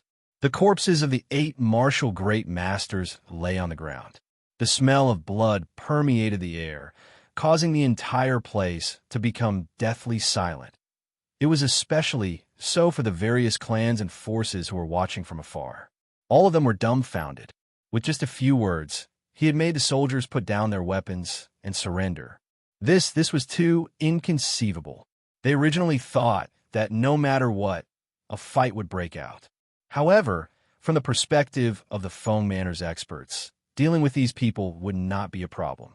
They never thought that there would be no need for them to do anything. One by one, they surrendered to the Feng family. The Feng family's eldest young miss has pulled down Murongbo. Who is she trying to push onto the throne? A family head muttered, his heart feeling a bit complicated. A country could not go a day without a ruler. With the Murong family being pulled down, who would have the ability to firmly sit on the throne? Chapter 480. After all, Feng Xiao was still unconscious, so she was the only one left. Of course, if she did not sit there, perhaps someone from the Feng family's branch family would be pushed to the throne. Thinking about it, everyone felt that it was not too likely. None of the Feng family's branch family members had the ability to sit in the throne. Even if the Feng family was supporting her from behind, if she did not have the ability to handle matters, how could the throne be so easy to sit in? However, it was at this time that a large dark cloud suddenly appeared in the night sky, covering the Feng manor. There was a faint flash of lightning, and a rumbling sound came from the cloud, shocking everyone below into suddenly raising their heads. What is going on? Is it going to snow or thunder? Some people spoke with strange expressions, while others stared at the cloud that covered the Feng manor. Their eyes were filled with shock. Ha ha! Feng Qinga, your Feng manor is bullying the master. Even the heavens can't bear to see it. Ha ha! Strike! Strike them to death! Strike them to death! Murongbo wildly laughed, but his voice was too old and powerless. It sounded very ear-piercing. After hearing Murongbo's words, some of the people who already had strange expressions turned their gazes to the clouds above the Feng manor, thinking to themselves, this shouldn't really be as Murongbo said. The Feng manor shouldn't have done something that would incur the wrath of the heavens and cause lightning to strike, right? Just as they were thinking, a bolt of lightning flashed across the night sky, and a bolt of heavenly lightning struck the Feng manor. The sound was so loud that even the ground began to shake. At this time, even the Feng guards raised their heads in shock. They were a little confused. Why did this bolt of lightning strike their Feng manor? Only Feng Jiu's eyes lit up when she saw the bolt of lightning. A look of joy quickly appeared on her face. She looked at the second bolt of heavenly lightning that struck a certain part of the manor with a loud boom. The smile on her lips gradually deepened. When the four golden core cultivators saw the surging aura in the sky and the heavenly lightning striking the mansion, their eyes flashed with surprise. Then they only smiled. It came faster than they expected, and from the looks of it, it should be a large success. Unlike cultivators, Xian martial artists could only attract heavenly lightning when they advanced from martial great master to martial emperor. After enduring 3 bolts of heavenly lightning, a martial great master would successfully advance to martial emperor. Currently, the only person in the Feng manor who was advancing was the head of the family, Feng Xiao. Boom! When the third bolt of lightning struck, the dark clouds in the sky suddenly scattered, and a ray of light appeared in the night sky. This ray of light formed 7 colors that gradually spread out and almost covered the entire Yunhua city. The originally dark sky was as bright as day in this 7-colored light. The 7 colors complemented each other and shrouded the entire Yunhua city. As the light fell from the sky like rain, everyone in the city was shocked and ran out to see. Feng Manor. Heavens! I can actually see this kind of scene. Good fortune descending from the heavens. That must be someone with a high position in the heavens' favor. Only someone with good fortune can receive such good fortune from the heavens. Too unbelievable. This is the first time this old man has seen good fortune descend from the heavens. Chapter 481. Even Murong Bo, whose life force had almost dried up, recovered some of his vitality under this multicolored light. He stared blankly at the starry night sky and muttered, "How is this possible? How can this be? Who is it? Who else in the Feng Manor is advancing? To be able to benefit all of Cloud, Moon City citizens." The citizens of the city all rushed towards the Feng Manor because they had all seen that the place with the most multicolored light was where the Feng Manor was located, especially when they ran over and saw the soldiers kneeling on the ground, as well as the multicolored light in the sky above the Feng Manor's head. Each and every one of them began to jump in joy. It's the Feng Manor. It's the light from the Feng Manor. The surrounding families and factions were all shocked. They all stared blankly at the sky above the Feng Manor. Their hearts were filled with shock. Even the heavens were helping the Feng Manor. After tonight, even if the Feng family's eldest young miss wanted to become the ruler of the glorious Sun Country, probably no one would oppose it. However, at this moment, an angry roar came from the Feng Manor. That voice carried a thunderous anger. It was clearly heard by everyone outside. What a good Murong Bo! You really think my Feng family has no one? Hiss! Hiss! It's Feng Xiao. It's Feng Xiao's voice. Hiss! How is this possible? Wasn't he unconscious? Heavens! Could it be that the person advancing is Feng Xiao? Cries of shock came from the mouths of the family heads and the surrounding cultivators. All of them stared with wide eyes and disbelief at the Feng Manor. When they saw a figure holding a spear rushing out of the manor, they all froze. Murong Bo, you treacherous person. My Feng family has retreated time and time again. We didn't even bother about you trying to kill me. Now you dare to bully my Feng family. Bully my daughter. You really deserve to die. A deafening voice that contained the powerful pressure of a martial emperor came out of Feng Xiao's mouth. Every word in that voice carried a fierce aura, sonorous, powerful, and piercingly cold. It was the iron-blooded aura that belonged to him, the fierce and unyielding martial spirit that belonged to him as a martial general. His voice was oppressive, and each word was like a blade, like numerous sharp blades that pierced towards Murong Bo's heart. Murong Bo, who had recovered a trace of vitality due to the multicolored light and stood up, was so shocked that his eyes widened when he heard Feng Xiao's furious voice.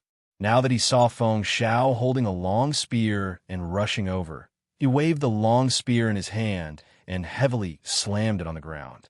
He angrily pointed at Murong Bo, causing the blood in his chest to churn and a mouthful of his heart's blood to suddenly spurt out. Pooh! His body and mind suffered a blow, and his mind suffered a heavy blow. He only felt his vision darken. He could not believe it, nor did he want to believe it. That Feng Xiao, who he thought was seriously injured and unconscious, was actually standing in front of him with a majestic aura. Furthermore, he, who was originally in the early stages of martial great master, had now broken through to become a martial king. How is this possible? How is this possible? Feng Xiao. This time, he did not fall to the ground because he tightly held onto the imperial carriage and supported his body. His shocked gaze was filled with disbelief and hatred as he stared at the majestic figure standing in front of the Feng Manor's gates. Chapter 482. It's really Feng Xiao. He's fine. He even became a martial emperor. How did he become a martial emperor at such a young age? Other than shock, the crowd also felt an indescribable shock. Some people had cultivated for their entire lives and still could not break through to martial arts grandmaster. Even in U.S. cities, Old Master Geng and Feng Manor's Old Master Feng were only at the peak of martial arts grandmaster after cultivating for their entire lives. However, Feng Xiao was originally only a beginner martial arts grandmaster. Even if he cultivated for another 50 years, it would be very difficult for him to reach martial emperor. But now he did it. Not only did he not fall into a coma, but he also became the first martial emperor of the country of Glorious Sun. A martial emperor less than 100 years old. This was simply unbelievable. Feng Xiao snorted heavily. The long spear in his hand shook again. Die so that you can destroy my Feng family? Die so that you can bully my daughter? My Feng family has protected the country of Glorious Sun for generations and is loyal to your Morong family. But in the end, you actually try to kill me? What evil thing did I, Feng Xiao, do that you have to kill me? He questioned in a loud voice. Every sentence was harsh. He glared at Feng Xiao fiercely. I didn't come out of the hidden residence and handed over the imperial power. I didn't want to fuss over the fact that you tried to kill me. But what about you? You, Morong Bo, actually want my daughter to be someone else's concubine. You want to take over my Feng family's power. You want to recruit my Feng family's Feng guards. You want to destroy the century-old Feng family. Now, if I don't stand up, how can I face my Feng family's ancestors? Morong Bo, you've lost your power and your destiny is over. Killing you will dirty the long spear in my hand. Kill yourself. Other than you, I, Feng Xiao, will say that as long as they abide by the rules and don't go against my Feng family, I won't hurt them at all. Hearing these words, everyone sighed in their hearts. This Feng Xiao still had benevolence and righteousness in his heart. If it was someone else today, they would definitely kill the Morong Bo and then kill his descendants to prevent them from taking revenge in the future. However, Feng Xiao might have let them go because of their friendship with the previous generation of the Morong family. Doing this was already extremely benevolent. Perhaps it was because he had truly realized that he had lost his momentum, but at this moment, Morong Bo's eyes were lifeless. He stared blankly at all of the soldiers kneeling on the ground and not getting up. Facing the Feng Manor, he looked at all of the family factions standing nearby and watching. He looked at all of the citizens pointing at him and discussing him. It was as if he was the only one left in this world. He was so lonely and so sorrowful. Who could be blamed for the fact that he was deserted by his friends and family? The entire Morong dynasty was buried. Who was to blame? Ha ha ha ha. I, Morong Bo, made a mistake, and then I made a mistake. Ha ha ha. How the sorrowful laughter seemed to have used up the last bit of his heart's blood. He raised his head and beat his chest as he laughed. Blood came out his mouth, and he staggered back 2 steps. His entire body collapsed on the imperial carriage. His eyes stared at the sky, and he took his last breath. The ruler of a dynasty tragically fell in this situation where he was deserted by his friends and family. The surroundings suddenly quieted down. Everyone watched as Morong Bo took his last breath, but he was unable to close his eyes that stared at the sky. At this moment, everyone's hearts were indescribably complicated, and they were all silent. Chapter 483. Feng Jiu walked forward slowly and came to her father's side. Her clear voice was filled with mystic energy. From now on, my father, Feng Xiao, the head of the Feng family, will take over everything in the Glorious Sun Nation and become the new king of the Glorious Sun Nation. The Glorious Sun Nation will be changed to the Phoenix Dynasty. 3 days later, you will enter the East Palace. Her voice echoed clearly in the night, clearly entering everyone's ears. At the same time, everyone's hearts trembled, and the soldiers and commoners all excitedly knelt down to pay their respects. Greetings to the king. Long live the king. Greetings to the princess. Long live the princess. The Phoenix Dynasty will shine with the sun and the moon for thousands of generations. The deafening cheers echoed in the sky above Yunhua City for a long time. The people from the families and forces all looked on in shock, their hearts filled with emotions. The Feng family was the home of the people. No one dared to say anything about it. From tonight onwards, the Glorious Sun Nation had ended, and a brand new Phoenix Dynasty had appeared. Looking at the scene in front of him, Feng Xiao was confused. He looked at his daughter in shock. How did he become the king after coming out? Also, the Glorious Sun Nation had changed to the Phoenix Dynasty? Seeing her father's confused and shocked gaze, Feng Jiu smiled and said, "Father, don't you think that it's best for you to be the king of the Phoenix Dynasty?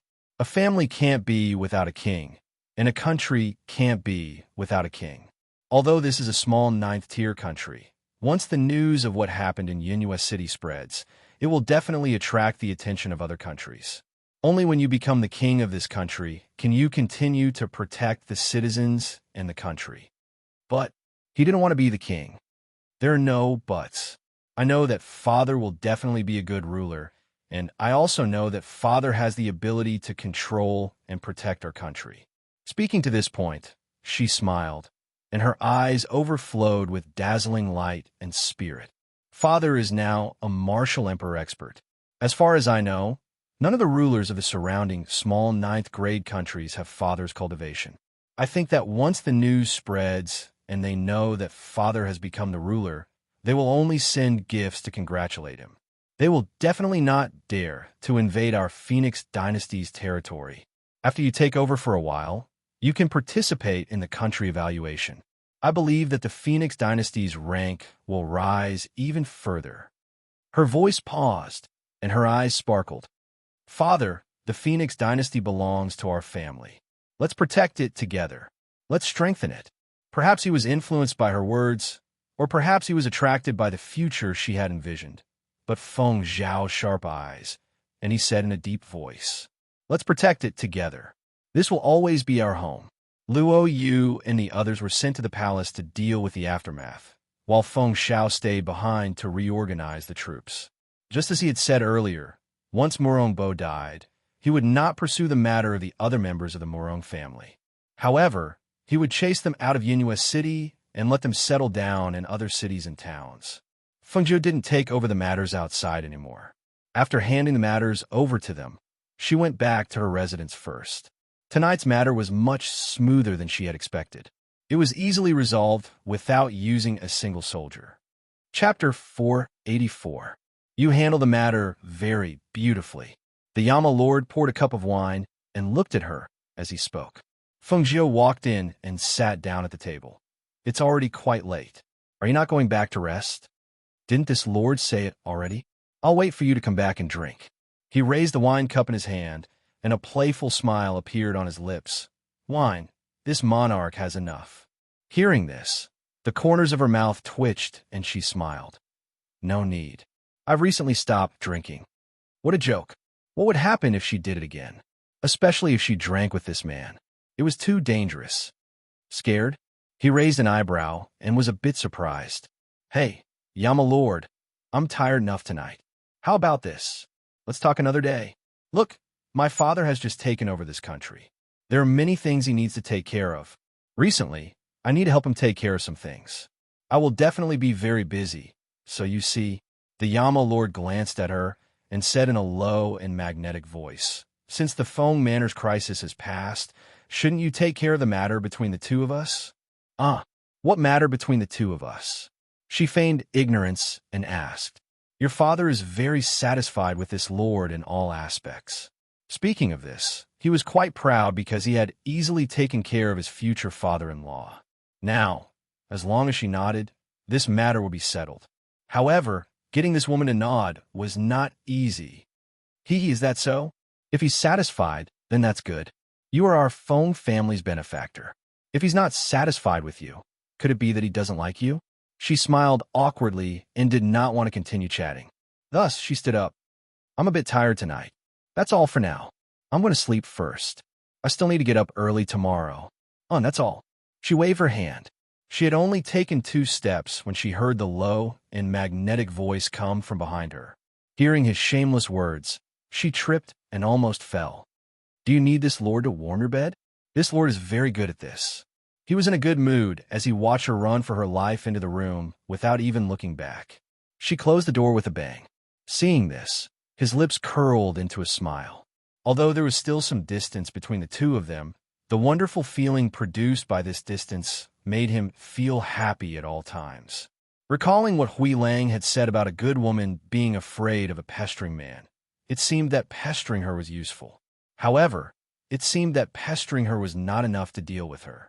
Should he think about using his manly charm to seduce her? Thinking of this, his deep black eyes leaped with eagerness. He suddenly felt that his idea was very good. In the room, Feng Jiu poured himself a glass of water and drank it. His eyes darted around and his brows furrowed. He felt that this could not go on. This Yama lord, she had to think of a way to get rid of him, but what could she do to get rid of him? After drinking a glass of water, she didn't go to bed. Instead, she flashed into the space. Chapter 485. The monarchs of various small countries all sent people to find out the truth of the news. When they found out that it wasn't a rumor, and that Feng Xiao would ascend the throne 3 days later, they all ordered people to prepare generous gifts and send them to the Phoenix dynasty. Due to the distance and the lack of a spaceship, it was impossible to deliver the congratulatory gifts within 3 days. The reason they sent someone to deliver the gifts was just to express their attitude. As for the visit and congratulation, they naturally had to choose another day to do so. 3 days later, Feng Xiao ascended the throne as monarch. Almost the entire country was celebrating, and all the citizens were celebrating. Because Feng Xiao was originally a loyal and righteous person, and had also protected this country for many years. Now that he ascended the throne, the citizens naturally cheered endlessly. And in a city, Murong Yixian, who was wearing a crescent moon robe, looked at the yellow notice posted on the notice board and couldn't help but be slightly startled. He left and didn't care about their matters and didn't want to find out what happened to his father in the end. However, on the road these few days, no matter where he was under the notice board, the news spread extremely quickly. Even if he didn't deliberately ask around, he would still know what happened that night. He couldn't find fault with the Feng family's actions. After all, his father wasn't killed by them. Moreover, he died, but the other members of the Murong family weren't affected. This kind of result was already better than what he expected. He naturally wouldn't resent the Feng family for taking away their Murong family's kingdom and forcing his father to death. If it wasn't for his father's actions that day, how would the Murong family end up like this? If it was anyone else, they would definitely eliminate the weeds and leave no survivors for the Murong family. However, the Feng family didn't, and for this, he was very grateful. The Phoenix dynasty, this was a country that belonged to the Feng family. Actually, this should have been their families. If it wasn't for the Feng family protecting it for generations, this land would have already been swallowed by other small countries. The Feng family had sacrificed so much, and they deserved everything they had now. After becoming the princess of the Phoenix dynasty, I wonder what plans she has in the future. He softly muttered, still worried about her. Perhaps it was only because he couldn't get it that he kept thinking about it. At the same time, in Yunyue City, Feng Xiao moved into the imperial palace. The original Feng manor was left to Feng Jiu and became her private residence. In the imperial palace, there was naturally a palace left for her. However, compared to the imperial palace, she seemed to prefer living in the Feng manor. It was also because of this that it was difficult for Feng Xiao to see her. After all, when he wanted to see his daughter after dealing with state affairs, he was told that his daughter was not in the palace. Thinking about it made him depressed. Unlike the other rulers, even if Feng Xiao became the ruler of the Phoenix dynasty, his harem was still empty. Think about it. He had never taken in a single woman in the Feng manor before. Naturally, it was impossible for him to take in a bunch of women in the harem after becoming the ruler. Moreover, in his heart, there had always been only his daughter's mother. Similar to Feng Xiao was the Yama Lord. After Feng Xiao became the ruler of the Eastern Palace, the Yama Lord could not find Feng Jiu's figure. Every time he went to the Feng manor to find her, the people in the manor would say that their master had gone to the palace. When he went to the palace, Feng Xiao would say that his daughter was in the Feng manor. This caused him to not be able to find her after running around twice. He didn't even see Feng Jiu appear. If he didn't know that it was impossible for her to leave before Feng Xiao stabilized the Phoenix dynasty, he would really suspect that she had sneaked away again. Chapter 486. Recently, she had been cultivating and realized that she was unable to break through after reaching the peak of the Martial Grandmaster realm. She wanted to enter the Martial Ancestor realm, but she felt as if she was missing something. She didn't use any pills on herself. Instead, she started to discuss with Huafeng when she couldn't break through. I feel that I'm missing an opportunity. Do you think we should find some time to go out for a walk? Her eyes turned and her expression brightened. It seemed that she had been thinking about this for a long time. Yes, she couldn't get rid of the Yama Lord, but she could at least get rid of herself, right? Moreover, her father's matters were more or less settled. As long as there were no other countries to invade and the Phoenix Guards were protecting him, his position as the ruler of the country could not be more stable. That man is not an ordinary man. Do you think you can escape from him? The white and chubby fire phoenix, who was only wearing a dudu, glanced at her with disdain. It was chewing on the ginseng that Feng Jiu had gathered for it. Of course, it was not as old as the 1,000-year-old ginseng. It liked to eat ginseng, as well as some fire-attribute spirit herbs and spirit fruits. However, those things were too rare in this place. Only a few hundred-year-old ginseng could satisfy its cravings. Even so, it had become white and chubby recently. Its exposed limbs were as white as lotus roots, tempting people to take a bite out of them. Being looked down upon by the little guy, Feng Jiu smiled embarrassedly. Then, it raised its chin and said proudly, "Who told me to be so charming that even the Yama Lord couldn't resist it? AI. Actually, I didn't want to either." Seeing her act, the little fire phoenix rolled its eyes. It hugged the half-eaten ginseng and turned around, leaving her with its fleshy back and its chubby little butt. Seeing this, Feng Jiu happily reached out and poked its little butt. She asked with a smile, "Why do you like to wear a belly band recently? Look, your little butt is showing." "Oomph.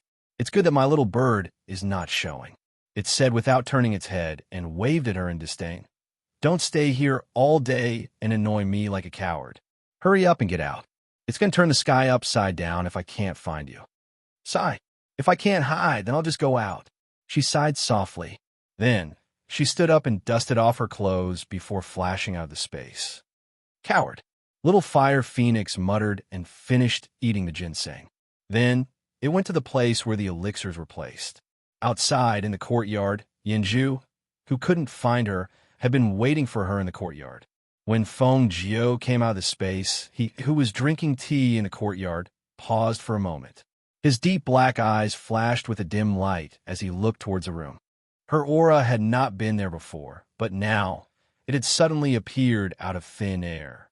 He was still wondering why he couldn't find her, but it turned out that she had a spatial treasure with her. No wonder. The door creaked open, and the figure appeared at the door.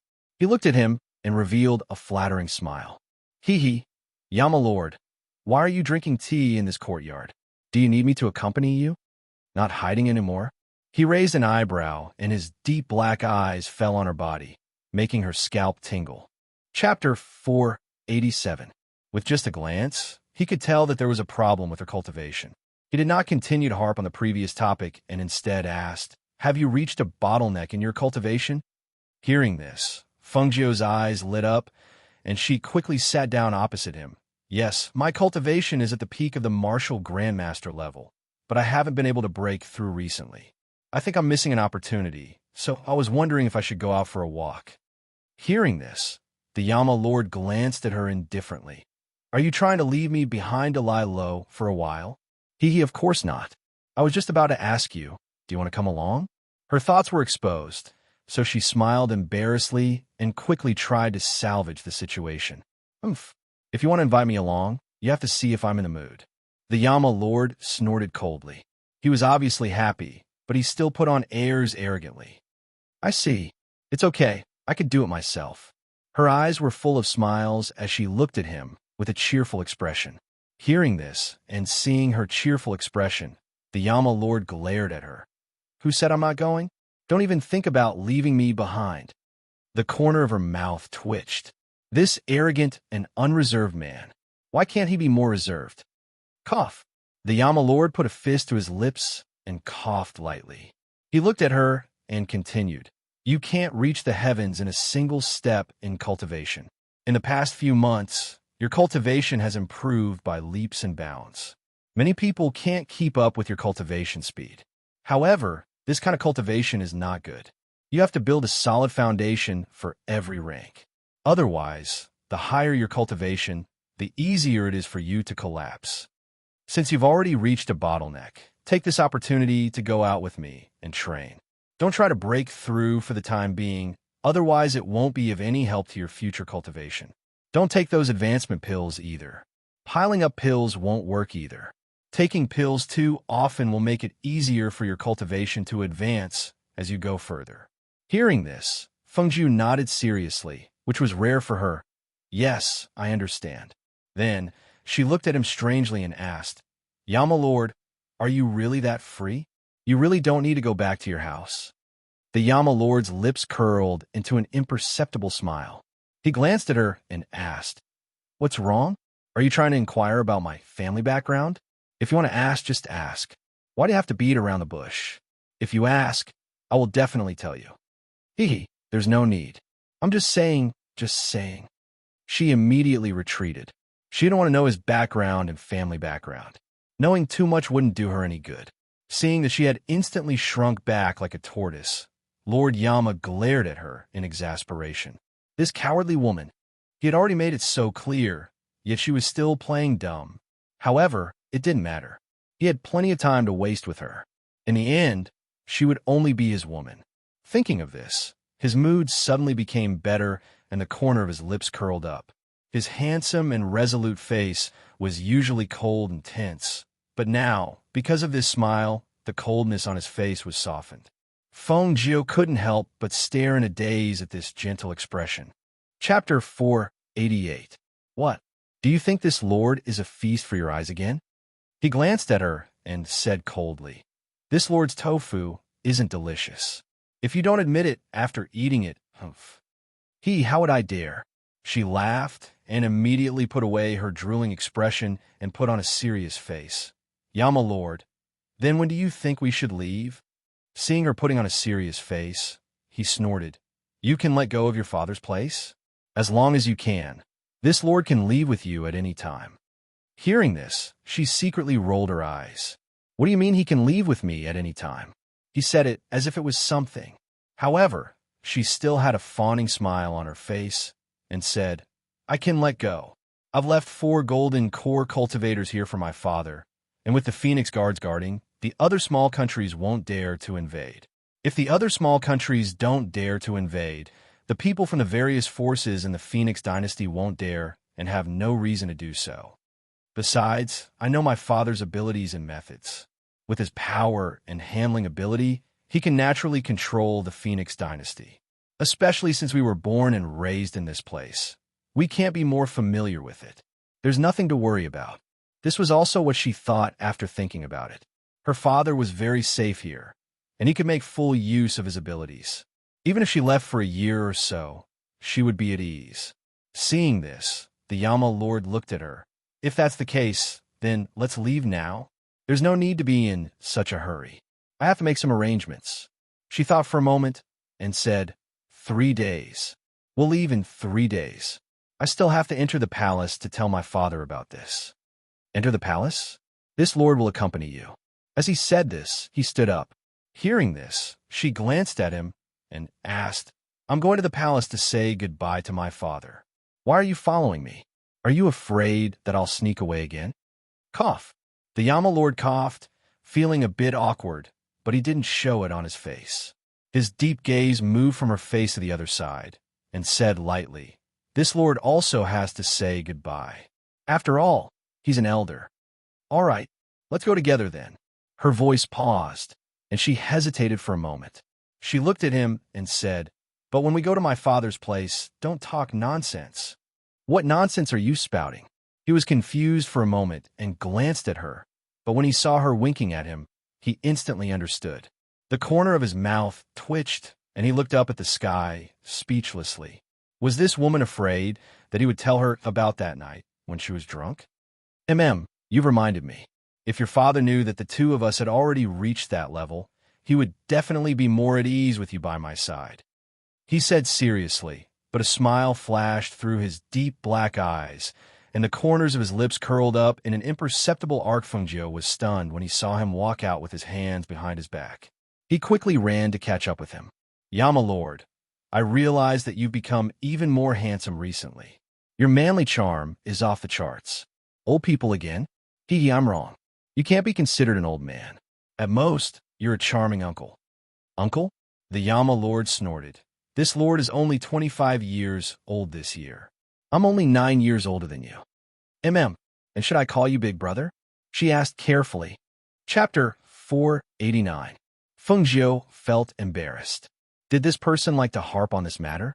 Although she had taken advantage of him quite a bit that night, she did not actually pounce on him, did she?